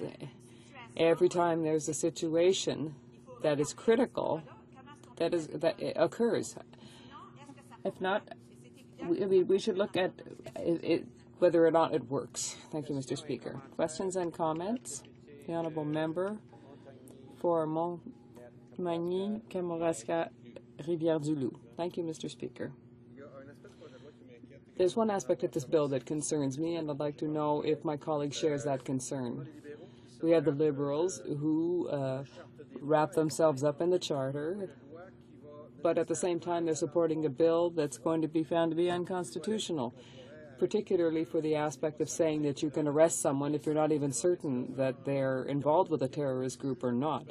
There isn't a judge on the Supreme Court that's going to go along with that. It's impossible. So there's a big contradiction here, and the majority of the repercussions of this will be on the police forces. They're going to wonder if they should do something like that and then find themselves in an impossible situation. So we're putting our police forces into an impossible position by doing this. But the Liberals don't seem to have thought of that, and they don't want their new leader to look too soft on crime. So I'd like to know if my colleague shares those concerns. The Honourable Member for Manitoulin-Kapuskasing. Yes, once again, Mr. Speaker, we have to ask ourselves certain questions when we table bills. As I said, it's surprising that the Liberals are going to support a bill that's really going to have a negative impact on rights and on the Charter of Rights and Freedoms for Canadians. It's obvious that when there's going to be a protest, whether it's in Quebec or whether it's here, that they'll be able to use this legislation if they don't agree with those protesters. So you have to wonder the following. Is the bill necessary? Or are the current laws insufficient to deal with terrorist threats? Does the bill go against fundamental rights, and we simply don't believe that Bill S7 meets the necessary criteria. And I think it's obvious, as I said, Mr. Speaker, that there's no difference between the Conservatives and the Liberals when it's an issue of protecting our rights. They don't agree. Resuming debate. The Honourable Member for Rosemont, La Petite Patrie. Thank you, Mr. Speaker. And I'd like to begin my speech, which will end the day, by remembering this situation here. We already can hear Conservatives outside of this House saying that the NDP are too soft on crime, and it's the usual kinds of things that they say. But when we hear them outside the House, we don't hear them very much in the House. They're not really speaking today. It's only the NDP who are rising to say that we care about Canadians' safety and security, and also the values that Canadians hold near and dear. We take this to heart in the official opposition. The Liberals are going to vote with the Conservatives and support this bill that will undermine our civil liberties, and for us this is particularly of concern. You'll allow me, if I may, to repeat what was published in La Presse this morning. Either you're with us or you're against us, George Bush said in the wake of the September 11th attacks. And these are words that came out on the day after the Boston attacks. Again, the Prime Minister used those same words, and he organized this debate for this week in the name of security. We only want to confiscate a few of your rights. Just don't think about it too much. So there's something here that is a masquerade, that's smoke and mirrors, in the haste of the Conservatives to impose a debate on this bill this week, whereas there were opposition days scheduled. And what they're doing, and this is typical of the Conservatives, is pure political opportunism on the backs of the Boston victims, and we find that repugnant. One has to look at the context in which this debate was imposed, because across the floor they wanted to avoid a more difficult debate on the freedom of speech of parliamentarians. And I think that some of my colleagues pointed this out, and I put questions about this today, in fact. The two most important provisions in S7, which have been brought back years after the Sunset Clause ended, following 9/11, those two clauses, for years, while they were available to police forces, were never used. And then from 2007 to now, they didn't exist, and now they're trying to bring them back with S7. And yet, we saw this with the Toronto 18. We saw it again this week, where a plot was foiled regarding a Via Rail train. That shows that police forces do have the capacity to ensure the safety of Canadians, and it's really not worth it to call into question our civil liberties. In the case of Shireb Essegai, who was arrested in the alleged plot Via Rail, allow me to read what Christiane Desjardins wrote in La Presse. Earlier today, Maître Roy summarized the charges against Mr. Essegai: a plot to interfere in a transportation system in association with a terrorist group, murder, activities of a terrorist group, giving instructions to a person to carry out actions in association with a terrorist group. Do we need any more to allow our police officers to do their job and ensure public safety and prevent terrorist attacks? I don't think so. Allow me to remind you of Reed Morden's word. He was the former director of CSIS, who said in 2010, referring to the clauses they're trying to bring back today, and I quote, "With regard to these two provisions, I must admit that they should never have been implemented, that they end up in the legislation because of the impulsive action of the government after 9/11. In my opinion, this has perverted our justice system. I'm disappointed to find out that the government has decided to reintroduce these provisions. That's the former director of the Canadian Security Intelligence Services just 3 years ago. Police forces have sufficient powers to do their job. It is not useful to give them further powers. Again, that's what Mr. Morden said in 2010. So why are the Conservatives so interested in taking a Senate bill, first of all, an undemocratic, unaccountable, unelected body that have a lot of problems with their own scandals? They're mostly friends of the Conservatives, organizers, party presidents, bagmen, etc. They're paid to do the political work of the government. That's another debate, though. How come the government wants to reintroduce measures that were never used, they're probably useless, ineffective, but that undermine civil liberties that we all enjoy, along with 34 million other Canadians? Why imperil that for something we don't need and won't work?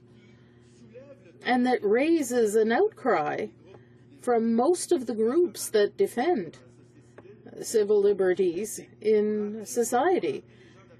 We called it French Amnesty International this morning from my office. They said it's not by restricting freedoms that we can prevent terrorism. That's also the opinion of the Canadian Bar Association and many other experts who testify, and we in the NDP share that concern. We'll never compromise about security, but we will not compromise about our rights and freedoms. Thank you, Mr. Speaker. Questions and comments.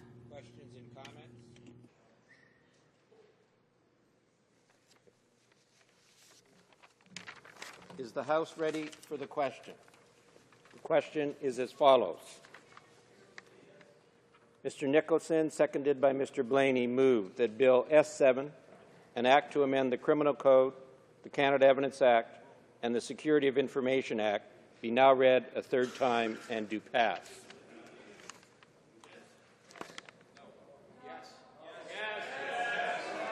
You have to let me ask the question first.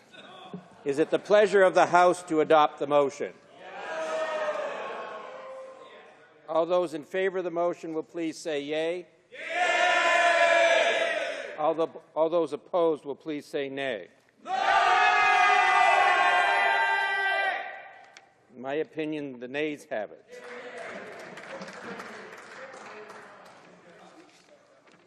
Call in the members. Convoquez les députés. Call in the members. Whip de l'opposition. The Honourable Official Opposition Whip. Mr. Speaker, I ask that the vote be deferred to tomorrow after government orders. Is that agreed? So ordered. So ordered.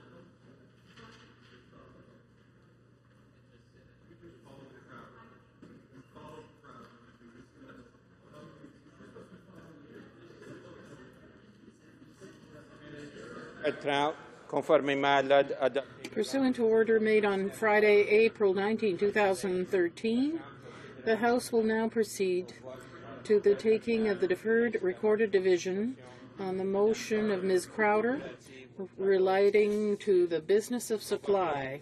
Call in the members. Call in the members.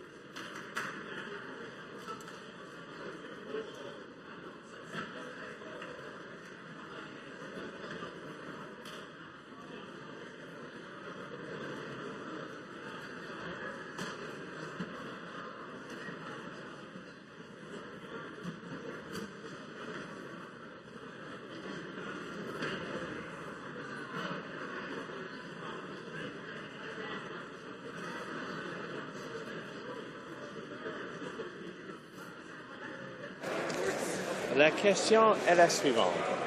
Ms. Crowder, seconded by Monsieur Jeanette Jourdain, move that this House call on the government to A, abandon its confrontational approach to First Nations, Métis, and Inuit in favor of a nation-to-nation dialogue, B, make treaty implementation as well as the settlement and implementation of land claims a priority, including in Labrador, and C, begin negotiations in good faith with Nunatukovut Community Council on their comprehensive land claim that has been without a response since 1991. All those in favor of the motion will please rise. Monsieur Mulcair. Ms. Ashton. Madame Day. Mr. Alan Whelan. Mr. Godin. Ms. Chow. Mr. Dewar. Mr. Harris St. John's East. Madame Boivin. Ms. Leslie. Mr. Cullen. Mr. Christopherson. Ms. Nash. Mr. Julian. Ms. Crowder. Mr. Davies, Vancouver Kingsway. Ms. Matheson. Ms. Duncan Edmonton Strathcona. Madame Perrault. Mr. Martin. Madame Ayala. Mr. Bevington. Mr. Massey. Mr. Donnelly. Ms. Sims, Newton North Delta. Madame Leblanc, La Salle-et-Mar. Mr. Kelway. Madame Brosseau. Madame Grosguet. Madame Turmel. Ms. Charlton. Mr. Chisholm. Monsieur Boulris. Mr. Angus. Mr. Marston. Madame Hughes. Monsieur Dubé. Mr. Scott. Madame Papillon. Monsieur Dussault. Mr. Stewart. Mr. Garrison. Monsieur Ravigna. Madame Blanchette-Lamotte. Monsieur Aubin. Mr. Harris Scarborough Southwest. Monsieur Toon. Madame Boutin-Sweet. Monsieur Saganache. Monsieur Caron. Mr. Rafferty. Monsieur Maille. Mr. Thibault. Monsieur Larose. Monsieur Giguère. Monsieur Côté. Monsieur Genet-Jourdain. Monsieur Lapointe. Monsieur Choquette. Monsieur Rousseau. Madame Lou. Mr. Sandhu. Madame Sella. Madame Quash. Mr. Rankin. Mr. Tsabaïsen. Monsieur Nantel. Madame Freeman. Mr. Benskin. Mr. Sullivan. Monsieur Blanchette. Madame Michaud. Mr. Comartin. Mr. Tamanenko. Monsieur Jacob. Monsieur Nunez-Melo. Monsieur Tremblay. Monsieur Chiquan. Monsieur Dion Labelle. Mr. Cleary. Monsieur Morin-Chicoutimi-Le-Fiard. Madame Borg. Madame Morin, Notre-Dame-de-Grâce, La Chine. Madame Assénia. Monsieur Pilon. Madame Reynaud. Monsieur Genet. Monsieur Nichols. Monsieur Morin, Laurentier-Labelle. Mr. Ray. Mr. Goodale. Monsieur Leblanc-Beauséjour. Mr. McCauley. Mr. Easter. Mr. Regan. Monsieur Bélanger. Mr. Pachetti. Ms. Foote. Mr. Lamoureux. Mr. Byrne. Monsieur Dion. Ms. Bennett. Monsieur Coder. Mr. Bryson. Ms. Gros. Mr. McKay-Scarborough-Gilwood. Mr. Cosner. Mr. Iking. Mr. McCallum. Mr. McGinty. Mr. Scarpeligia. Mr. Sims, Bonavista, Gander, Grand Falls, Windsor. Ms. Murray. Mr. Andrews. Mr. Valeriot. Mr. Carrier-Janis. Madame Saint-Denis. Monsieur Plamondon. Monsieur Bellavance. Madame Mourani. Monsieur Fortin. Mr. Heyer. Ms. May. All those opposed to the motion will please rise. Mr. Harper. Mr. Fletcher. Mr. Ashfield. Monsieur Valcourt. Monsieur Lebel. Ms. Ambrose. Mr. Taves. Mr. Nicholson. Mr. McKay Central Nova. Mr. Van Loan. Monsieur Paradis. Mr. Clement. Ms. Finley, Haldeman Norfolk. Mr. Ritz. Mr. Kenny, Calgary Southeast. Mr. Moore, Port Moody Westwood, Pococritlam. Mrs. Aglukak. Mrs. Shea. Mr. Kent. Mr. Fast. Ms. Finley, Delta Richmond East. Mr. Duncan, Vancouver Island North. Mr. Benoit. Mr. Brightchrist. Mr. Merrifield. Mr. Moore Fundy Royal. Mr. Camp Pitt Meadows River Ridge Mission. Mr. Poiliev. Mr. Lake. Mr. O'Brien. Mr. Dykstra. Mr. Bernier. Mr. Gossard. Mr. O'Connor. Mrs. Yelich. Mrs. Wong. Mrs. Oblancy. Mr. Menzies. Mr. Upal. Mr. Calandra. Mr. Anderson. Monsieur Gould. Mr. Carey. Mr. Katie South Shore St. Margaret. Mr. Anders. Mr. Valacott. Mr. Reed. Mrs. Gallant. Mr. Lunny. Mr. Rajat. Mr. Sorensen. Mr. Schellenberger. Mr. Brown Leeds Granville. Mr. Hahn. Mr. Chong. Mrs. Greywall. Ms. Rampel. Monsieur Gauguin. Mr. Calandra. Correction, Mr. Rickford. Mr. Del Mastro. Monsieur Lemieux. Mr. Lukiski. Mrs. Troupe. Ms. Bergen.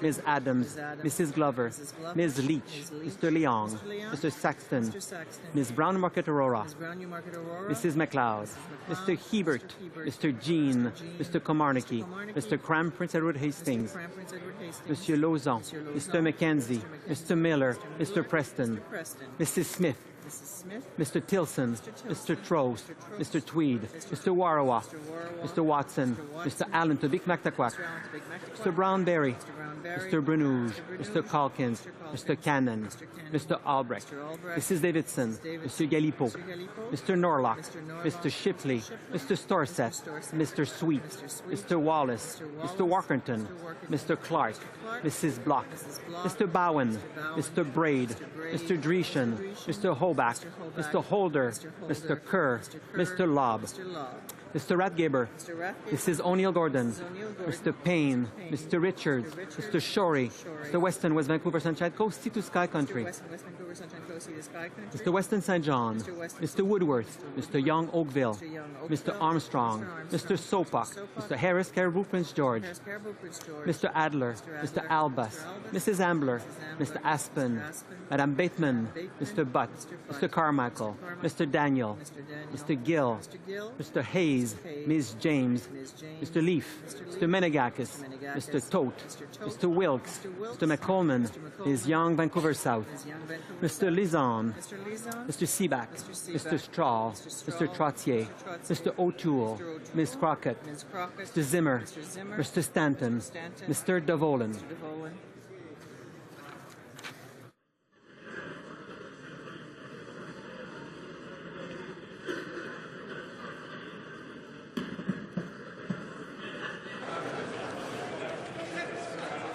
Yeas pour 123, 123. Nays contre 146, 146. I declare the motion defeated. The Honourable Government House Leader is rising on a point of order.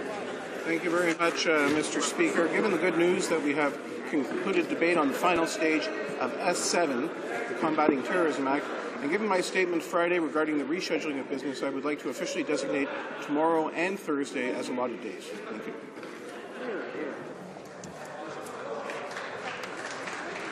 The House will now proceed to the consideration of private members' business as listed on today's order paper. Private members' business. Consideration at second reading of Bill C-473, an act to amend the Financial Administration Act, balanced representation. Madame Day, appuyée par Madame Matheson. Ms. Day, seconded by Ms. Matheson, moves that Bill C-473, an act to amend the Financial Administration Act, balanced representation, be now read a second time and referred to the Standing Committee on Status of Women.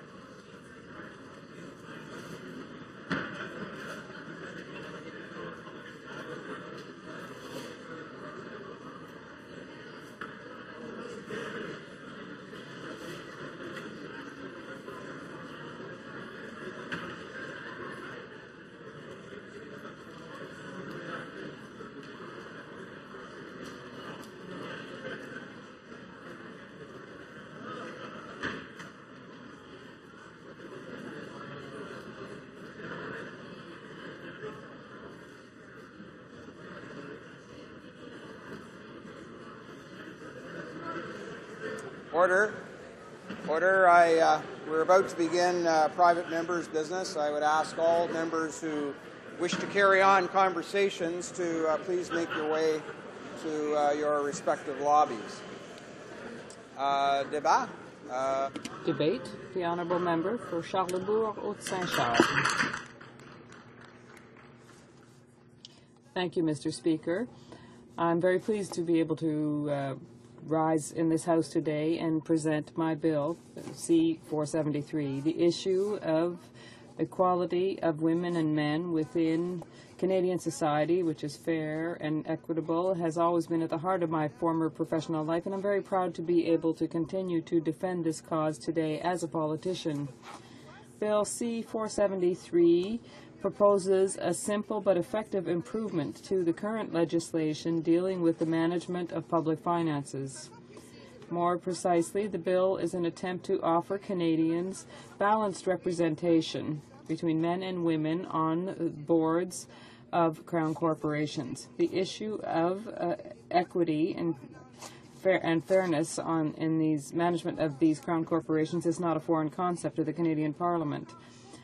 Whether it's in the Chamber, the House, or in committees, the fact is that there are still too many women at the head of our political institutions, and this is a problem that is important. We have to deal with it if we want to claim to live in an equal society. In this sense, I'd like to thank all of the pioneers who worked so hard to advance women's rights, particularly in the traditional sectors that have been reserved to men, such as politics and management. I'm thinking of the incredible work, for example, of my colleague from London, Fanshawe, who has inspired me for this bill, as well as my colleague from Churchill, who has so energetically defended women's issues at the Status of Women Committee, as well as Senator Bedford, who has done so much to break this glass ceiling over many years. Despite all of this hard work, and even though Canadian society can see that there have been several advances in women's rights over the last few decades, the figures are clear. There is still a great deal of work to be done. That is why I decided to move forward with Bill C-473. In fact, the most recent data shows that more than 2,000 Canadians are actually in positions, in jobs in more than 200 Crown corporations, organizations, boards, and commissions across the country. Of all of the available jobs or positions on the boards of these organizations, only 27% of the senior jobs are held by women. This situation is even worse for the chairmanship of boards. Only 16 of the 84 current chairs are women. We're unfortunately very far from balanced representation that really truly reflects the Canadian demography and offers the development of our talented women in terms of their professional potential. 27% of women on Crown Corporation boards is very far from the 40% that has been reached in most of the Scandinavian countries. Countries like Spain, France, and the Netherlands also have incentives to encourage them to go further. Canada has an even more dismal record in comparison with South Africa and Israel, which have 30% quotas that have they've gone beyond in recent years. You have to know that with the evolution of our country, we have created a robust and democratic system of the appointments process for Crown corporations.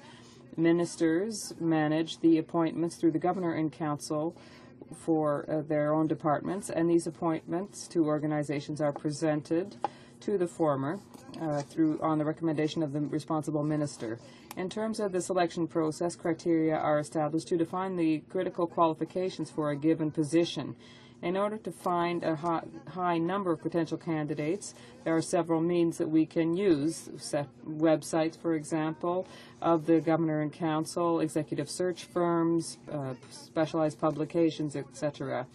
Interested applicants are the subject of an evaluation based on the requirements of the position. In terms of balanced representation, one of the problems in our society that we've had to face is that there weren't enough women who had the necessary qualifications in comparison with the requirements of the position. But this problem has been dealt with over the years with the massive enrollment in education of Canadians and better access for women to higher education. Today, many experts have spoken to this issue, and one problem that continues is that the traditional hiring pools are always used to find candidates, and those are always in the majority, men. Two realities that we thought had disappeared from our society are still ever present. The old boys club, which would be traditional circles for recruitment for executive positions, and the infamous glass ceiling, unfortunately, is very hard to break through for women who aspire to professional careers at the highest level. My bill proposes indirectly to deal with these last two stereotypes by imposing a gradual quota for representation of the two sexes on Crown corporations in our society, for the boards in our Crown corporations, rather. The people responsible for suggesting appointments would be forced to broaden their methods of recruitment, and they would have to use non-traditional hiring pools. Canada can count on a highly qualified female workforce, and we can be very proud of that. We count some 60,000 professional accountants, 20,000 lawyers, more than 16,000 engineers, as well as thousands of university professors and hundreds of actuaries. There are therefore many women who have the talent and skills required to fill these positions. We just have to have the means as a society to go out and recruit them. Another point that I would like to speak to concerns the choice of moving quotas rather than having voluntary incentives. You have to realize that some groups and organizations have spoken out against these kinds of mandatory measures. The usual justification put forward is that the government has no business interfering in the choice of external organizations such as these businesses. But let's remember that my bill does not deal with organizations of any type other than Crown corporations. Moreover, it's important to understand that the choice of proposing quotas is the result of careful consideration of experts, studies that have been published, and consultations with professional organizations. This was done in light of the results that we have seen in other countries where the problem of representativity has been addressed in one way or another. On this subject, I would like to share with my colleagues the comments that are quite telling made by Madame Anne Golden, who is the chair of the Conference Board of Canada, or was from 2001 to 2012. And she said that at this current rate, it will take 151 years before parity is achieved, unless governments intervene with mandatory measures. Another flagrant example that justifies the implementation of quotas comes from what we saw happen in Norway with voluntary measures. In fact, Norway was one of the first companies to legislate in the domain of gender equality for boards of administration and corporations of limited companies, public companies. The legislation came into effect in January 2004. You have to realize that the government had attempted, first of all, to negotiate voluntary quotas with the private sector, where 40% of women within boards, and under the threat of having binding legislation if the numbers that they were seeking weren't in place by July 2005. The survey conducted by the National Statistical Institute of Norway among these companies revealed that at the deadline, only 13% of companies had respected the voluntary quotas. That's why we need legislation. Norway, therefore, extended its legislation to limited corporations with the coming into effect of the law in January 2006. So this case is evidence that measures have to be taken and that the voluntary basis does not work. Another case that should be mentioned and that is happening back home is that of Quebec. That is a success story. Quebec is the only province that adopted legislation seeking to achieve gender parity on the boards of directors of Crown corporations since 2006. The least you can say is this was fruitful. In December 2011, the deadline at which Crown corporations had to have achieved parity within 5 years, 141 women and 128 men occupied positions on the boards of directors of 22 Quebec Crown corporations. So women were in the majority at 52.4%. Now we simply have to strike a balance on each of the boards of directors of Crown corporations targeted by this legislation. In the case of Norway and Quebec, legislation did not lead to problems nor caused any red tape. And needless to say, the Crown corporations are very well managed.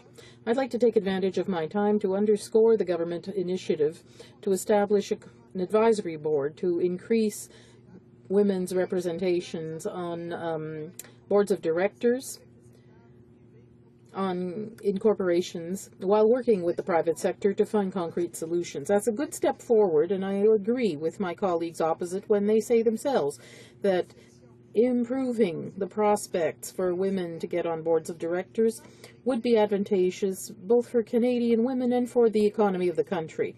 I think their logic must also apply to Crown corporations. However, for such corporations, I think that the government must show by example and put out a strong message regarding a balanced representation in the management of our public finances. This message could open the door to many women with latent potential and inspire corporations to do the same. That's why the quota solution seems the most appropriate for the boards of directors of Crown corporations at a time when we have a successful case in our own backyard, that is Quebec. If I spend time on one aspect of the legislative measures in my bill, I'd like to discuss the deadline for achieving parity in the management of our public finances. Various approaches have been chosen by different countries, and in the case of Quebec, they had a horizon of 5 years. Given the examples we are aware of, and in order to maximize our chances of success, Bill C-473 proposes a solution that is quite realistic, that is a timeline of 6 years. As the current figures demonstrate, the female representation is about 27%, so it would be realistic to have 30% within 2 years, 40% by 4 years, and parity within 6 years.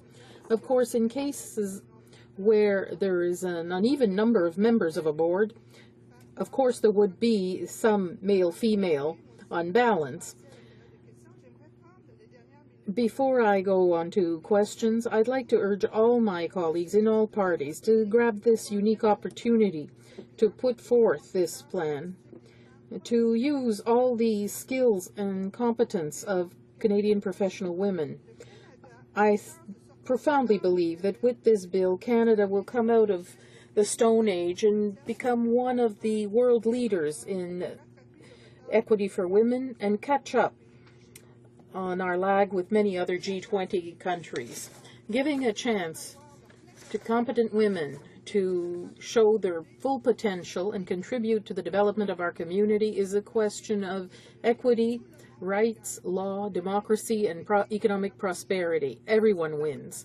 The NDP has always been an ardent defender of policies that allow women to participate fully in the management of our public finances, and we believe that women should have as many opportunities as men when it comes to sitting on boards of directors. Based on the facts, the NDP is totally convinced that diversity on boards is essential to the good governance of organizations and that it benefits everyone.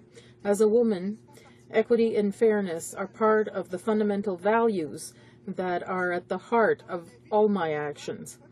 This bill, in my opinion, represents a concrete measure that will strike a balance in the representation of the sexes in public finances while better reflecting Canadian demographics.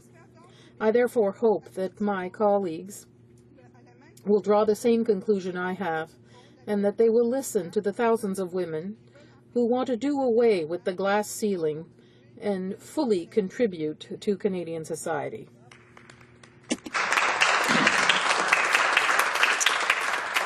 Questions and commentaires. Questions and comments. The honourable questions and comments. Resuming up. I'm sorry. The honourable member for Churchill. First of all, before I ask my question, I'd like to congratulate my colleague for her visionary private members bill here in the House, and I know she acknowledged the work of other NDP women, including the MP for London Fanshawe as well, who put this idea forward. I mean, this is time. It's time for Canada to show leadership, and I'd like to ask my colleague. We hear about an advisory committee that the Minister of Status of Women has put together. We hear some interest from the government.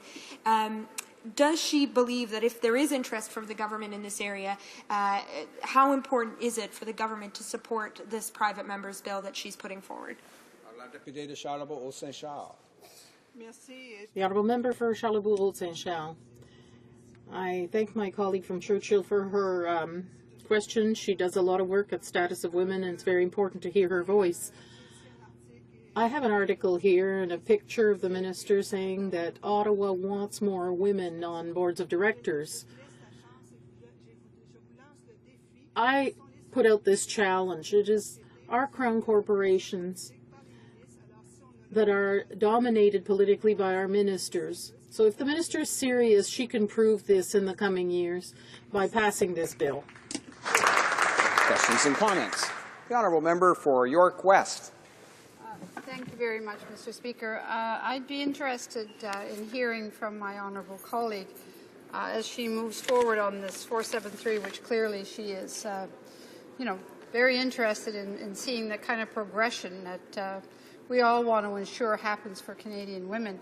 Has she reviewed or had any contact and discussion with the bill before the Senate currently dealing with the same issue?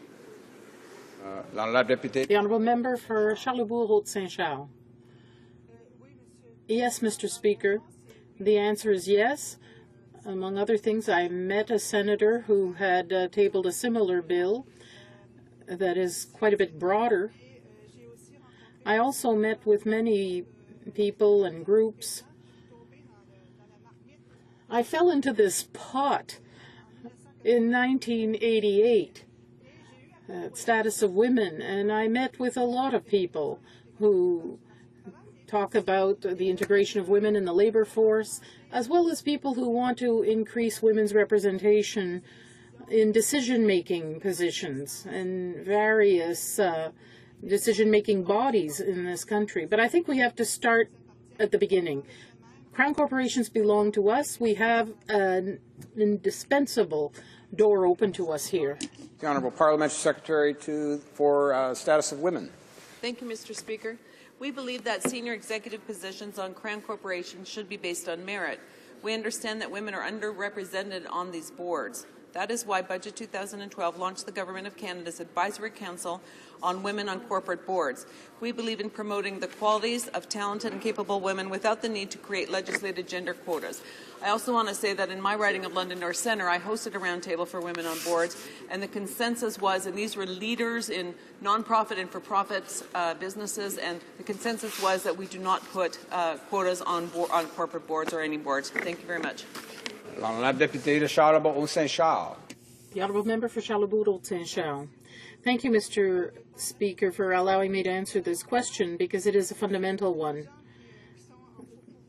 These are the people who are in power tell us this, and in my speech I said so. The Conference Board of Canada said it'll take at least 150 years if we just let things go. As a country, as a civilized country, I don't think we can allow young women to wait 150 years, Mr. Speaker. The boards of directors and our training in our colleges and universities, we have more women in business administration now than we've ever had as actuaries, lawyers. I'm sure that the members opposite already have some women that want to be leaders in society. These major boards of directors are limited. There's only 27% women, whereas our universities are going to produce a majority of women graduates. So we have to stop wondering whether these women are competent. We know they are. Resuming debate, the Honourable Member for Mississauga South. Thank you, Mr. Speaker. And it's an honour for me to rise today to speak to Bill C-473, an act to amend the Financial Administration Act. As you know, Mr. Speaker, women are significantly underrepresented on corporate boards, and our government certainly believes that having more women on corporate boards is smart for the economy, our government's #1 priority. Research has demonstrated that corporations that have a larger number of women on their board of directors are more profitable. They generally surpass those that have fewer women. Uncertainty still ahead. That's the kind of business for performance Canada needs if we are to grow our economy. It just makes sense to recruit from the whole talent pool, not just part of it. However, when it comes to increasing the gender representation on boards of directors and Crown corporations, the proposed solution in this bill is not acceptable. Legislated quotas are rigid and arbitrary thresholds that would adversely affect the appointment process. Having said that, we agree that increasing opportunities for women to serve on corporate boards, including those of Crown corporations, makes good sense for Canadian women and for Canada's economy. Economic Action Plan 2012 called for the creation of an advisory board, which the member opposite did mention, a council of leaders to link organizations to a network of skilled and experienced workers. Its goal will be to increase the representation of women on corporate boards. By increasing opportunities for women's leadership, the Council will also help to keep Canada's economy strong.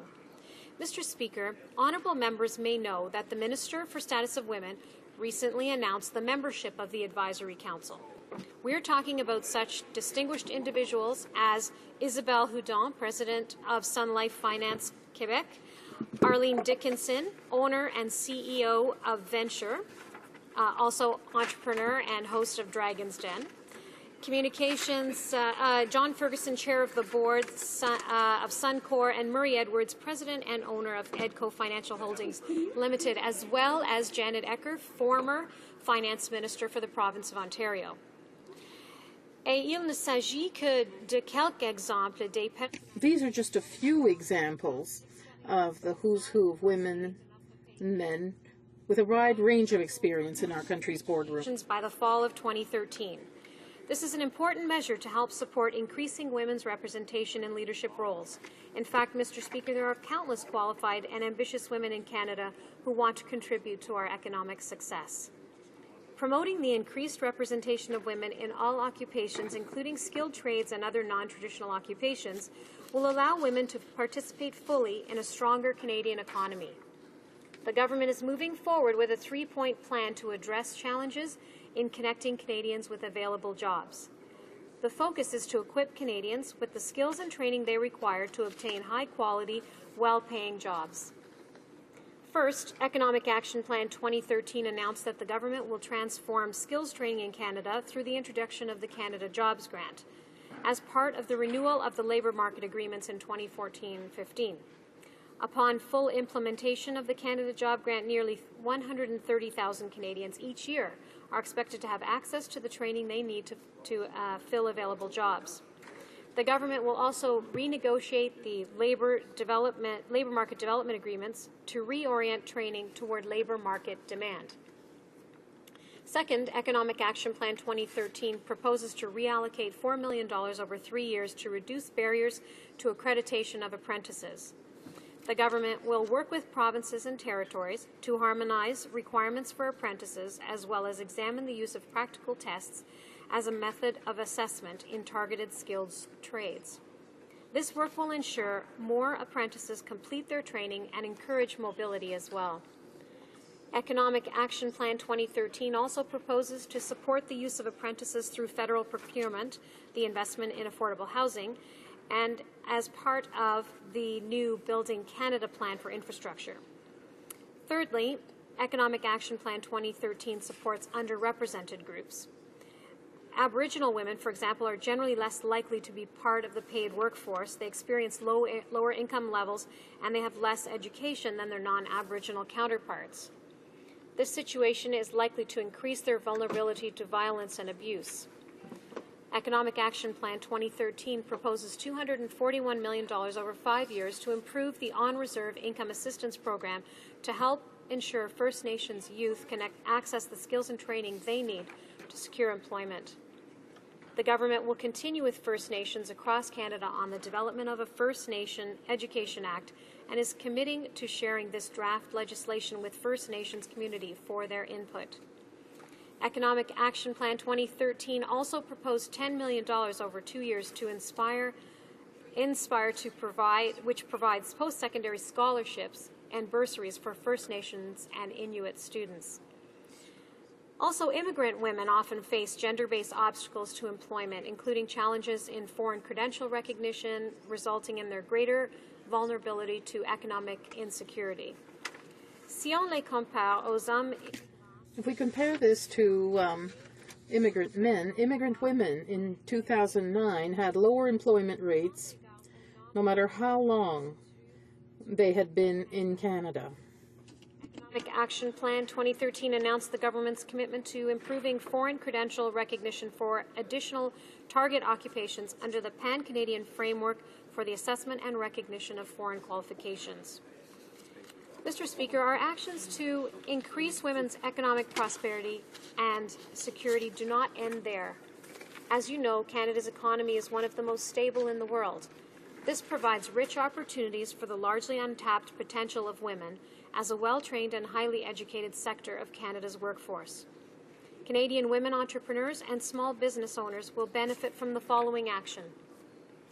Budget 2013 expands and extends the temporary hiring credit for small business available to a significant portion of women's small business owners.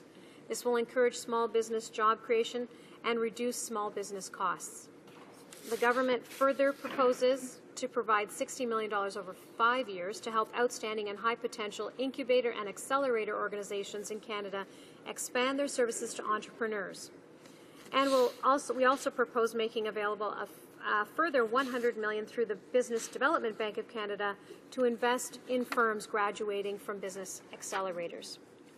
Budget 2013 proposes to provide $20 million over 3 years to help small and medium-sized enterprises access research and business development services at universities, colleges, and other nonprofit research institutions of their choice.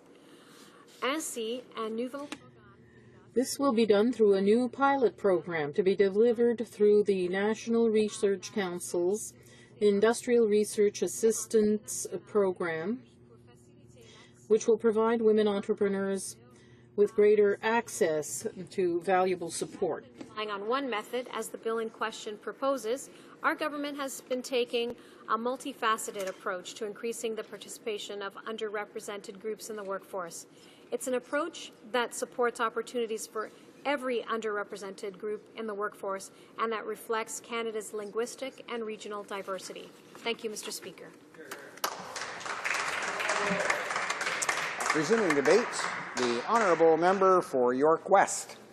Thank you very much, Mr. Speaker. It's good to see you back in the chair there. It's been a while since I've seen you there.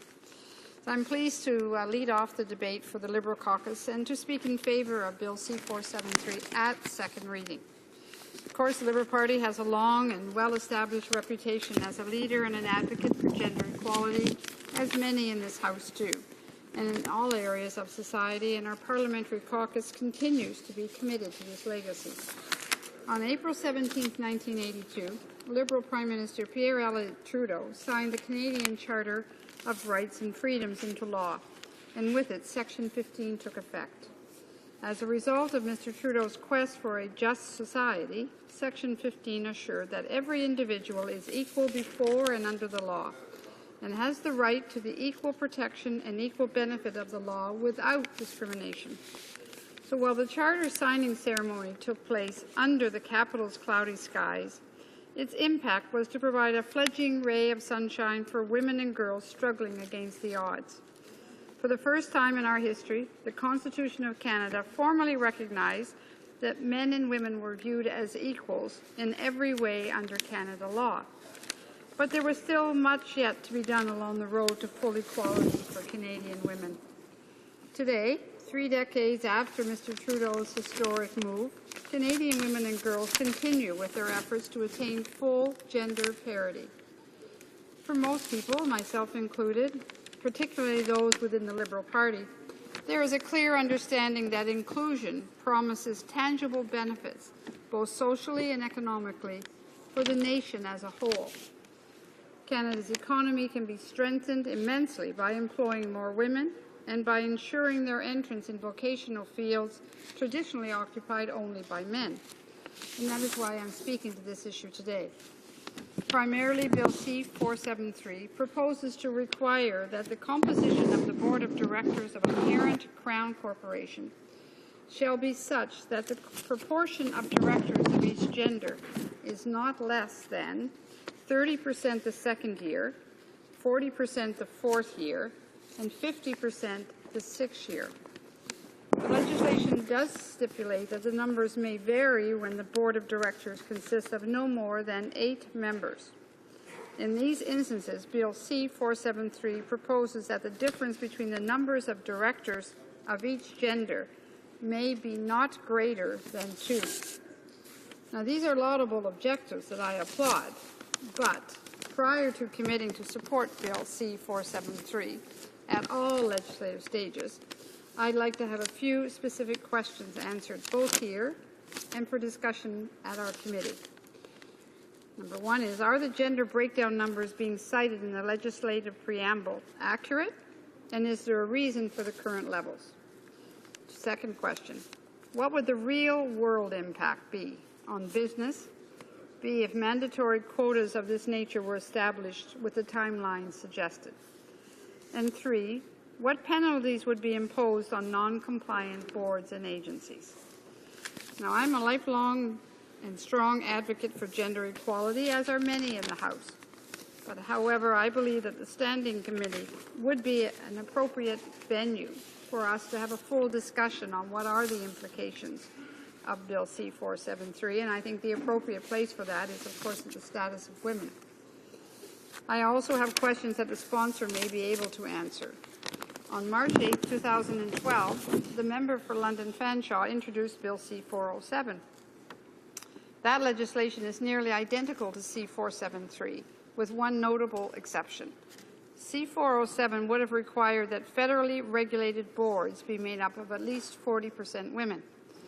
C-473 is premised upon C-407, but the new legislative proposal seeks to elevate the percentage to 50%, commencing on the 6th year following the coming into force of this section. So I'm not suggesting that the change is good or bad, but I would like to know why did Bill C-407 and C-473 propose different target percentages? And I'm quite sure that the mover of the bill will be able to explain that further at committee level so that we can have a further debate on it at our committee. And there are also considerations on the business side of the equation. C-473 seeks to rapidly modify the environment in which Crown corporations must function. And as such, consideration must be given to ensure that both gender equality and corporate success can exist simultaneously under the proposed rules set out in this legislative package. Perhaps we can all agree that C-473 establishes a legal goal without speaking to the methodology necessary to attain that important goal. Because it seems that this portion of the discussion has been forgotten or omitted by the sponsors, Liberals on this side of the House believe it is prudent to explore the issue at committee prior to determining amendments and voting intentions at report stage or third reading in the House of Commons. This is not to say we will lend our support to C-473. In fact, I'm asking all members of the House to support it, to send it a second reading to the Standing Committee so we can explore all of the avenues. Gender inclusion promises tangible benefits both socially and economically for Canada, and I'm hopeful that C-473 is just one more step along that path. And hope is important because Canada has clearly been slipping as of late.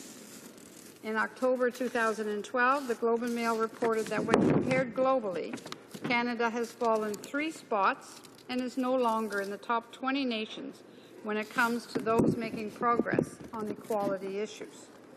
In fact, the World Economic Forum's annual gender gap ranked Canada in the 21st spot, behind the Philippines, Latvia, Cuba, and Nicaragua. So when the study was first conducted in 2006, Canada was in the 14th place of 150 countries. That was leadership. So although Canada landed in the 12th spot regarding economic opportunity for women and girls with high levels of income, labour market participation and professional workers, it must be noted, wage equality still lags behind international benchmarks. On April 17, 1982, Canada emerged as a global leader in the fight for gender equality. But in the 31 years since, our luster has been somewhat tarnished. Today, as in 1982, there is much to be done to help Canadian women and girls, and that work must begin in earnest. I thank the sponsor of this book and this bill, and I look forward to working with all members of the House and with our Status of Women Committee to thoroughly debate the pros and cons of the Bill C-473 that is before us. Thank you very much, Mr. Speaker. Resuming debate, the honourable member for Churchill. Thank you very much, Mr. Speaker. And I'm very pleased to stand here in the House and speak to the important work that my colleague, the member for Charlebourg-Haute-Saint-Charles, has done to present this private member's bill. I would like to thank her for her work in this area and also for her leadership and her vision as concerns equality for women. How can we grow the opportunities for women in all aspects of our society, and especially as concerns management positions? And I find that the work that this member did even before arriving in this House, in addition to the work she does here, shows that she shares a vision that is based on experience in Quebec, where her function was to provide leadership with regarding the position of women in Crown corporations.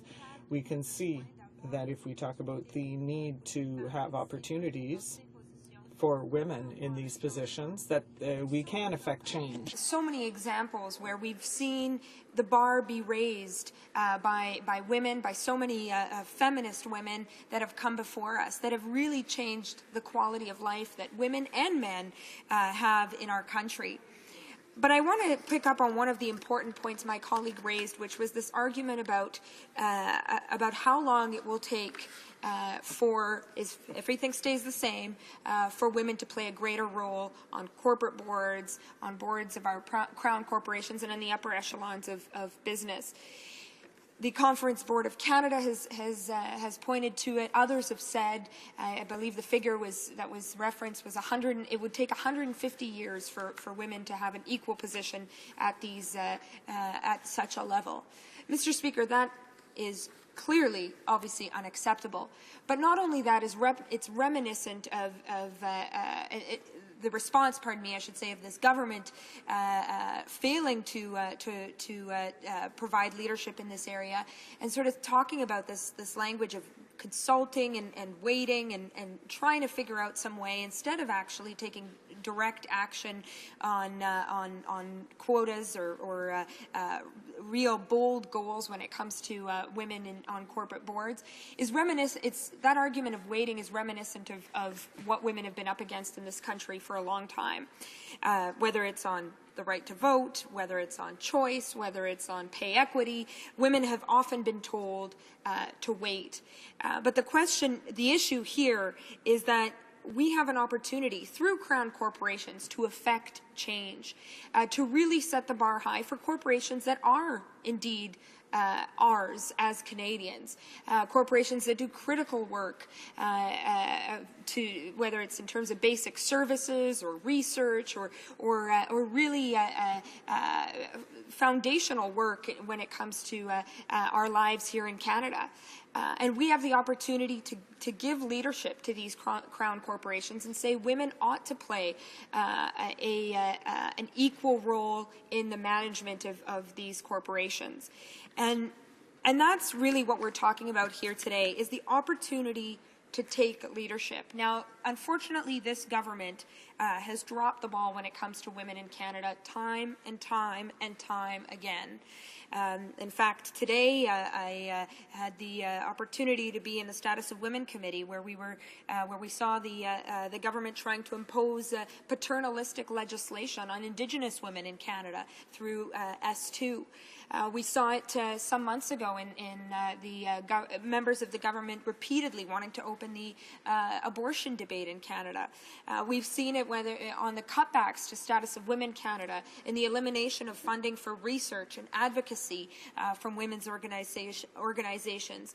We've seen it through the removal of the mandatory long-form census that provided key research when it comes to women's position in Canada. And unfortunately, we're seeing the government drop the ball on women once again through their remarks with regards to this bill. Now, thankfully, there is a chance for them to change their mind on this.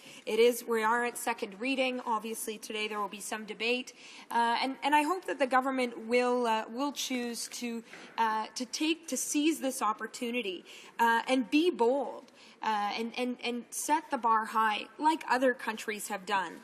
Now, often on this side of the House, we talk about the position of the equality that women enjoy in the Nordic countries, and once again, Nordic countries have beat us to the punch on something as important as the place of women on boards. Norway was the first country to legislate gender balance on boards of public limited companies with its 2003 Gender Equality Act. That, of course, was 10 years ago. The legislation applies to state-owned companies, and it entered into force in January 2004.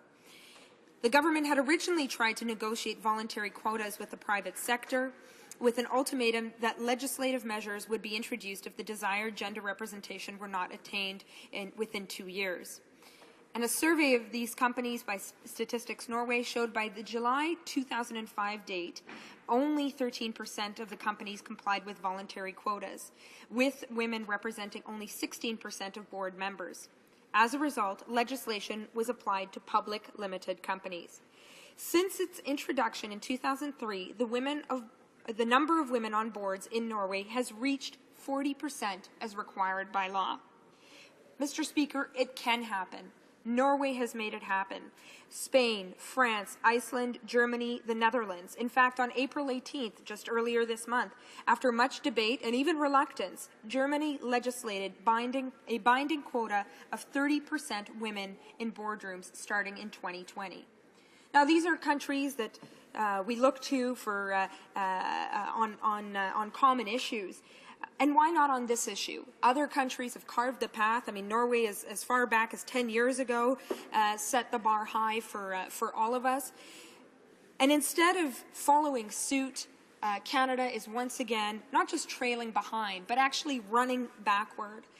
So here we have an opportunity to change that direction, to say that today and through Bill C-473, we have the opportunity to be leaders. Obviously, our hope is that this bill will come into effect, that the government will support it, and that Crown corporations will be able to show the rest of corporate Canada what it means to have highly qualified, intelligent, competent women working with men of the same caliber to take businesses forward, to take our country forward, and really to say that this can happen. Now, as a young woman, I also want to recognize how important this piece of legislation is to so many young women looking at career opportunities in business, in management, in working in Crown corporations. And the reality is that the glass ceiling still remains. We see a lot of gains have been made in many workplaces. Women have reached senior management levels in many sectors. But the reality is, the higher up you go, the power remains with men. Now, a lot of women in my age and my generation know that a lot has been challenges have been overcome, that change has been made, but they're still seeing that glass ceiling exists in certain sectors. This is an opportunity for us as a parliament to say that we want to change this for young women in Canada. We want to make sure that there's a clear message that women, young women looking ahead, have a key role to play at all levels, including the upper echelons of our crown corporations and in the corporate sector. We believe that this is not the time to tell women to wait again. We believe that this is not the time to continue the pattern of going backwards, as we've seen this Conservative government do when it comes to women's equality in Canada. We believe that this is the time for this Parliament and for this government to stand with us, the NDP, and show leadership to and carve out the path for women to be equal in all areas of our society. Thank you very much.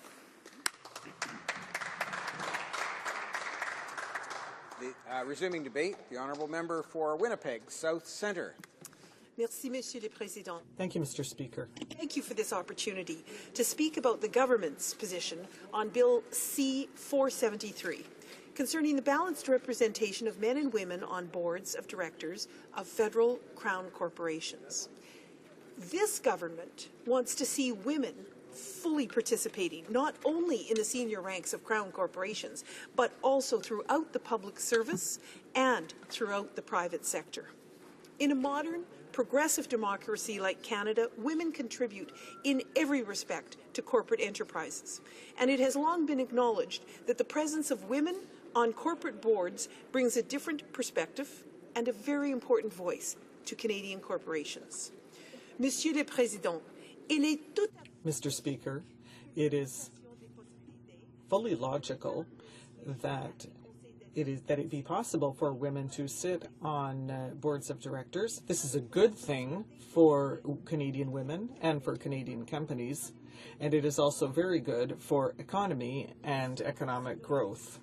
Not only is it logical, but it is also the right thing to do. But we know, Mr. Speaker, that despite the increasing rise in the number of women with higher levels of education and major professional experience, they continue to be underrepresented on boards of directors and in other leadership positions in Canada. That is exactly why we have taken concrete action to change the situation. On April 5th, the Minister for the Status of Women announced the launch of the Government of Canada's Advisory Council on Women on Corporate Boards. This advisory panel will include such notable Canadian women as the President of Sun Life Quebec, Isabelle Hudon, Venture Capital Communications CEO Arlene Dickinson, former Ontario Finance Minister Jane Ecker, Canadian Federation of Independent Business Chairwoman Catherine Swift, and Senator Linda Frum. This panel will advise the Minister on how industry can increase the number of women on corporate boards. It will also be asked to find the best way to measure the participation of women on boards and in senior management positions, and whether the government should be involved. What's more, Monsieur le Président, it will be asked to suggest ways of recognizing or rewarding companies that have met their own targets for increasing the representation of women. And it will report back with its recommendations this fall. Mr. Speaker, we welcome the Minister's announcement. We applaud it because we support equitable representation of women at all levels in the workforce and broader diversity on corporate boards. Bien sûr, Monsieur le Président. Of course, Mr. Speaker. As the Economic Action Plan for 2012 confirmed, we have committed to taking all kinds of opportunities, not only for women, but for every underrepresented group in the labor market, which includes visible minorities, Aboriginals, and people with disabilities. Having said that, this bill, C-473, would reach its goal of a better balance between the genders on boards of administration for Crown corporations through quotas that would be administered through law. Bill C-473. Mr. Speaker, Bill C-473, as proposed, would amend the Financial Administration Act to impose gender quotas on the boards of directors of Crown corporations. The rollout would be 30% in the second year, 40% in the fourth year, 50% in the sixth year and onward. What's more, Mr. Speaker, the boards, for boards of 8 or less members, the difference between the number of directors of each sex may not be greater than 2. The bill also states that appointments that violate these quotas would be invalid, and the responsible minister, with the approval of the governor and council, would need to fill the position immediately in order to respect quota levels and ensure boards have the required numbers of members for decision-making purposes. In addition, we believe Bill C-473, when combined with the existing provisions of the Financial Administration Act, would provide grounds for rendering decisions of boards invalid, with a potential to disrupt Crown Corporation's operations. Mr. Speaker, there are a number of problems with legislated quotas. The most obvious is that legislated quotas are rigid and arbitrary thresholds that would negatively affect the appointment process. The appointment process has to remain flexible enough to attract qualified men and women who have the range of skills, expertise, and experience needed by the boards of directors to effectively fulfill their mandates. The process also has to be flexible enough to allow us to fulfill our commitments to reflect Canada's linguistic and regional diversity in these boards. Yes, we want to advance the representation of women on boards, but we are also committed to fair treatment for all underrepresented employment equity groups. That includes not only women, but also visible minorities, Aboriginal people, and people with disabilities. And legislated quotas may constrain our ability to meet our goals in these areas. Mr. Speaker, there is a better way to achieve gender balance on the boards of Crown corporations. Les groupes canadiens, Canadian groups, key groups, that are promoting gender parity, including on boards, and groups such as the Canadian Council for Administrative Diversity, the WXN community, and others do not support quotas that are entrenched in the law. And I have to repeat that, do not support quotas. They believe that the efforts made to promote qualified candidates within the community, the business community, would encourage business leadership, and that would be more effective. Reiterate our position in this matter. Women truly are essential to the business success of the country's corporations, both in the private and public sectors. That is why in Economic Action Plan 2012, we created an advisory council to promote and boost the participation of women on corporate boards in both the private and public sector. However, in the public sector, legislated quotas are not in the best interests of women or the corporations they would serve. And it is always interesting, Mr. President, when legislation, private members' bills of this nature come forward, and it is clear that the solution that has already been taken by government was voted against by the presenting member. Je vous remercie, Monsieur le Président. I thank you very much, Mr. Speaker.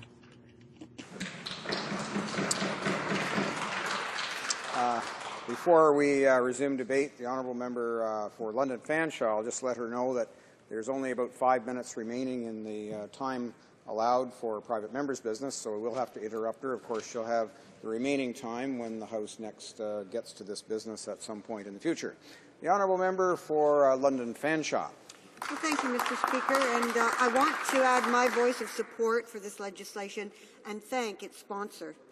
A growing body of research has shown that gender-diverse corporate boards are more effective, they perform better across the widest talent pool, and are more responsive to the market and lead to better decision-making. And I'm sure, Mr. Speaker, in your own home, you've seen where a good decision was probably a balanced decision with the influence of a woman. Because women are active participants in the democratic government of the country, both as voters and as politicians, they should have balanced representation in the management of Crown corporations. According to reports based on the United Nations Commission on the Status of Women, there is a growing body of evidence demonstrating that investing in women and girls has a multiplier effect on productivity, efficiency, and sustained economic growth. According to this information, an investment in women is an investment in Canada's future and will undoubtedly lead to economic growth and prosperity.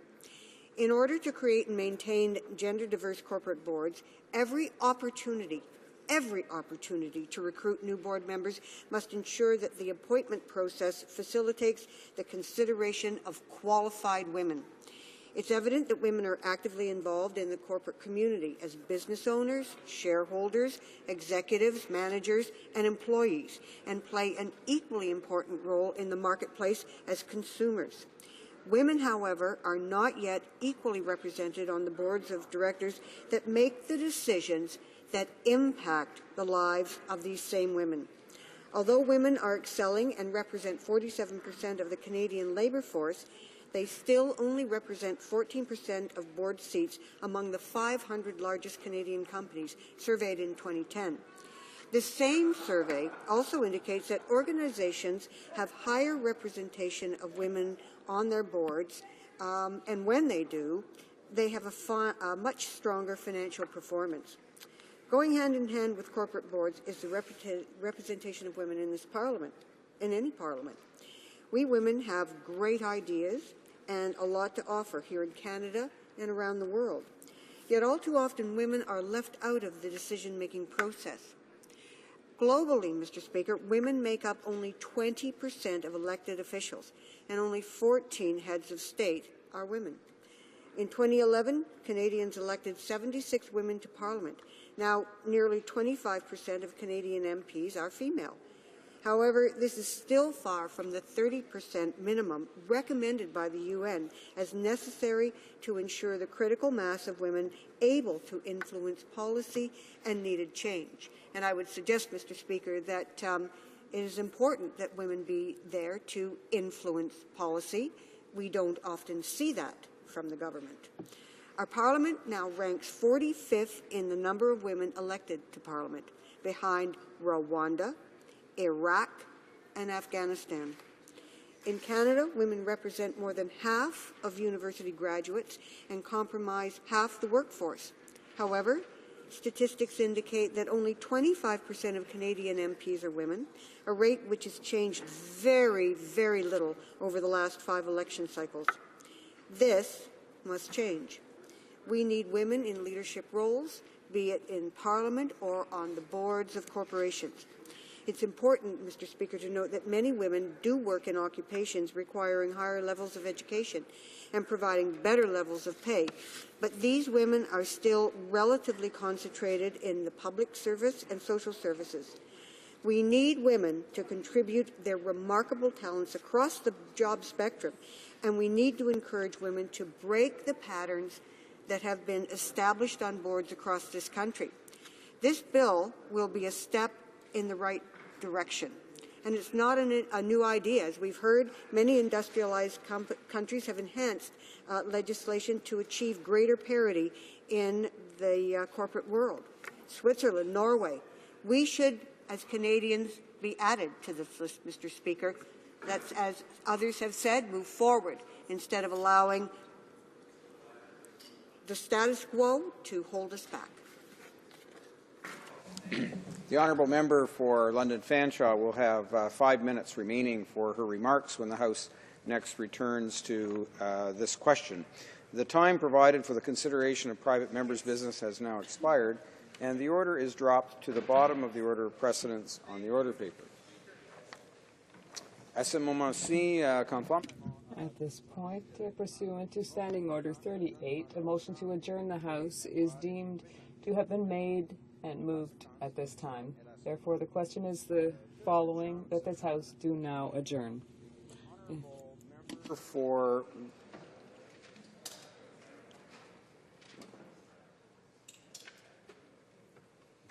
member for Winnipeg North. Not seeing.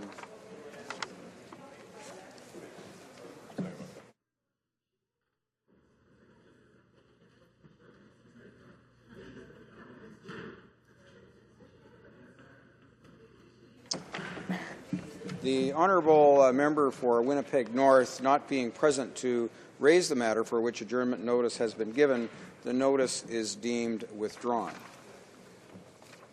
And now, it being 7:12, this House stands adjourned until tomorrow at 2 p.m. pursuant to Standing Order 24-1.